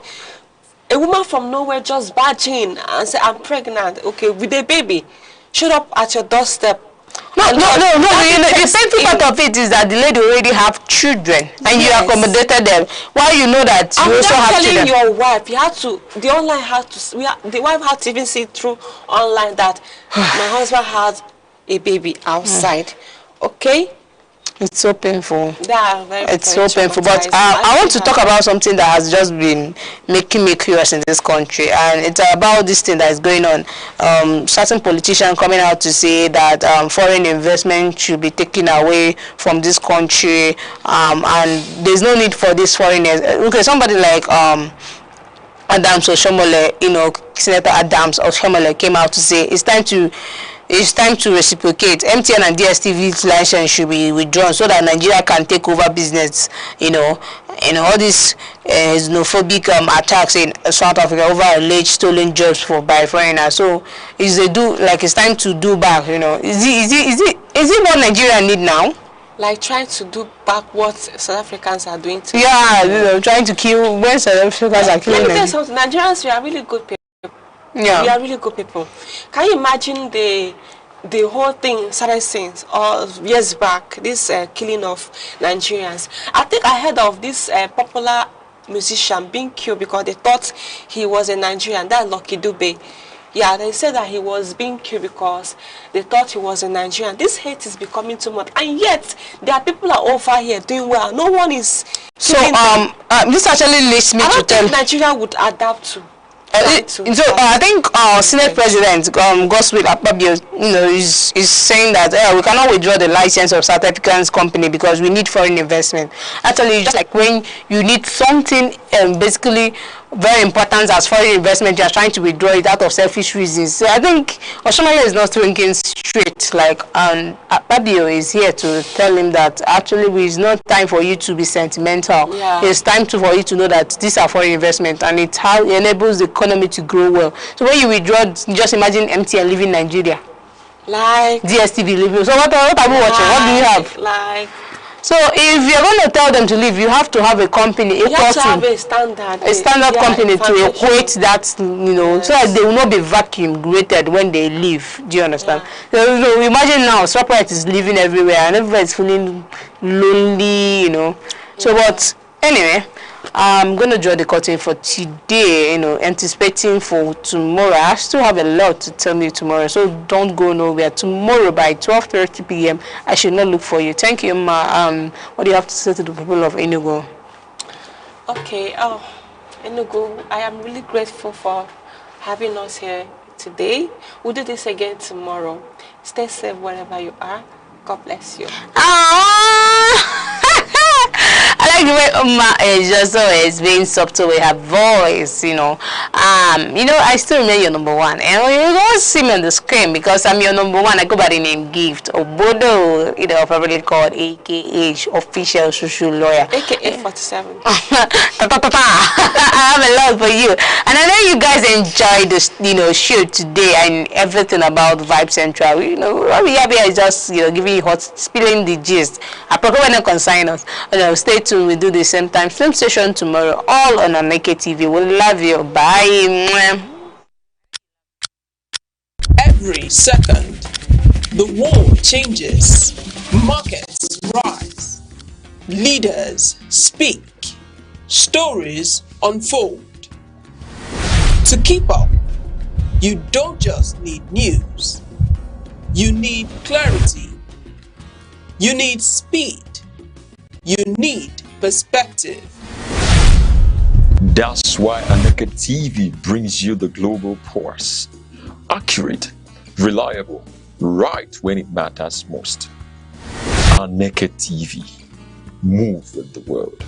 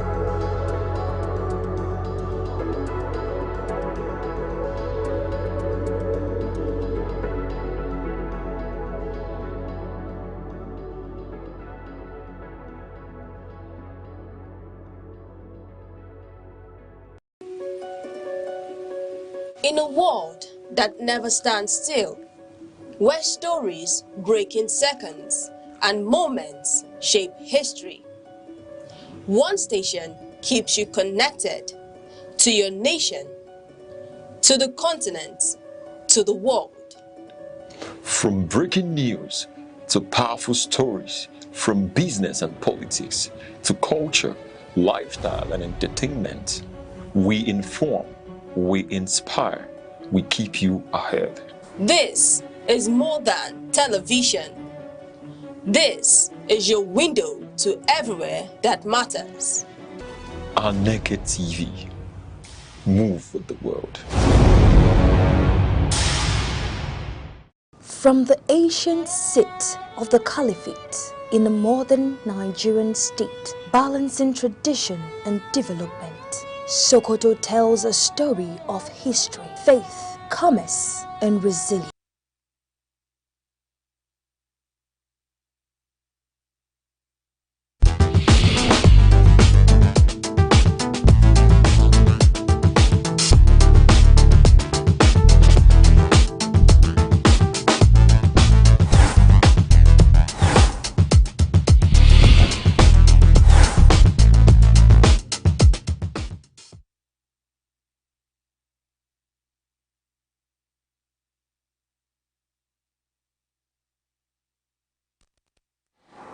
You're welcome to our program, Arena, on Aneke TV, Enugu, Southeast Nigeria. It is a program where we dissect both national and international topics in such a way that it will be interesting to you, the general public. And today we are going to discuss on a topic that has an affinity to politics. The topic is NDC, a new vehicle for opposition politics in Nigeria. And with me in the studio for this discourse is Chief Mike Mbojepi, Public Affairs Analyst and Tourism Consultant.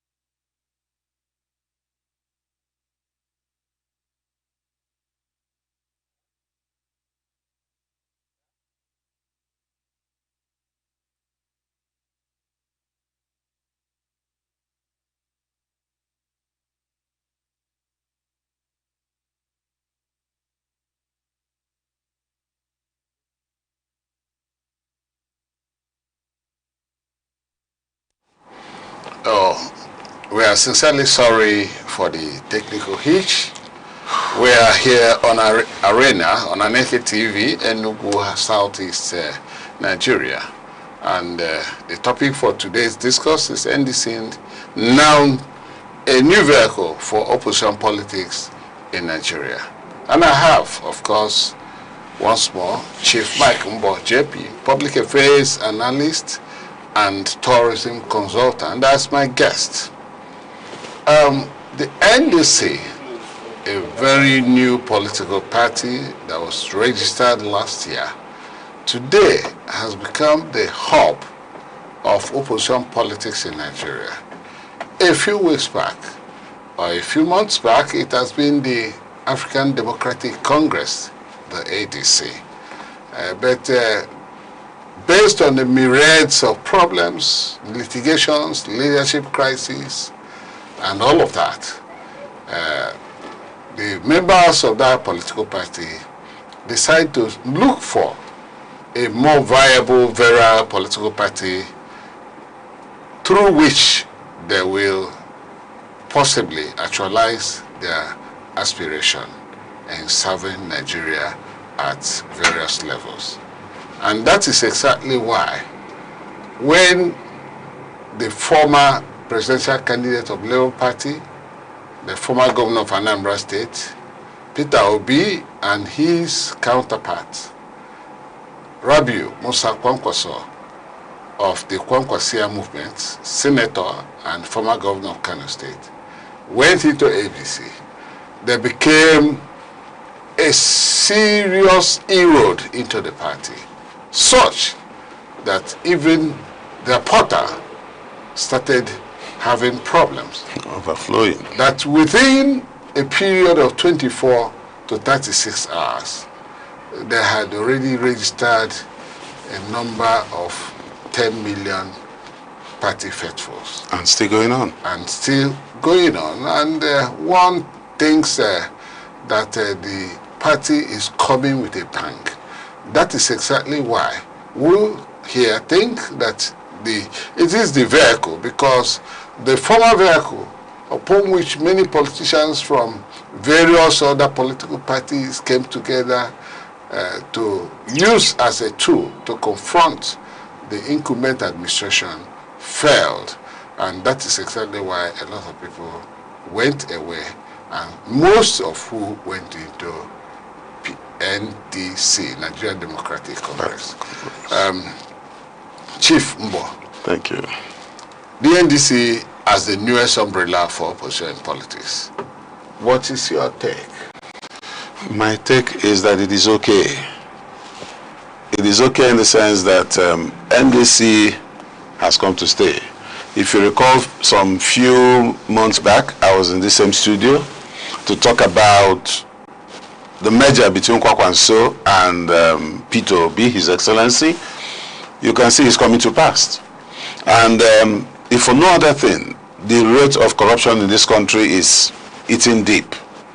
Everything is going sour. And who can change this system? It's no other. It's a combination of His Excellency, the Okute of Ndibo, Okute of Nigeria. The man that his track record speaks for himself. And that is why wherever he moves into, even if he likes, let him go to EEDC party, we will join him. Because we want a change. And the combination of Kwakwanso and Peterobi, I tell you, there's no other vehicle you can have that can fight this opposition, that can fight this corruption, that can fight the ills. I was going through the media the other time, I saw women in Benin State coming out naked. Is that not a taboo to this country? People are hungry, people are starving. It's not using tax and borrowing all the funds in the world that matters. Peterobi used to tell us, it's time we think from consumption to production. Where is that vehicle? Most of our industries in Nigeria are moving out of Nigeria. And what are we still doing? What future are we living for our children yet unborn? Kidnap is in the increase. Insecurity everywhere. Come off it. I think we need a new vehicle. And that vehicle is here. That vehicle is peterobi and Kwakwanso. Thank you. On what platform? On Nigerian Democratic Congress, NDC. And in NDC, do you think that party, with all these numerous persons that are coming into the party, do you think that their chances or the prospect of the party is good? Do you think they can unseat the presidency, who has about 31 governors, and of course maybe counting? To us, that is minority. To us, that is minority. If he likes, let me have all the governors. But does he have all the public? Obviously no. You could see what happened in the House recently. How many so-called reps left the camp from the APC to NDC? Is speaking. People are tired, my brother. People are tired. This is not a one-party state, for crying out loud. We have freedom of movement. And like the Bible says, in my father's house there are many mansions there. In NDC there are many mansions there. Let them come on board. We will absorb them. But obviously we want to get it right. And that is why their ticket is okay. We want to get it right. If NDC is the baby, is the vehicle in which we'll get it right, so be it. Because like you said, ADC has been characterized by a lot of bullying and what have you. I don't want to go into that. You understand? But for one thing, NDC, before now, who knows about NDC? But when the chips were down and we saw the handwriting on the wall, some of us who are not politicians by make, we are only following peterobi because we know he has the key. We are following Kwakwanso because we know with both of them at the helm of affairs, believe you me, a lot of things will change. What is the key that they have? And what actually is the key going to open? Is it the door of sanity, the door of sanity, the door of purification, and the end to corruption? And then Nigeria will turn to a consumption state and not production. You understand? Okay, Nigeria will turn to a production state, not consumption. You said the companies in Nigeria, some of the companies are leaving the shores of Nigeria. Exactly. Possibly due to insecurity. One. Possibly due to power. Lack of power. And heavy taxation. And possibly due to taxation in the face of the populace and even the investors, having no profit, and the populace die in penury in the midst of plenty.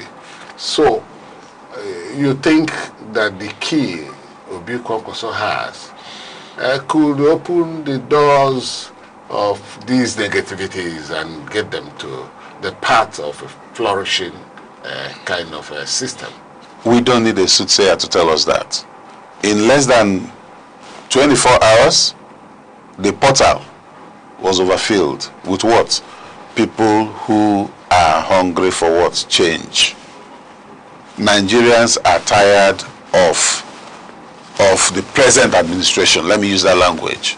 Nigerians are tired of insecurity. Nigerians are tired of unemployment. Because what gives right to insecurity? Unemployment. It's not just enough to come out and say, we would employ this, we'll employ that. What are the enabling factors you've put in place? For the investors who come into Nigeria to invest, what incentive does the government give to them to encourage others to come in? Look at what is happening in South Africa. I'm sorry to digress. Nigerians are being killed. What are we doing? What will it cost this fucking country to move a plane to South Africa and bring in it and bring our people in? It is not a fucking country. we withdraw that. No problem. I appreciate that. But for one thing, we have to tell ourselves the truth. Because if our sisters are crying out there and we cannot give succor, and we are giving terms and conditions, what will they have to do for us to come and evacuate them, for crying out loud? I think the National Assembly has actually began the needful by coming together and sending a delegate to the parliament, the South African parliament, with a view to actually nipping the problem in the bud. Because there was this signed treaty or kind of signed agreement because of the earlier problem. Now signed an agreement in 2019, but that agreement has failed. It has been flouted, and the Nigerians were kind of asking the federal government to retaliate with sanctions and all that. The Nigerian government decided, in their wisdom, to do the part of discourse, to do the part of. Is it when Nigerians are all killed in South Africa that will take drastic action? They have an embassy here. That's exactly. You understand? The embassy has been summoned to speak, and of course, our National Assembly members are going. My brother, they may have gone. Those are protocols. Those are unnecessary protocols. Social media has made it easy for people. Communication is everywhere. It's all over the news. I don't think our so-called leaders or whoever would have waited for it to escalate to this extent. Believe you me, if we have the regular team in administration, obviously it won't go this way. Move in and nip it on the board the next minute. If it means evacuating our Nigerians that are there, fine. Move them out. When you talk about evacuating them, it's as if maybe you have some provisions for them. Remember that those Nigerians at home here are also suffering. And the Nigerians in South Africa went there for greener pasture. My brother, so there's nothing like home. There's nothing like home. If you are out there, you are a slave to them. If we are here, that is why I'm here to do justice to certain issues. You understand? If we are here, we dip it on the board. We look at it, our faces, eyeball to eyeball.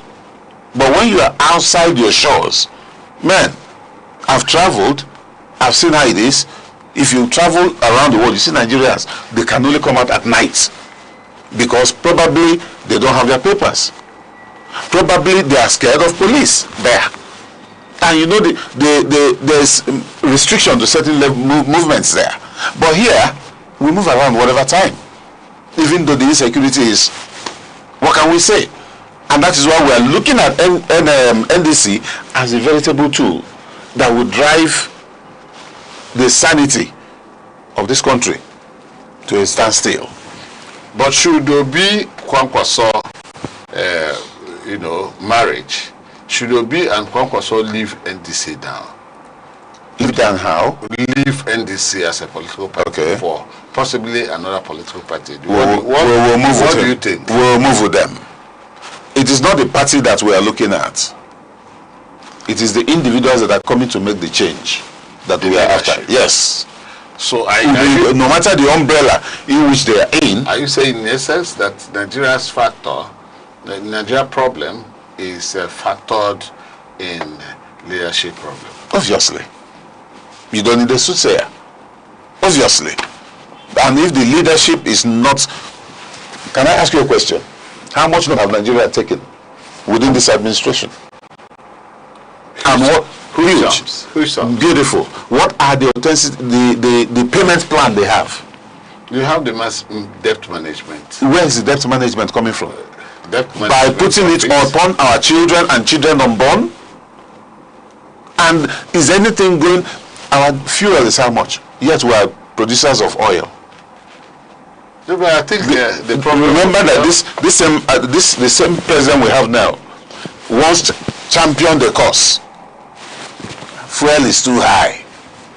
What is happening now? Drive to the streets of Enugu. How many persons can afford to have a full tank?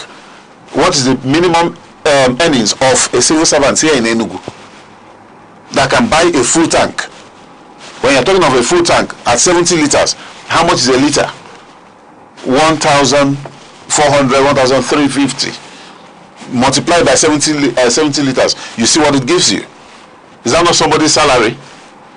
You would have exhausted your salary. Look at that. And that is why several people park their vehicles, including my humble self, because I cannot afford to put a full tank in my car, and that was my wife. So we have to manage one car. But when your lawmakers are parading the streets, how many cars do they pile up? How many?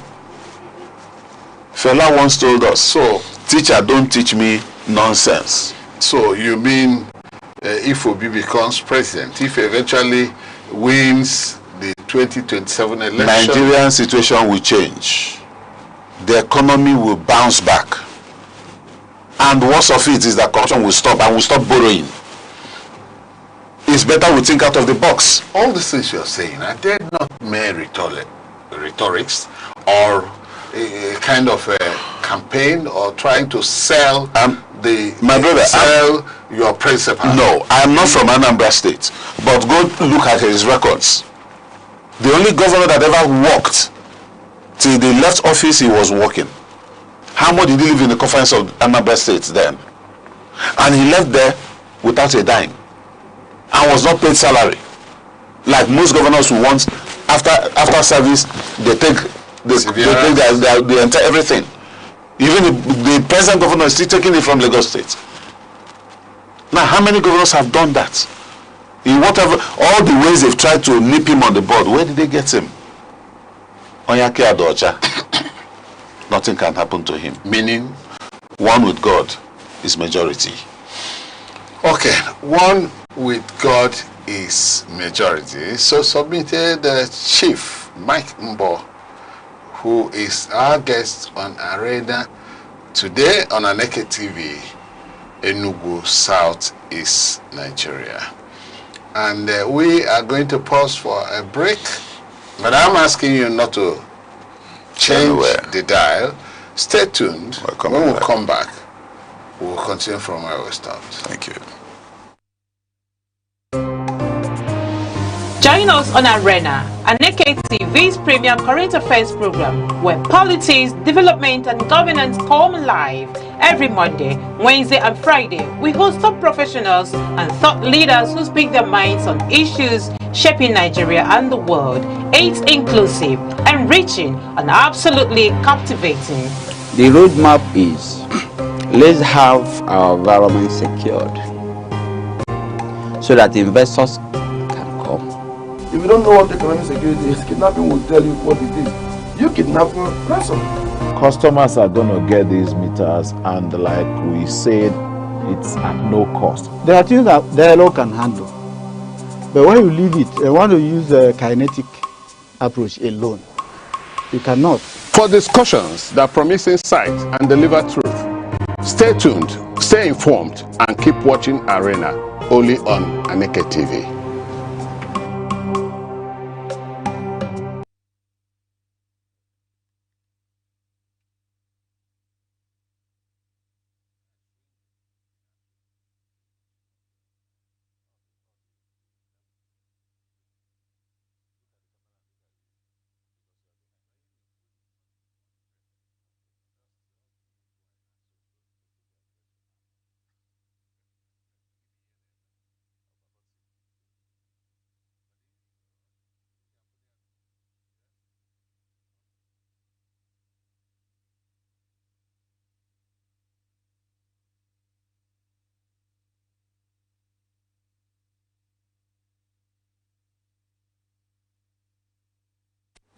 You're welcome back. Thank you. We are still on our program, Arena on Aneke TV, Enugu, Southeast Nigeria. And our guest is still here, Chief Mike Mbo. And our topic is NDC as a new vehicle for opposition politics in Nigeria.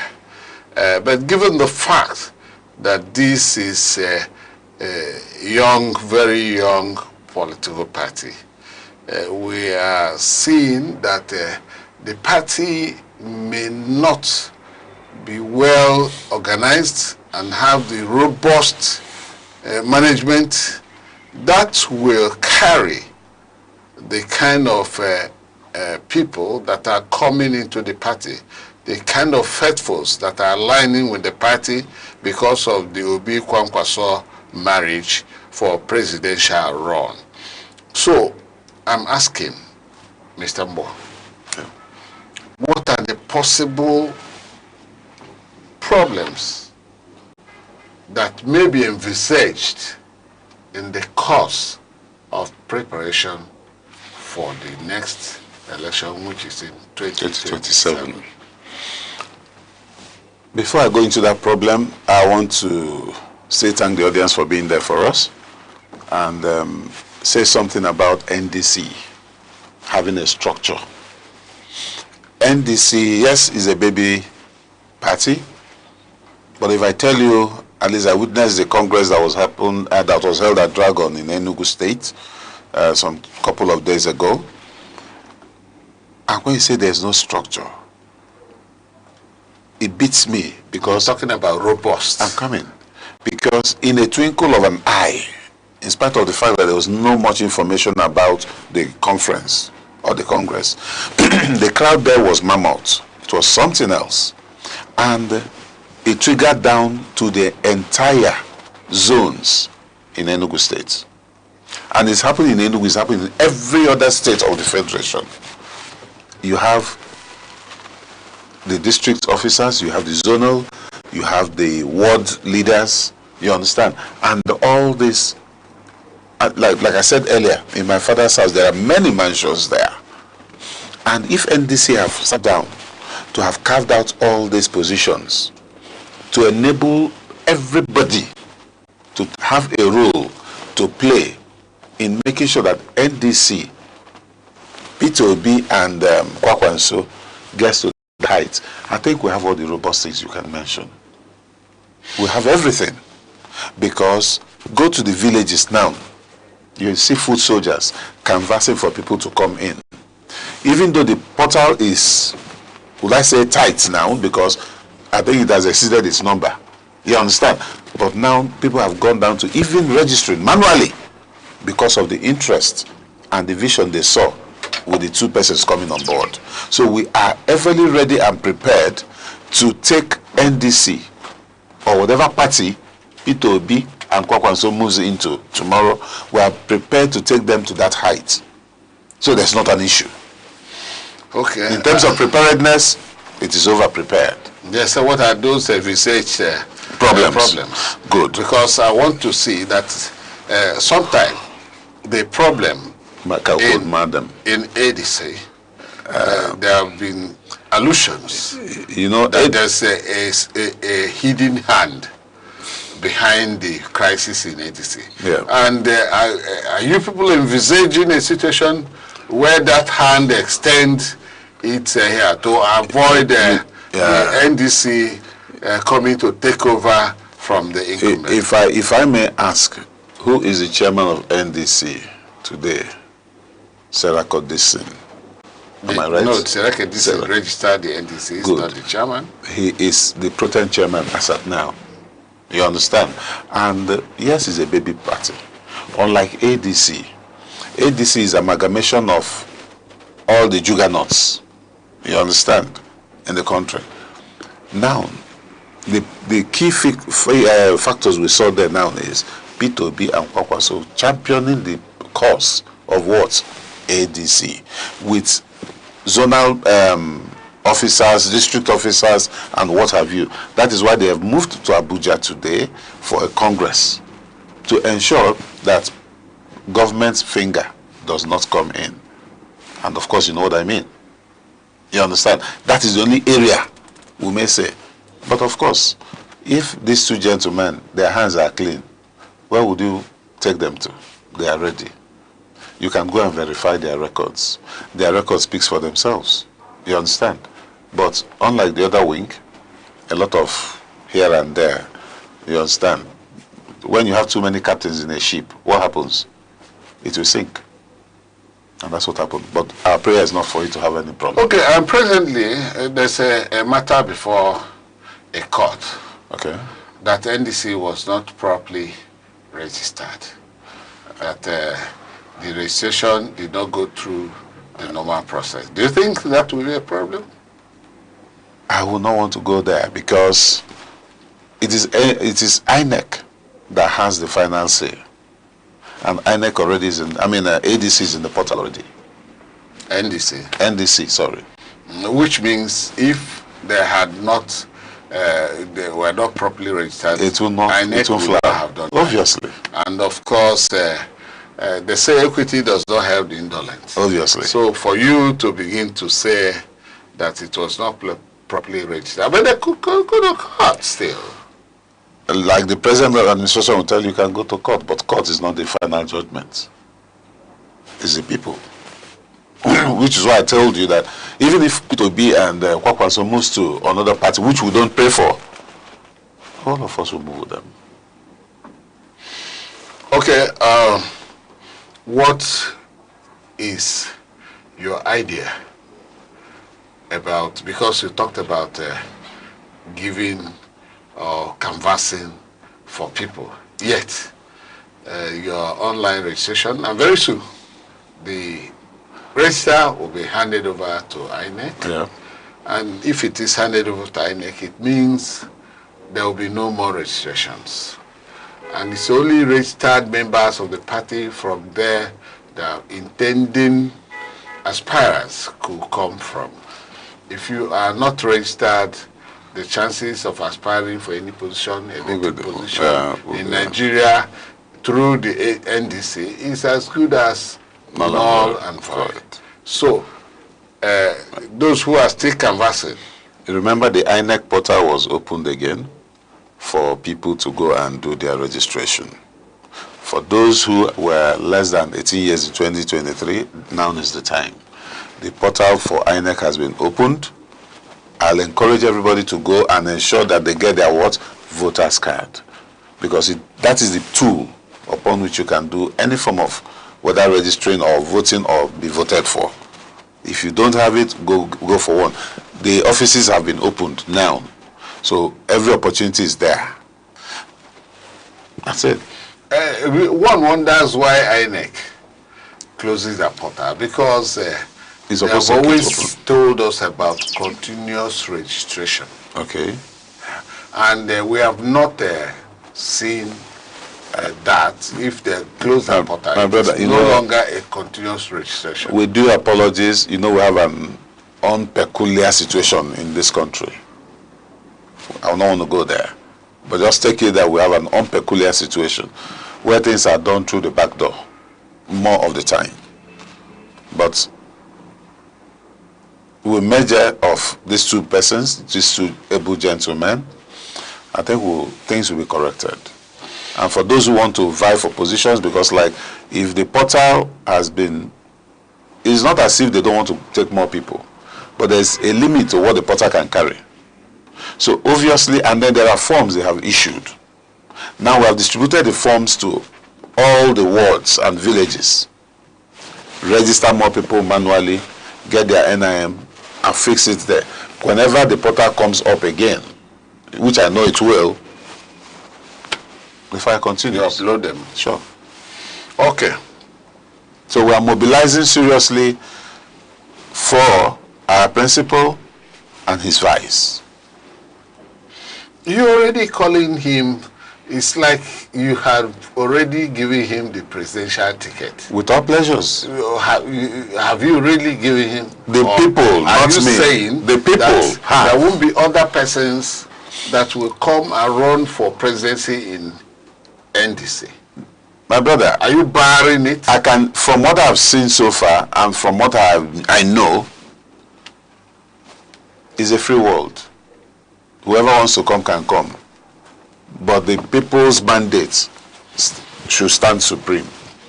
If because they will allow it. Some people say they will be and Kwakwanso ran out of ADC because of fear. They do not want to run the party primaries with Atiku. People are entitled to their opinion. people are entitled to their opinion. But the wisest decision they took was to bow out, and they did not run out, like you said. They both tendered their resignation and moved. And you can see the lawmakers equally, how they are migrating. Very soon the entire place will be, of course, okay. Oh, what you did down is what? That's our signal. Okay. Which means? NDC. NDC. Obi Kwankwaso. Okay. I also see the Kwankwasia movement, members of the Kwankwasia movement also aligning with the NDC. Sure. But let me come to the issue of Mr. Peterobi. Okay. Some people, he has been criticized at various places that Peterobi, of course, Bayo Onanuga, the spokesperson of the presidency, said Peterobi is a nomadic politician, given the fact that he's moving from one political party to the other, from Apuga to PDP, from PDP to Labour, from Labour now to ADC, and from ADC now to NDC. That is like a nomadic politician. Everybody's entitled to their opinion. You understand? But for one thing, even Jesus Christ was crucified for you and I. Peterobi's movement is generic. Have you ever wondered, anywhere he enters, people go agog for him. People want to hail him. There is something about that man. If you know the meaning of Peter in the Bible, Peter is what? Rock. You understand? So his movement, I want to see it as being biblical, not organic. Oh, not organic. It's biblical because he wants to set our people free. He wants to set our people free from all the menace we are passing through. He wants to set this country free from what we are doing. He is one hell of a person that people might say he's stingy. Yes. Is he? Yes. Stingy in one sense. Stingy in the sense that he's not extravagant. Stingy in the sense that if he knows you are wasteful and you want him to bring money and waste it, he would not. But bring a proposal to that young gentleman, a meaningful proposal, he will back you up and back you fully. No, he's not stingy. He's not stingy. But people say he's stingy because you expect him to come to public and say, I'm donating whatever sums of millions. At the end of the day, he takes half back. It's not it. And that is why every arm of the law they try to nail him, they can't reach him. Like I said, I'm not from Anambra State. And I don't know him. He doesn't know me. But I tell you, when we see things that are right, that's no no. Meaning that we cannot sit down and watch things go bad. We are fighting for the future of our children. We are fighting for the children yet unborn. We want this country to be better. And it can only be better if we all stand out and follow that one man. But the fact that even if Obi wins election, he has already promised Nigerians that he will do just one term. And one term is just poetry 4 years. Okay. Those who did 2 terms of 8 years could not even accomplish so much. Because we do know that some people did 8 years and nothing happened in the power sector. Okay. Some people did 8 years and nothing happened in the industrial sector.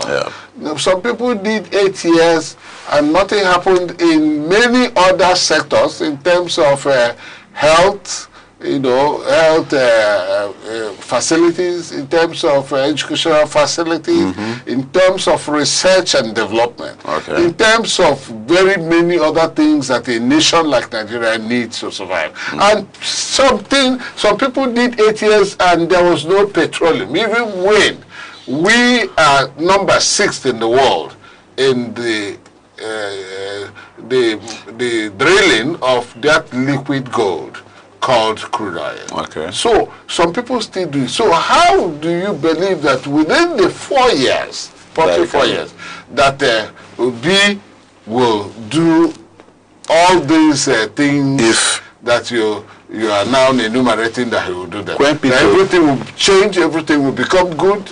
You see a magician, or you see from the moon. It's a matter of policy. It's a matter of policy. If you set the right policies. I remember the days of Ike Nwachukwu. They say Aba is a no-go area. But Ike Nwachukwu, if I'm not mistaken, yes, he came into Aba and taught people how to queue to enter vehicle. He taught people how to be disciplined. You understand? Change is one hell of a thing. But when it comes, you will enjoy it. And peterobi has that change. It's not ruling for 20 years that matters. But if you are there for one tenure and you're able to set policies that make sense, he doesn't like it. You understand? So, let me be honest with you, most of your governors that want to come back second term, after second term, they aspire to go to Senate. My brother, what the heck is wrong with them? If you, after 4 years, why not bow out? Let other people come on board. Is leadership meant for one person alone? Or one family? Obviously, no.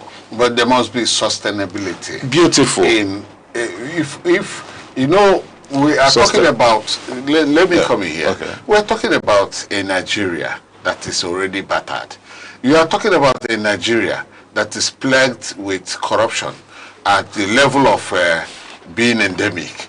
We are talking about Nigeria that had all manner of insecurity problems. And we're talking of Nigeria, in fact, how can one begin to name the problems here?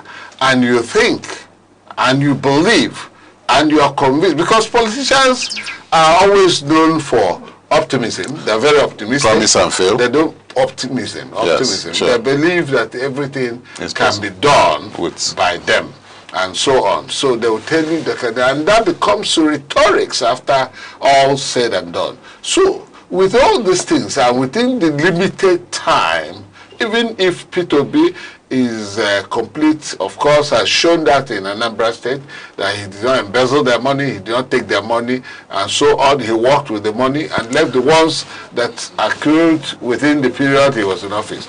But at the same time, how are you sure who is going to take over? What is the sustainable, aspect of what he has been able to do? Who will build on it, and how? Do you expect to have many peterobis at the same time? It is rare. No. Look at the Emirates today. Who is ruling them? What was there? How was Emirates before now? If you put down a sustainable policy whereby any corrupt politician, you understand? Nigerians are coming to that. If you are given position and you abuse that position, what happens? You understand? There's a place, I think either in Abia or in Imo, I don't know where they nabbed a lawmaker or a chairman of a local government and eating their money in a hotel with different ladies. The masses went there and caught him, beat the hell out of him. We are coming to that. Who are you talking about promoting jungle justice? Obviously. I said we are coming to that. If that will be anarchy after all. It won't be anarchy. It will teach them a lesson. It will teach them so that when you enter into a public office, know that it is not your right. You are there to serve the people, not to humiliate them. And you humiliate and put it in their face. We are going to get there. Today now you are looking for employers. Why do you think our young boys now go into Orepo and Yahoo Yahoo Plus? Is it not in the bid to have what? To be like them.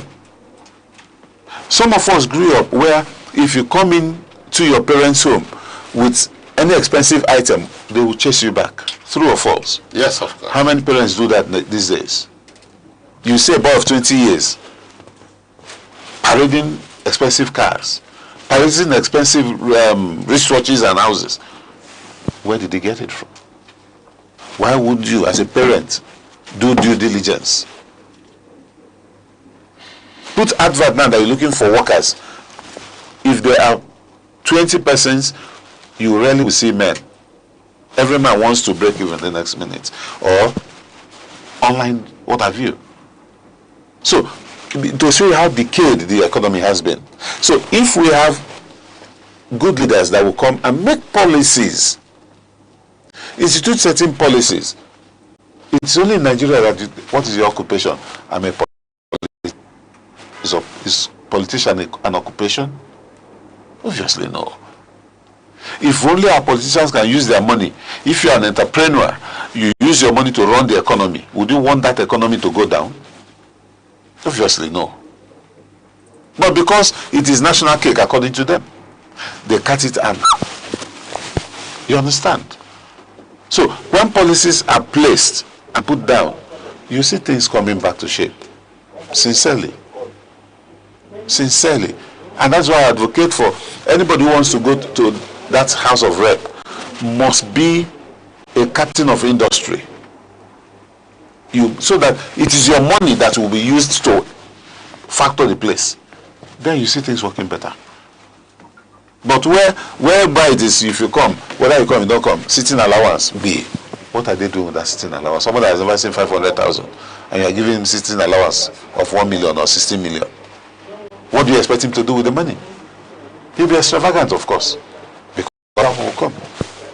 But if he's a captain of industry who knows that it is from his money that economy will be maintained, he want to be prudent over it. And that is it. And that's peterobi for you. That is kwakwanso for you. And that's why I say the two of them are okay. Okay, you have really defended. You seem to have so much passion for Peterobi becoming the president of Nigeria. You seem to have passion for the vehicle through which he's running, which is the Nigerian Democratic Congress. Well, we are hopeful that your passion will be such that we come into fruition, with the collective aspiration of your people and your group. Of course, lastly, we are going to talk on the Peterobi Kwankwaso presidential run. Human beings, in the course of interaction, even people who are married, even people who are given birth to by the same woman, sometimes you have problems within yourself. Do you think that it will all be rosy? It will all be rosy during the administration of the duo of Peterobi and Rabiu Kwankwaso? Our prayer is that, tell you one truth, there's no road to Sokoto that is easy. There will be rough and trouble. There will be agreement, there will be disagreements. But our prayer is that they both have that understanding. That is the most important thing, to steer the ship. If that understanding is there, and they have common purpose, what more are we talking about? The sky will be their limit. Okay, the sky will be their limit if they have understanding and common purpose. Lastly, I want you to give Nigerians the advice for them to hold on and hold out until the right leadership comes, since you believe that the present administration is not doing well. Thank you so much for that, and thank you for giving me the opportunity to be here. And I want to thank the crew of Aneke TV. The job you're doing is awesome. When I sit back and I watch other programs that you present, I give you a thumb up. And to the viewers out there, we will never give up. The struggle continues until we get to that point. No retreat, no surrender. And he says, no retreat, no surrender. That is our guest on Arena on Aneke TV, Enugu, Southeast Nigeria. And we have just discussed the NDC as a vehicle for the opposition politics in Nigeria.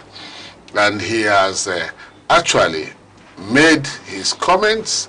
He has supported himself.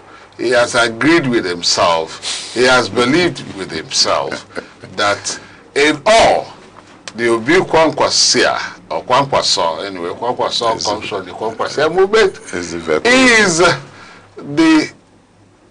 the answer to the Nigeria's problem within from 2027 to about 4 years. That Nigeria will certainly change for the better. That the people of Nigeria will certainly begin to feel the impact of governance. That the people of Nigeria will no longer die in penury in the midst of plenty. And so submitted Chief Mike Mbo, thank you so JP much. Public Affairs Analyst. We thank you for being here. Thank you for having me. This is the much we can take My pleasure. from this program today. We shall meet you the same time, same station. next time, same station, when we are going to come on Friday. Thank you, and God bless you. Bless you too.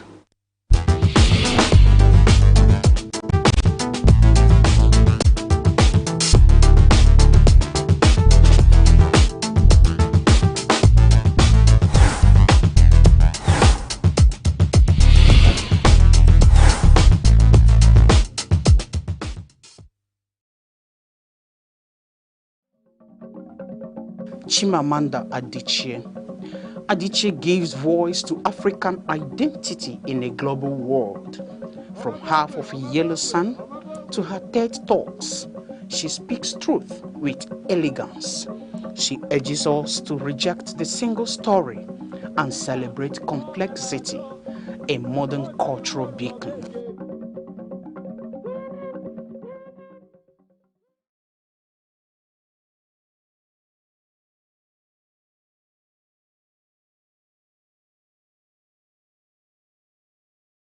In the stories of ancient Greece, Achilles was more than a warrior.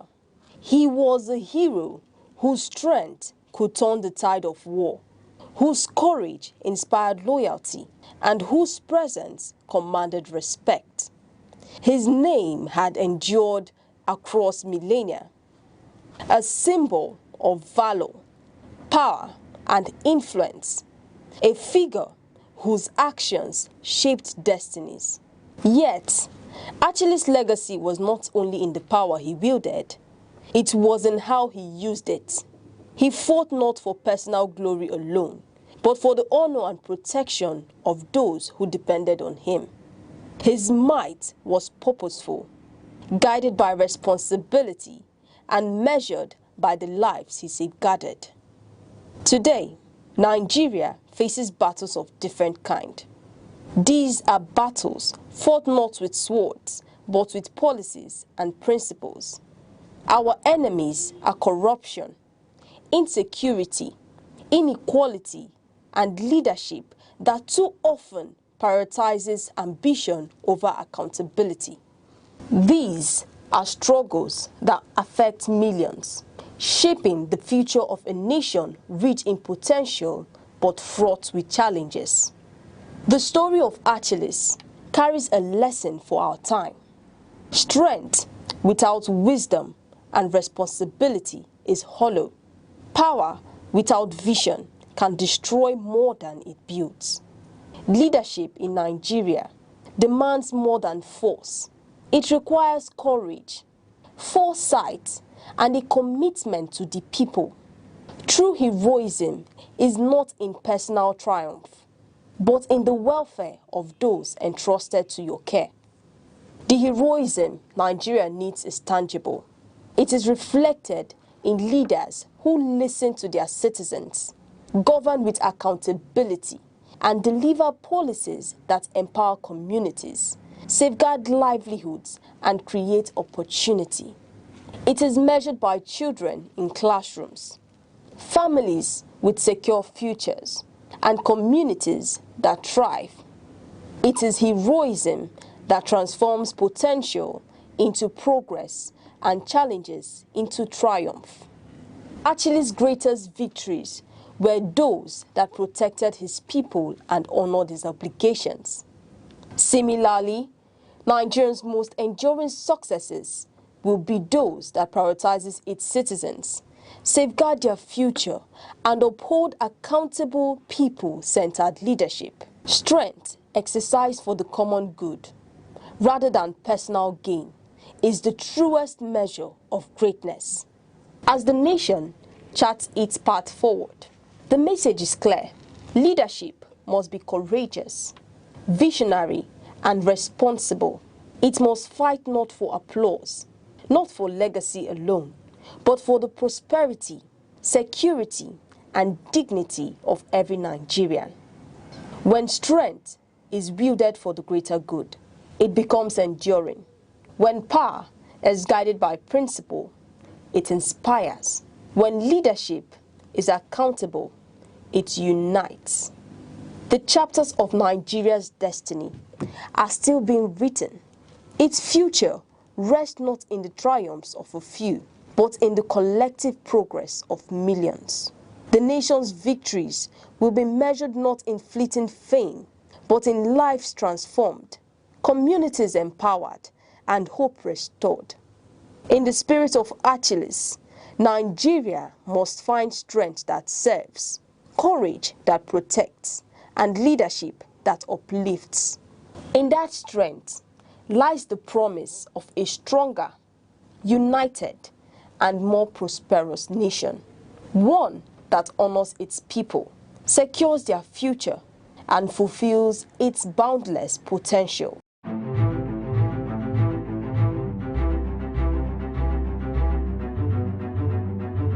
Morning headlines before you step out. Midday updates while you walk. Evening analysis when the day winds down. Wherever life takes you, Aneke TV keeps you informed, connected, and ahead. Aneke TV. Move with the world.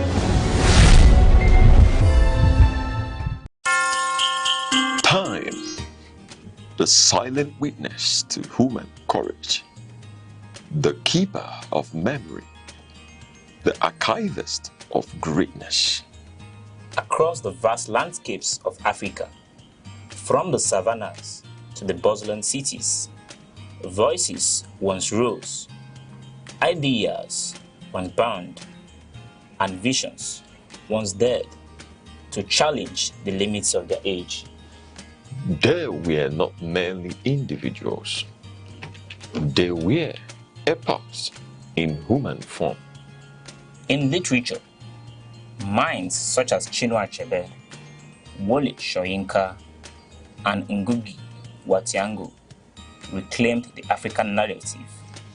Through ink and imagination, they dismantled distorted histories and restored the dignity of African identity. Their words were not just stories. They were mirrors, reflecting a people long misunderstood, and windows opening the world to the depths of African civilization. In the realm of science and knowledge, Pioneers like Philip Emeagwali proved that African intellect could reshape the frontiers of computing and technology. Their work was a quiet revolution, reminding the world that innovation knows no geography. And in leadership, towering figures emerged when history demanded courage. Men like Nnamdi Azikiwe, Kwame Nkrumah, Nelson Mandela, and Julius Nyerere redefined freedom, not as a privilege bestowed, but as a right reclaimed. They spoke for millions. They endured prisons, exile, and resistance. Yet, their vision transcended the politics of their time. They dreamed of a continent awakened. Today, their echoes travel through generations. In every African classroom, in every curious mind, in every dream that refuses limitation. For history is not merely what has passed, it is the foundation upon which tomorrow stands. The past still speaks. Its lessons remain. Its voices endure. This is not just remembrance, it is inheritance. Echoes of the past, where history breathes and legacy lives on.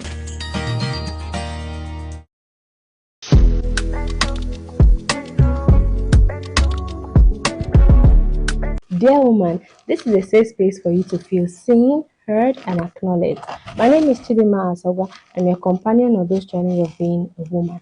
Today we're talking about how to be security conscious. You know that the world is changing, so many things are happening, especially election is fast approaching, and during this period or during this season, there tends to be a lot of security issues. So as a woman, you need to protect yourself. You need to ensure that you are security conscious and you're on the lookout. The first thing you need to do if you're a woman, especially for vloggers and YouTubers, is when you take pictures, when you make videos, do not show your live location. Let's say, for instance, you are at Enugu Presidential Hotel. Don't post that you're at Presidential Hotel until you leave Presidential Hotel. Give it an hour or two after you've left. Maybe you left to Ntachosa or you left to Nike Lake Resort. That is when you can now post that you are at Presidential Hotel. So that it's not easy for someone to trace you and find out your exact location. Also, if you are making videos or taking pictures, do not take them at your exact house or in your vlogging from your exact street. Let's say, for instance, that your house is Holy Ghost Cathedral. If your house is Holy Ghost Cathedral, start your vlog from Albertina Stores, that place. Because if you start from Albertina Stores, people will not know if you are staying in PNC, if you're staying in Holy Ghost, if you're coming from Obi Road, if you're coming from Albany Road, they'll be confused. But if you vlog from, let's say, PNC, it's easier to trace you that old person is coming from this place. So always be conscious. Whenever you are vlogging, you're a YouTuber, you are someone that is a public figure, do not share your exact location. The next thing is you need to be conscious of your environment. Open your eyes and be conscious of your environment.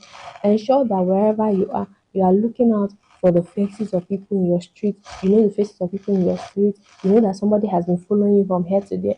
When you want to get into a bus, you know that, oh, these are just guys or these people are looking irresponsible. Always be security conscious. Oh, that's how this person is acting. Oh, this conversation sounds funny. Remove yourself. The third thing is always tell people where you're going to. It can be your friend, it can be your family member, but I highly advise that you tell a family member where you're going to. Friends is okay, but sometimes that your friend can be the person that is even trying to eliminate you or trying to cause some harm to you. But your family, when they are searching for you, it's easier for them to communicate. Oh, Kate told me she's going to so and so place.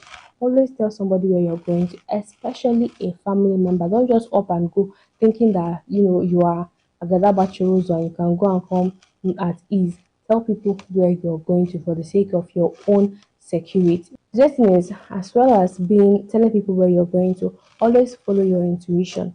Whenever you are somewhere and your intuition tells you that you should leave or you start feeling uncomfortable for whatsoever reason that you're feeling that reason, don't question that reason now. Just leave. Get your bag, get your things, and go. Follow your intuitions are usually right 95% of the times. The problem is that we usually don't trust our intuition. But if your intuition is telling you don't do this, you know that your inner mind, that your heart is telling you leave here. This place is not safe. This person doesn't have the best intentions. Get up and leave. The next thing is when you go out with friends, make sure that you're always protecting your drink. Don't leave your drink unattended. I know they usually tell guys this one and they don't tell ladies, but there are things that we call date drug. These are drugs that are used, they are slipped into a woman's drink and she loses control or loses inhibitions and then she's, raped. Try as much as possible as you can to always be there for your drink, your food. Don't allow somebody to order on your behalf. Only take things that you know or you have tested before and you sure your head can carry. And when you order those things, always you put your hand on it like this. Make sure you are covering it. Make sure you are there. And if you go out and come back, maybe to ease yourself or something, don't touch that thing again. Don't touch it again. Always try to protect whatever it is that you are eating, whatever it is that you are drinking when you are outside with people. Then the next thing I'm going to share with you is try as much as possible as a lady to have your pepper spray with you wherever you are going in case of when you meet silly characters that tend to abuse women. There are people, I remember when I was growing up, one of my cousins, that one day we were just going to somewhere to go and run a few errands. On our way back, one guy was at the corner of the road and just come and the guy approached my cousin and hit her bum. That was so embarrassing and that made my cousin so angry because I was a little baby back then and I couldn't do anything. But next time when we're going out, we always go with firewood. It's a funny memory, but then it was apt for the particular situation. So because you cannot move around with firewood because they say you are crazy, try as much as possible to move around with pepper spray. I'll give you my recipe for pepper spray. My recipe for pepper spray is put in pepper, put in lemon or lime, put in Cameroon pepper, blend it very well. You can even add vinegar.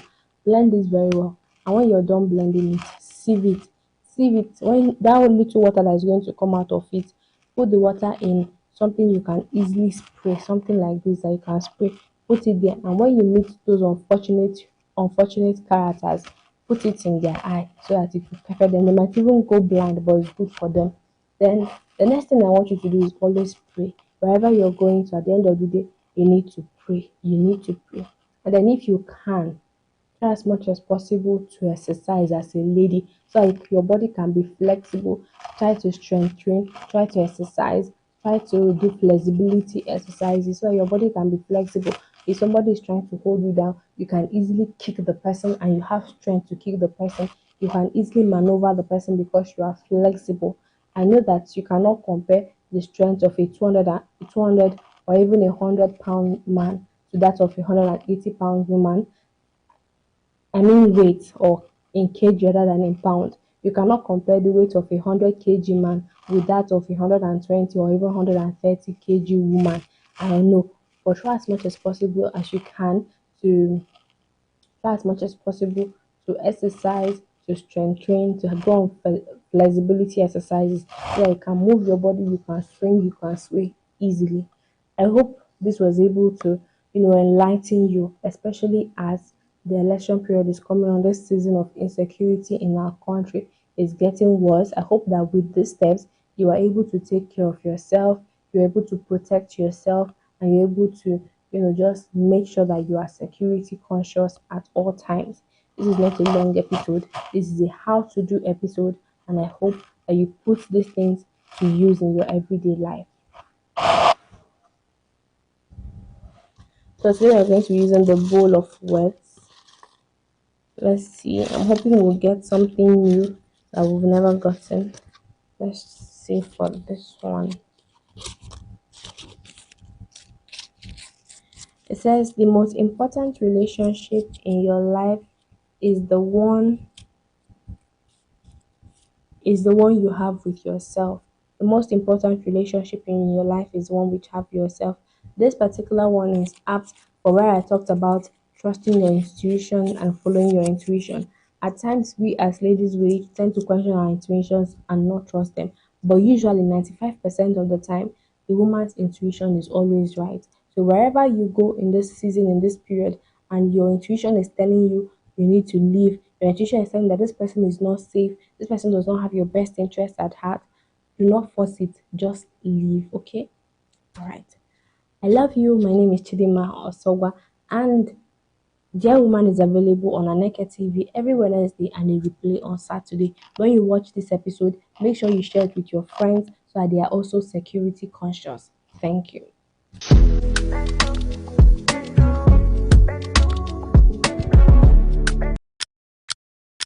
Every second, the world changes, markets rise, leaders speak, stories unfold.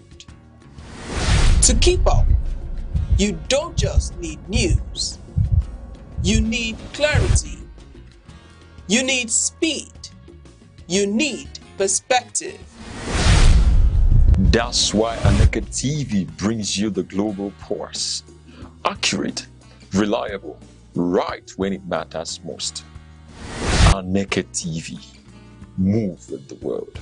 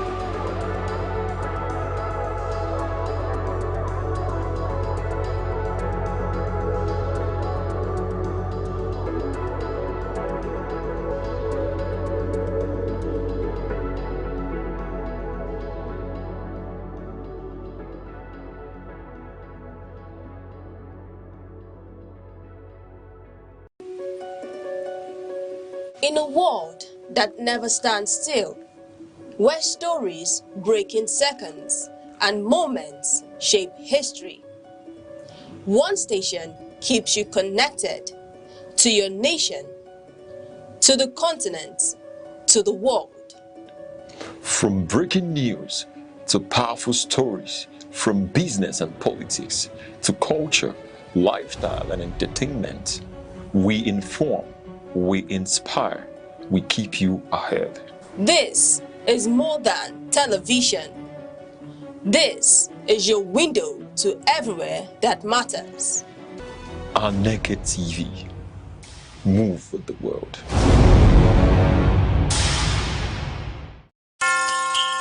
Time. The silent witness to human courage. The keeper of memory. The archivist of greatness. Across the vast landscapes of Africa, from the savannas to the bustling cities, voices once rose, ideas once bound, and visions once dared to challenge the limits of their age. They were not merely individuals. They were epochs in human form.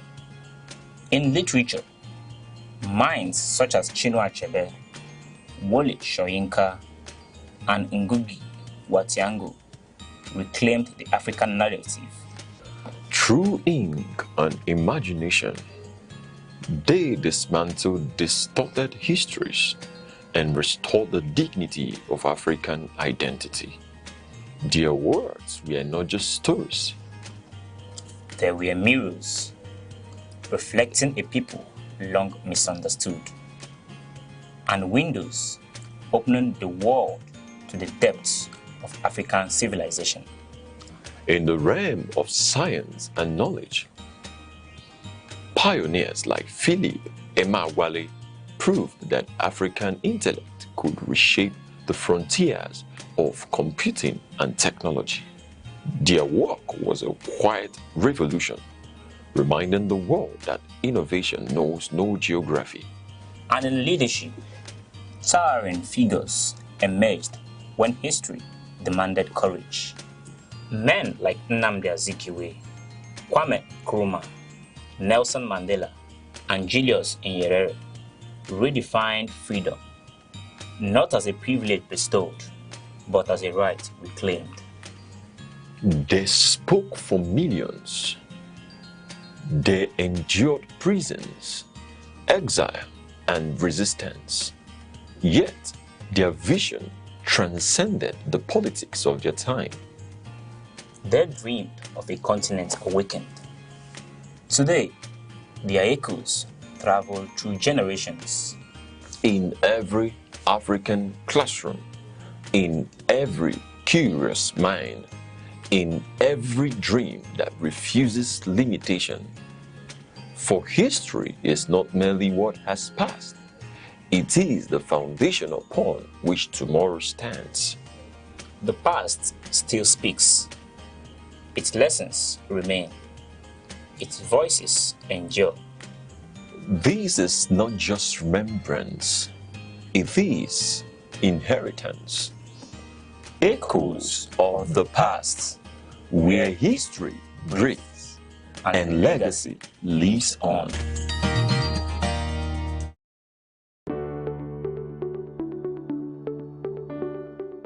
In the long arc of Africa's history, few figures stand as tall or resonate as deeply as Nelson Mandela. His life was not merely a personal journey from prison to president.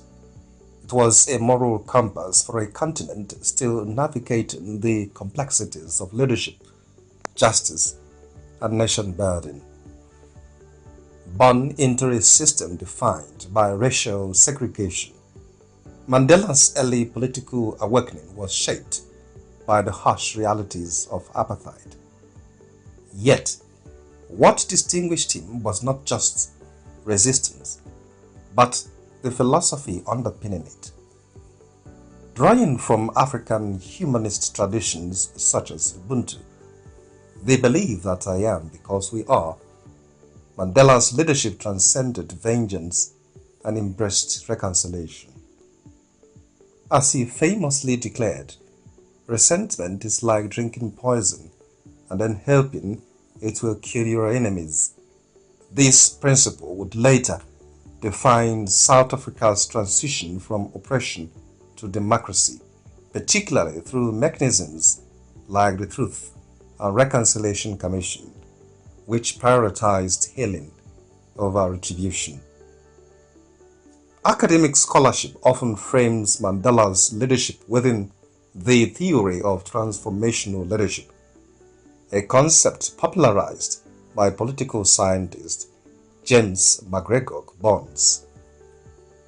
Transformational leaders, Bonds argues, elevate the moral consciousness of both leader and followers.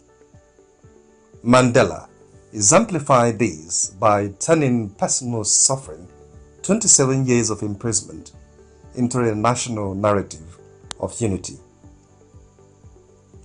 Equally compelling is Mandela's embodiment of what scholars call servant leadership, a theory advanced by Robert K. Greenleaf.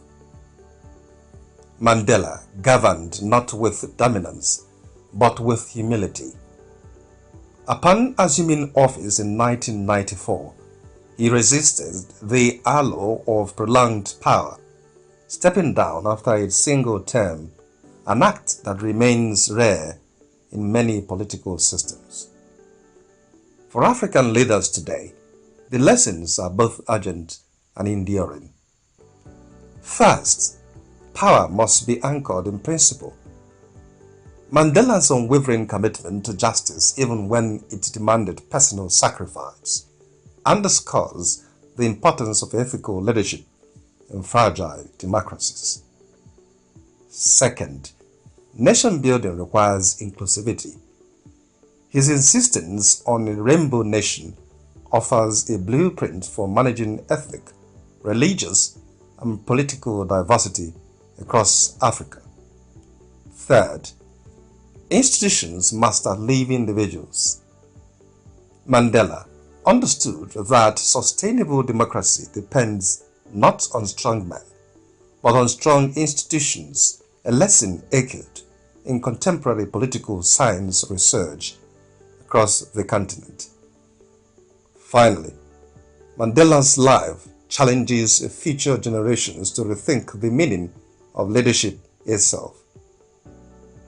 As he once reflected, leader is one who knows the way, goes the way, and shows the way. His journey reminds Africa that leadership is not defined by authority, but by integrity, vision, and the courage to unify. As the continent looks ahead, the echoes of Mandela's past remain a guiding voice, calling not just for remembrance, but for renewal.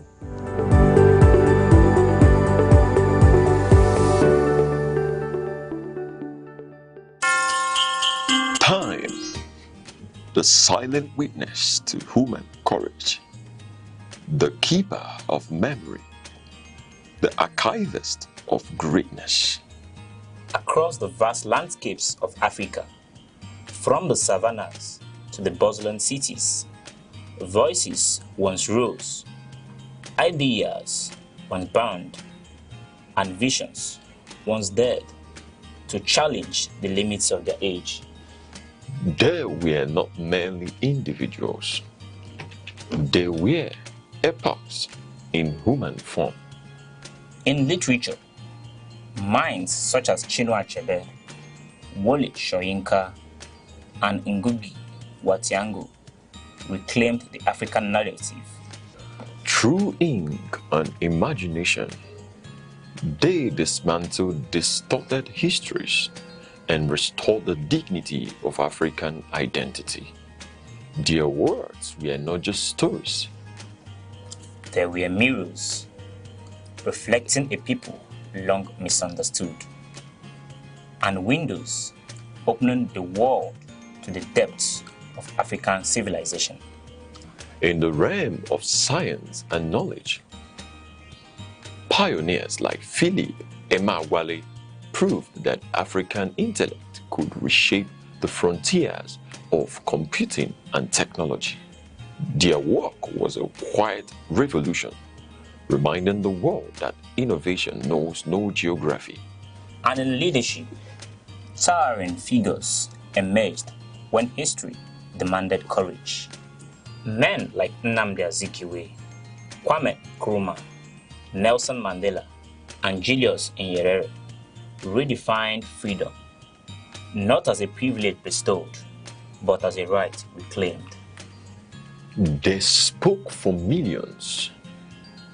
They endured prisons, exile, and resistance.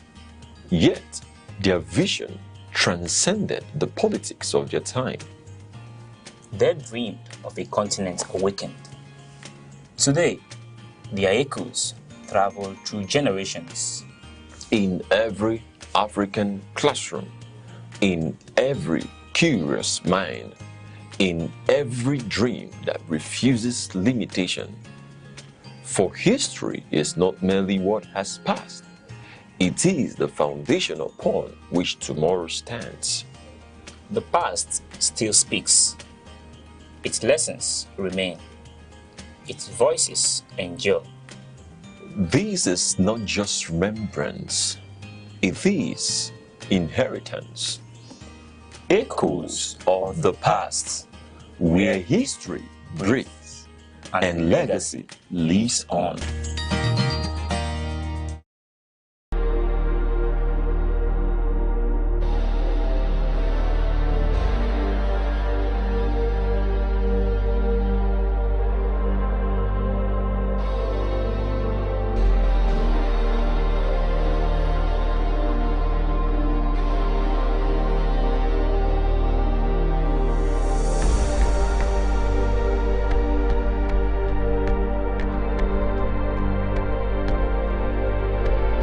Nigeria, a land of striking contrasts, where nature unfolds into dominant ecological identities. The lush southern forests and the vast northern savanna belts, stretching from the humid Atlantic coast to the dry fringes of the Sahara. Nigeria's vegetation is shaped by climate, rainfall, and human activity. Broadly, it is divided into the southern forest zones and the northern savanna belts. In the south, abundant rainfall gives rise to tropical rainforest, thick, multi-layered ecosystems, rich in biodiversity, towering trees from a continuous canopy, sheltering countless plants and animal species. These forests are not only ecological treasures, but also economic lifelines, supporting agriculture and livelihoods. Closer to the coast, fresh water and mangrove swamps dominate. Here, water and land intertwine, creating unique habitats adapted to flooding and salinity. The mangrove forests of the Niger Delta are among the largest in Africa, vital for coastal protection and marine life. Moving northward, forests gradually give way to the Guinea savanna, a mix of tall grasses and scattered trees. This region supports farming and livestock, forming Nigeria's agricultural heartland.